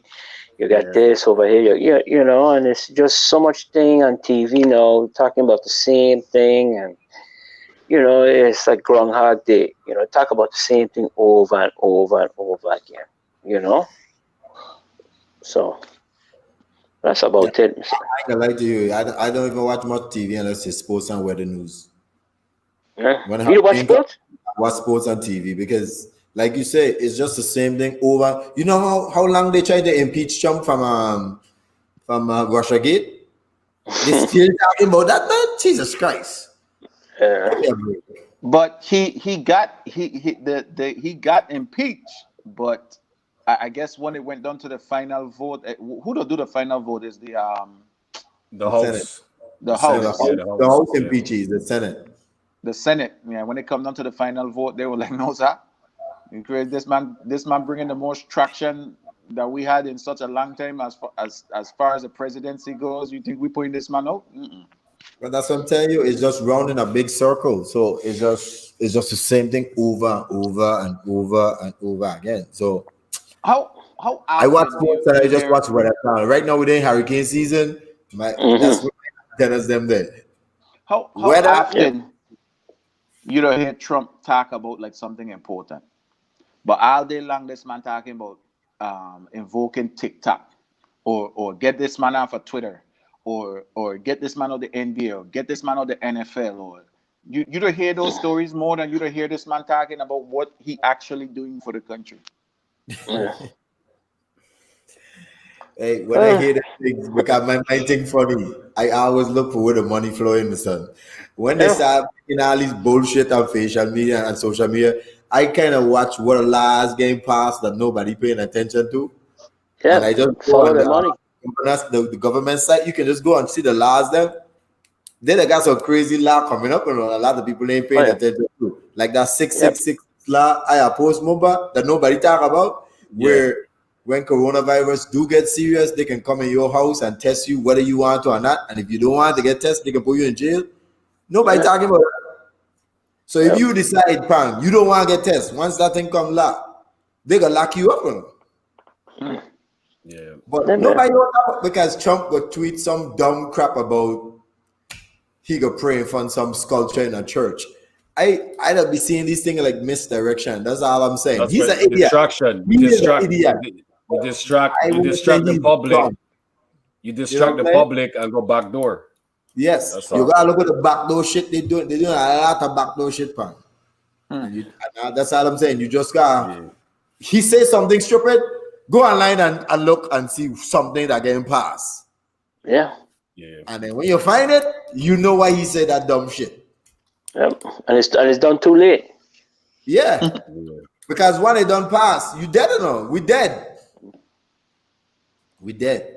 And that man is a bold-faced racist. Ain't no ifs, no ands, no doubt about it. He's not hiding it. He's empowered the nation to become racist. We have never seen more people saying, "Oh, the country divided." The country always been divided. It's just that the fact that they wasn't bold enough to come out and do it. He have Yeah. now empowered them. to come out now and be bold of who they already were. You know what I'm saying? Right. You're in line. But in all of that, I tell people, okay, I understand this. It's easy to see. But watch what they're doing behind the scenes. These people are not as stupid as we think. Yeah. Watch and see what they're doing behind the scene. Because when things get passed, it's too late. You know what he using now? Obama passed a law that they force Obama to sign where they can come in your house and martial law you. And he using the Obama law. Now that's why he's sending all these federal police and all these different states. He's threatening to go to Chicago. He's threatening to go to Seattle.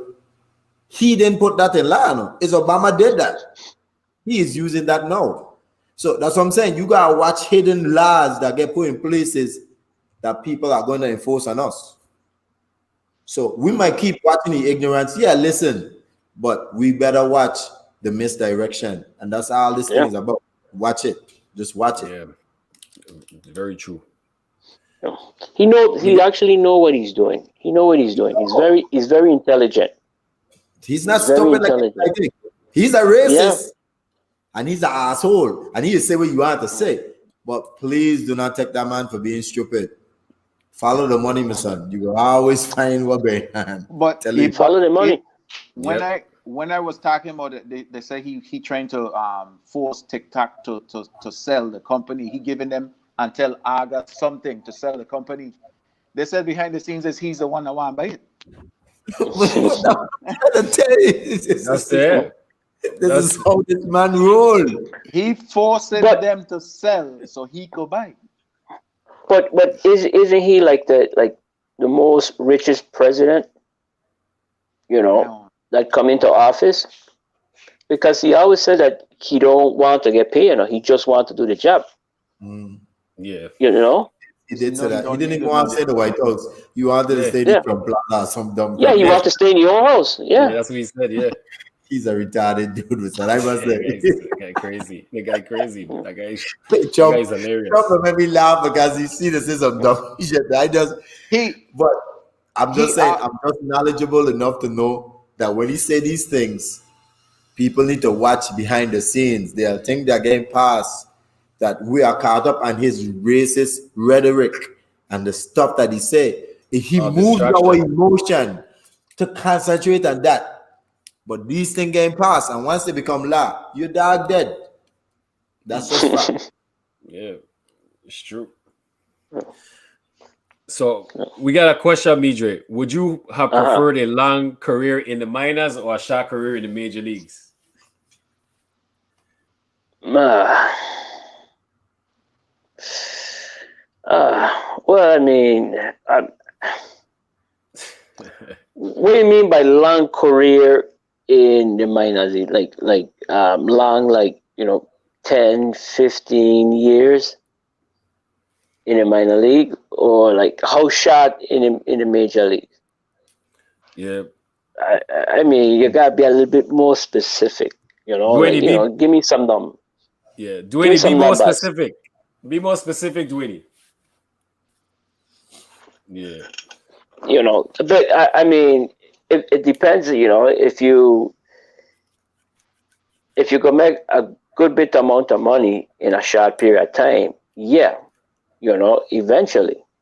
But if you play a long career, maybe that long career could still get you to the major league. Yeah. So I mean, that's a funny question. That's a funny question. Yeah. He said 5. Yeah. Well, if it's 5 years, you're fully invested. So you could retire with 5 years. Okay, he said 10 to 15 years in the minors and 5 in the majors. 5 in the majors. Okay. Yeah, 5 in the majors. Was it ever I know a lot of people start sports for the love of the game. When you was in the major leagues, and I know at some point you had the love of the game, was there ever a point that it was about the money for you? Like, hey, I need to. Well, yeah. After you reach that status of where you're supposed to be making money, yeah, that's your focus. A major league goal is to get paid. That's Right. that's your only goal. Your goal is to get paid or get as much money as you can when you're supposed to get. You know, Yeah. but for certain people it'll work out. For some people it doesn't work out. Right. You know, but that's your main goal. You know. Do I know they have like either they're starting or they have it already, like a retirement program for NBA players? Do they have that for baseball players? Oh yeah, man! They have a good retirement, man. After 5 years, you're fully invested. I mean, if you play one day, you're fully invested. Yeah. You know, but it changes from year to year. So I mean, Major League Baseball have one of the best pension. They do. You know, Yeah. got one of the best pension. They have a great union. Mm. Yeah. You know, The minor so leagues. The Can I minor ask leagues you got one thing, Frank? Let me the, jump the in. wait. How I was just gonna say the minor leagues got a pension too. It's not as good as the major league pension, but they yeah. have one too. The let minor me They, league. they ask just you. started. They just Yeah. started the minor league pension because they never used to do it all the time. Oh, okay. Okay. Yeah. Because they started doing it because the guys that played in the minor leagues for like 10 to like 15 years, and then when they come out the game, they don't have nothing. You don't have nothing. Yeah. You know what I mean? So they kind of push that forward. If you play a certain amount of years in a minor league, you're supposed to get something. Yeah. Is that Let me ask you one question real quick, Frank, on that same subject. Because man, these major league contracts are starting to get ridiculous. And every year you keep hearing, oh, the sport is dying in terms of baseball because it's not as fun as basketball or football. But Jesus Christ, somebody from Dodgers just signed for 452 million or some crazy number like that. And then the next dude signed for 300. Where these dudes getting this money from? Well, my son, hey, you can't blame the players. This I don't is the blame them. owner's pain. Is the owner's pain is I mean, everybody has a value. You know, if you have a certain skill and a guy in front of you that did exactly the same thing make $5 million, you in the same class, you should make at least that or more, right? Hmm. That's Yeah. just your what? You're That's right. just the way it goes. You Sure. know, I'm not. I but think you kind of missed my question a little bit. Sorry to cut you off. Sorry, my apology. I'm not saying so much about the players. I'm saying about when you look at the leads, them in terms of okay, major leagues have about 25 players, NBA have mhm, 15, but football got the most, obviously 60. Football and NBA has a salary cap where you mhm. can only make a certain amount. They got a hard cap, but then you look at major leagues and then one player alone 452 million. Like, do they have a wait? Are they thinking about putting a cap? Is the sky's the limit for major league? What is going Sky's on the in limit. major leagues where it's That's kind of that's no why restriction compared to most of the that's sports? that's why Major League Baseball have the best union. Of the best union. Yeah. They have the best union. The guys that run the union, those are ex-professional players. You know what I mean? Yeah. They're ex-professional players. They know the ins and out. Tegan? You know? The reason why they got salary cap in the NBA, their owners didn't want to pay out all them taxes that they would have to pay. You know.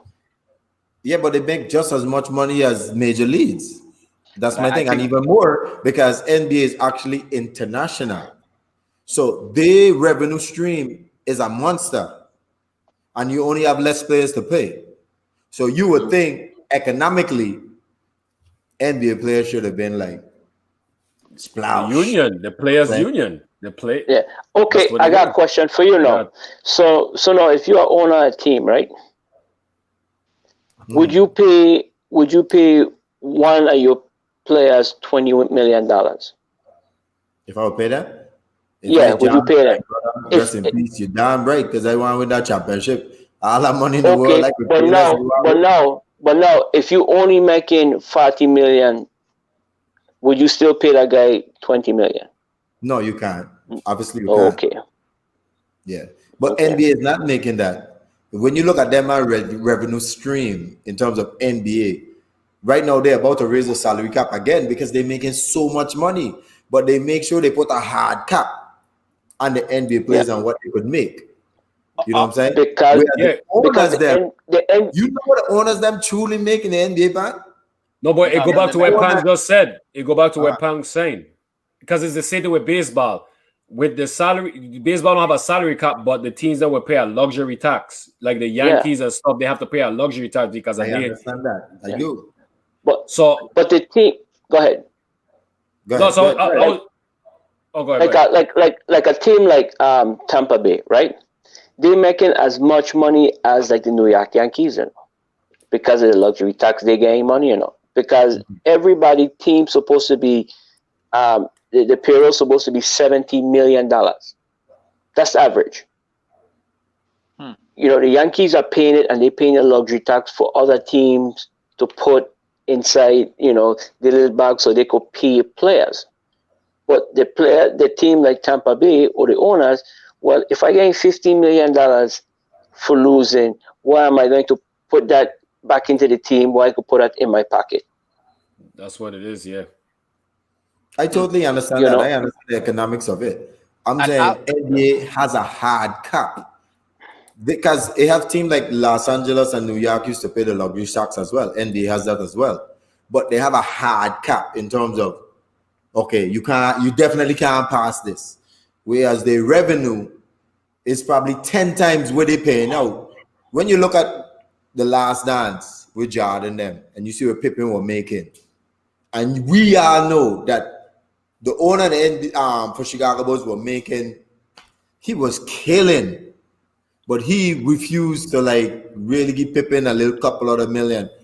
I find that was like super greed, man. This thing was crazy. His goal is to make money, you know. That's the owner's goal, you know. Yeah. If you go make the most money and pay out the least, that's what you're supposed to do, you know.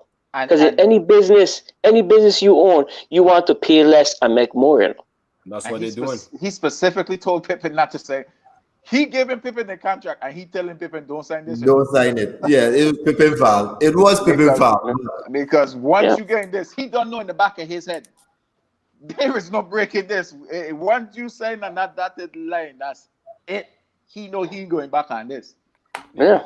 And like he said, it's his goal to make money, and he know he gonna make money off of Pippen. Pippen gonna be one of the reasons why he gonna go home richer, because I ain't gotta pay you nothing for you to come here and play. Yeah, that's why they said baseball has the best union. You know. I also wanted to say the slider side with baseball, even though they gain like more money, they'll sign longer contracts too. Oh yeah. So it'll kind of balance out Tegan. They do, but those are the top players, though. I mean, they have 25 players. All 25 players ain't signing no 10-year contract. No, it's only it's only a few, man. It's a few. But then you got to think about this: how much money they making? So if you could pay one man $420 million, and that's my point. Where you have 25 players, you got to get taken care of, and you give one man 400 and something million. How much you get the rest players them? As least as possible. Yeah, that's crazy. I mean, that's business, though. That's how it goes. That's how it goes. That's how it goes in our sports. You better believe I put X-Lax in that man drink sometimes. So let you shit.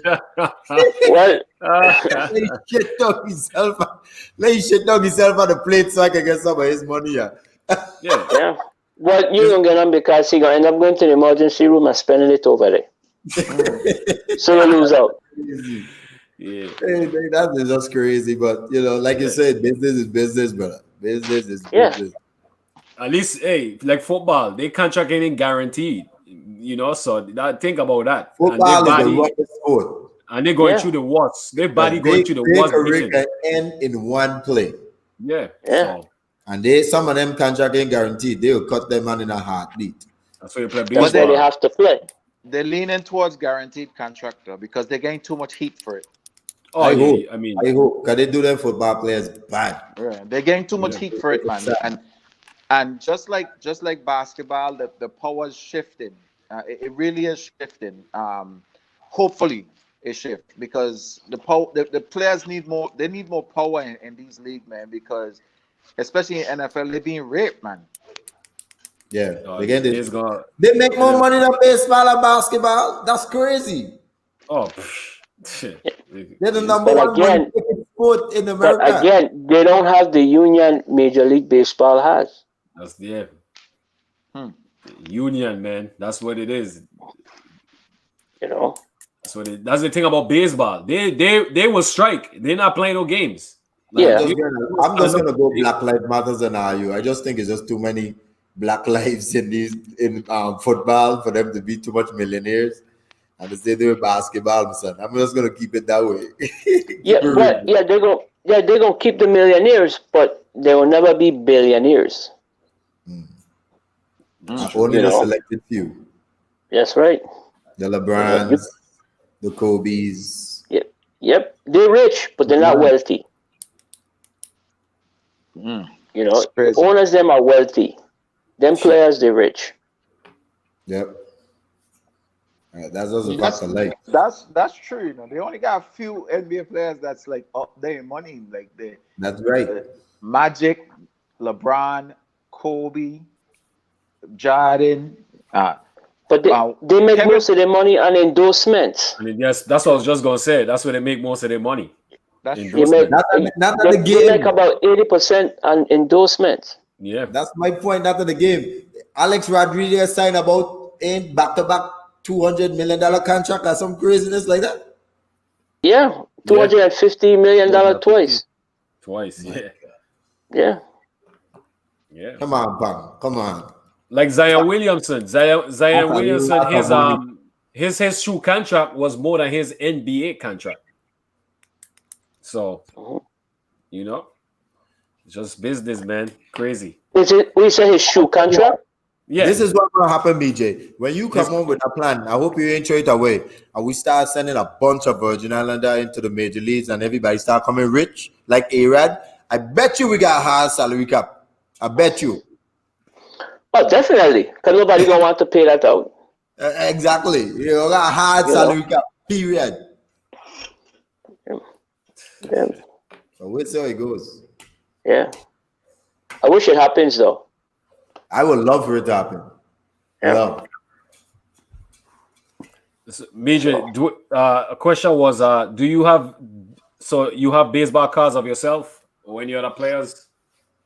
I don't have any other players. I only have like equipment from other players. Like I have mostly bats from like, players that I play with that, I wanted to keep, for souvenir. Like the bat that Soriano hit the home run with, I have that bat. Wow. Rafael Soriano? For the Yankees. Yeah. Which I'm trying to think. The one he hit off a shilling in Game 7. Oh yeah. Okay. Wow, you got that bat? I get a bat. Wow. I got that bat. Mm-hmm. Yep. Yeah, he was a beast too, man. Let me get now. Come for it. Yeah, you won't make it back. That's the last time we see you, Pang. Nice knowing you. I had like like David Ortiz bat, Sammy Sosa bat, Rafael Palmeiro, Tejada. I had a Barry Bonds bat, but that got stolen. Wow. Somebody steal your Barry Bonds bat? Yeah. Yep. Wow. Stole my bat. And the thing about it is favorite player. Whether you use the cream and the sad part about it was when I thief it, somebody thief it from me. So I hate a thief. You thief it first. I thief it, somebody thief it from me. So I hate thief. Yeah. That's a terrible feeling when you thief it and then they thief it from you, brother. Yeah, it was a good thief too, That is crazy. Wow. So that bat was worth a lot. So Midre, we about to hit this 4-hour mark. Okay. Is there and before we call it a night, is there anything that you wanted to talk about that we didn't touch base on? Any stories, any seriousness, any light subject, anything that you wanted to talk about before we call it a night? Well, pretty much what I want to say is, we kind of talked about it earlier about, supporting your own. I mean, we have to. I'm not going to use the word try. We just have to support our own.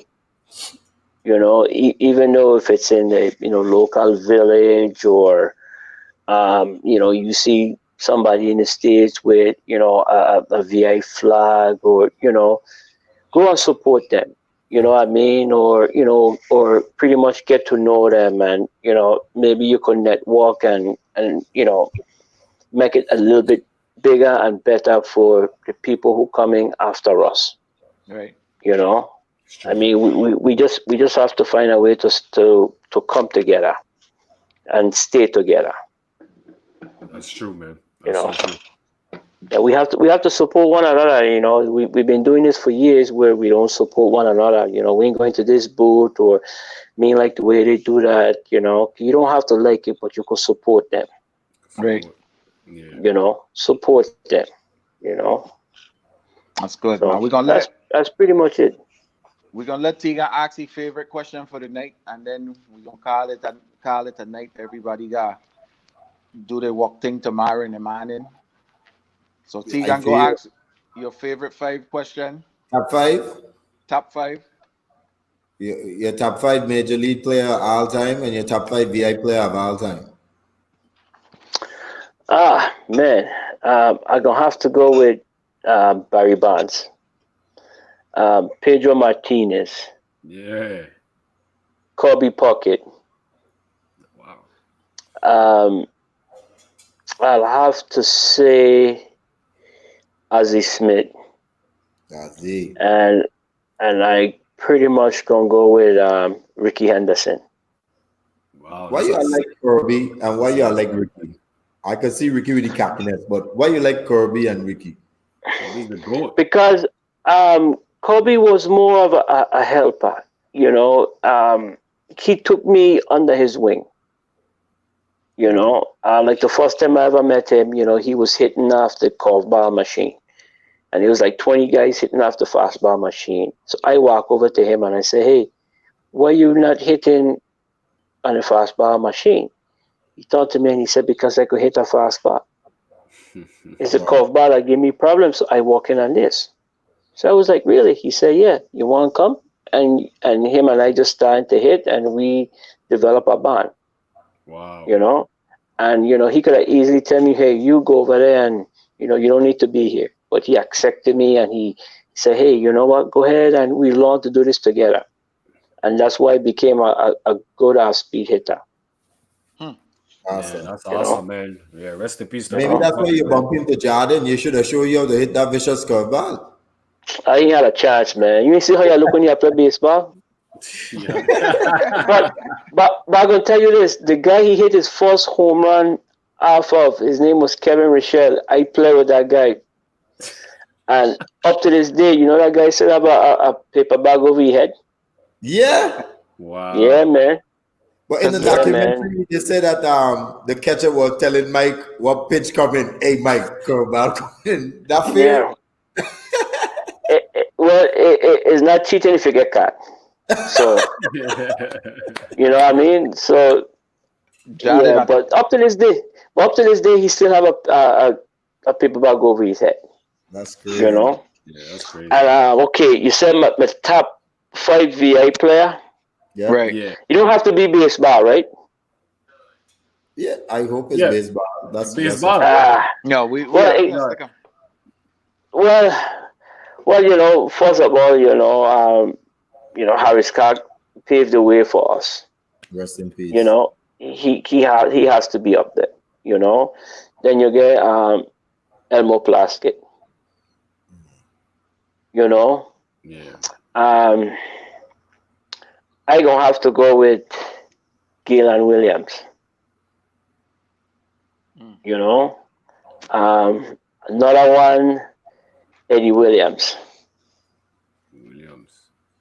Eddie Williams, and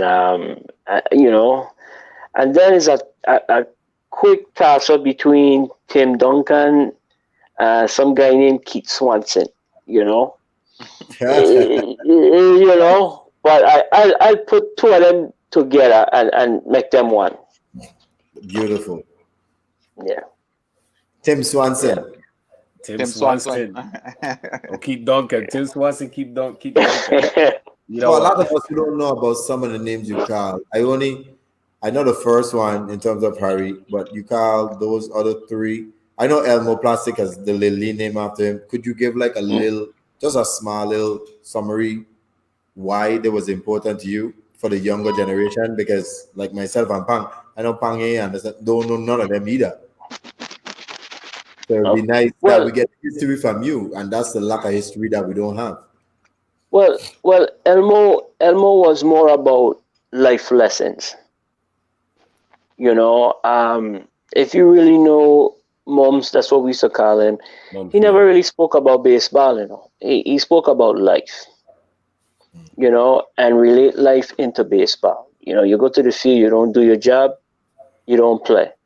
You turn it around in your life. If you don't go to work, you don't get paid. You know what I mean? So he was more about life lessons. You know, he talked to you about, you know, what stuff going on, you know, who you could help, and, you know, what you're supposed to do, you know, what kind of person you're supposed to be, what you're supposed to do to help people. So he was always about helping people, you know, and that's the biggest message I got from him. You know, I mean, baseball is baseball. Hey, you hit the ball, you throw the ball, you catch the ball. You know what you got to do on the baseball field. But baseball doesn't last forever. Hmm. That's right. You It's know, true. baseball is only a small window in your life. You know, and once that window closes, you'll have your life to deal with. You know, so the baseball is going to get you to your life, and your life is going to take you to the rest. You Right. know, and in the way you treat people. You know, because you never know. You know who could be your boss 5, 10 years from now. That is so true. Lovely. You know, so but those are the stuff I learned from Elmo. You know, I mean, I could talk to you about 3 things he taught me about baseball, but I could tell you about 20 things he taught me about life, Mm, And which is more important. yeah. And that's which the is more beautiful. important at the end of the day. Yeah, Because baseball, you're not gonna play baseball forever. that's the Right. beauty of coaching That's and so true. mentoring.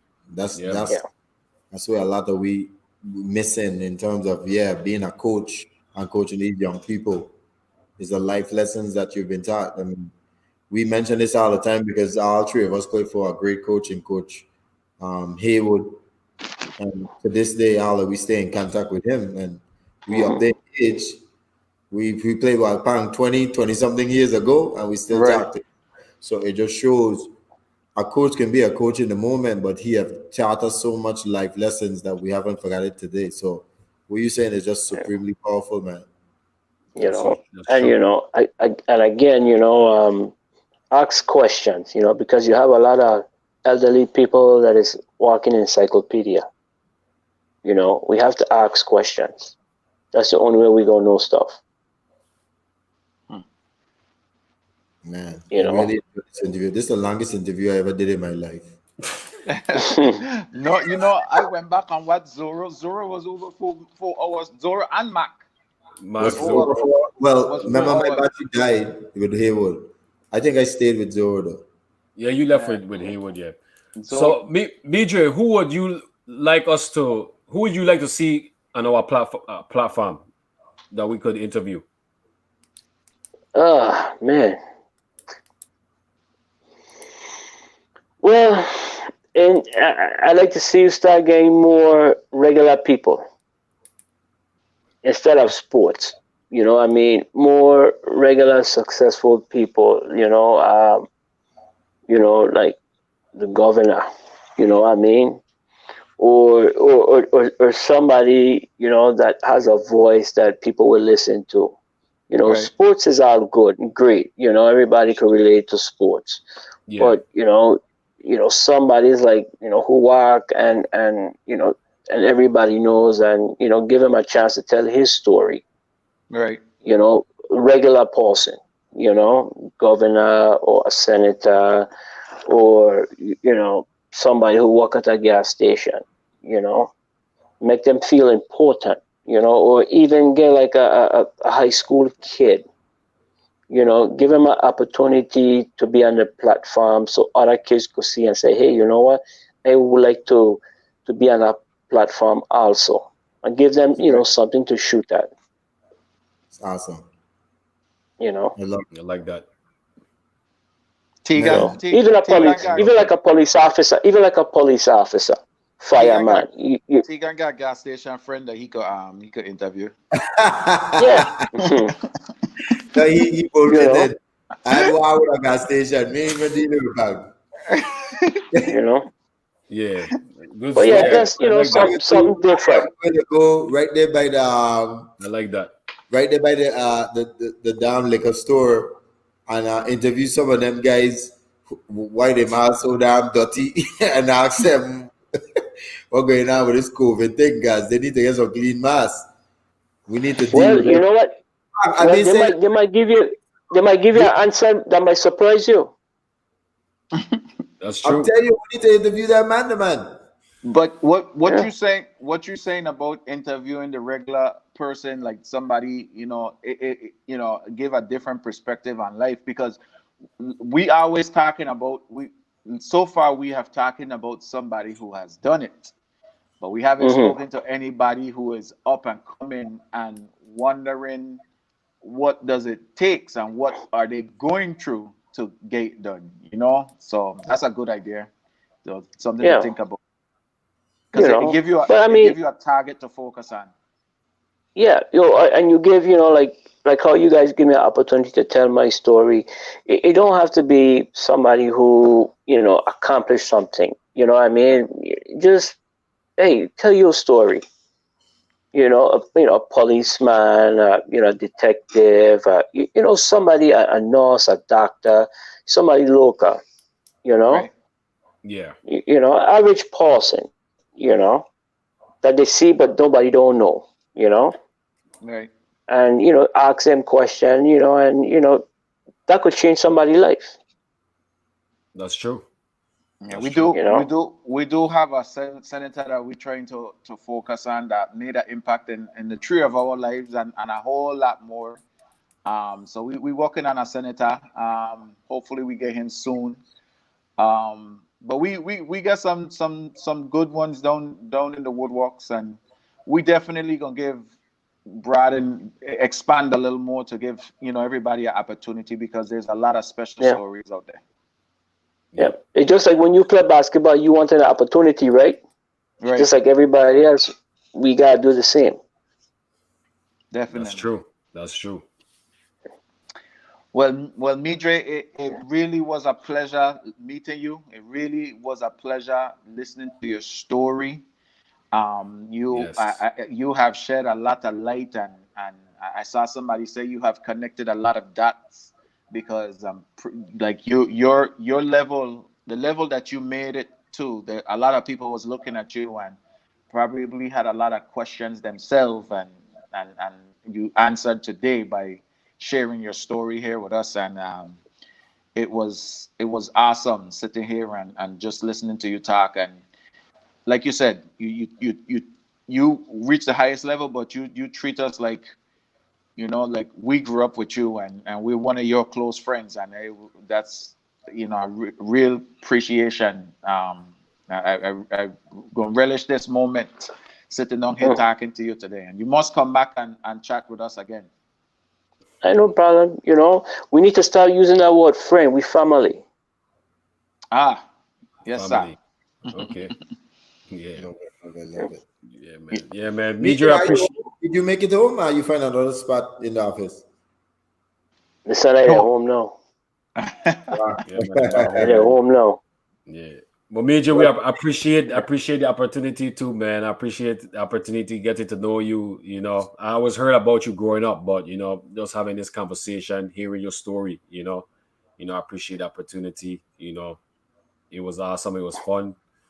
You know, so we Whenever got you it. see, whenever you see that boy down there on the left in the street, avoid he, because he gonna talk to you longer than we talk tonight. No. That's okay. That's okay. Ain't no problem. He one of Impossible. us. He one of us. He good. He good to go. No, man. But look, man, I can only echo what my brothers them say, BJ. It's just been an honor. I couldn't wait because, like I said, you didn't know who the hell I was when I was so small. And just hearing about you, you accelerated my mentality in terms of wanting to pursue a professional career, even though it was a different sport. It didn't matter. Just like you say, seeing somebody who came from the same place you was, grew up and go through the struggles, be in the same school system and happen to make it out, you really moved that kind of internal spirit within me.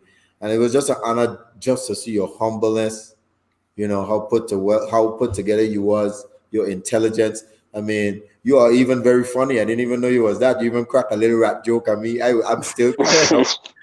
I Gotta get mean, some you cheese. I got are, plenty more, you know. I got plenty more. no, you are just amazing. All I gotta tell you is Thank you. just get yourself in shape. Got dopey say he can beat your ass in a foot race. Dopey. So get yourself in shape when you come back St. Croix. We can see this foot race. And you say you're running backwards, right? So Yeah, I'm get running backwards. in shape. And then after I beat you, I'm gonna beat you. I don't know about that one because that was pretty fast myself. See, that put himself in all kind of trouble, brother. You got a lot of he got a lot of challenges with a lot of different people, man. So Yeah. I know. He good. But you know what? He's very good with emote, though. He's very good with emote. Yeah, I don't know if speed is gonna be the challenge you want, but yeah, that's one of my strengths. Okay. Yeah. But it's a pleasure, man. It's just a joy. man. And we appreciate you, and you might consider yourself as a star and a legend, but you are to us. Yeah. Thank you. What you're doing, Definitely, man. we're proud of you. know. And Thank you, definitely man. with this COVID thing done, we definitely will stay in touch and try to keep your plan in mind. It didn't work in the past, but don't give up on it because the future can be something that all of we can work together and make this thing happen. All right, man. Thank you, man. Thank you guys for giving me an opportunity to come on your show, man, and tell my story. And I really learned a lot from you guys, man. You guys are doing a tremendous thing with your podcast, man. I'm proud of you guys, man. And you guys keep up the good work. Yeah. Give thanks, man. Thank you. Give Thank thanks. you. Thank you, man. All right, Appreciate it. brother. All We right. enjoy Good night, it. All right, man. man. All right, brother. Have a good night, man. You too, man. Everybody tuning in. Appreciate you guys supporting Midre Cummings. Appreciate you guys, commenting in the chat, asking questions, throwing out some of the names that we forgot. So I appreciate everybody who was tuning in. Thank you guys. Everybody have a good night. Everybody be safe. Blessings to everybody. All right. Good night. All right. Good night. Good night.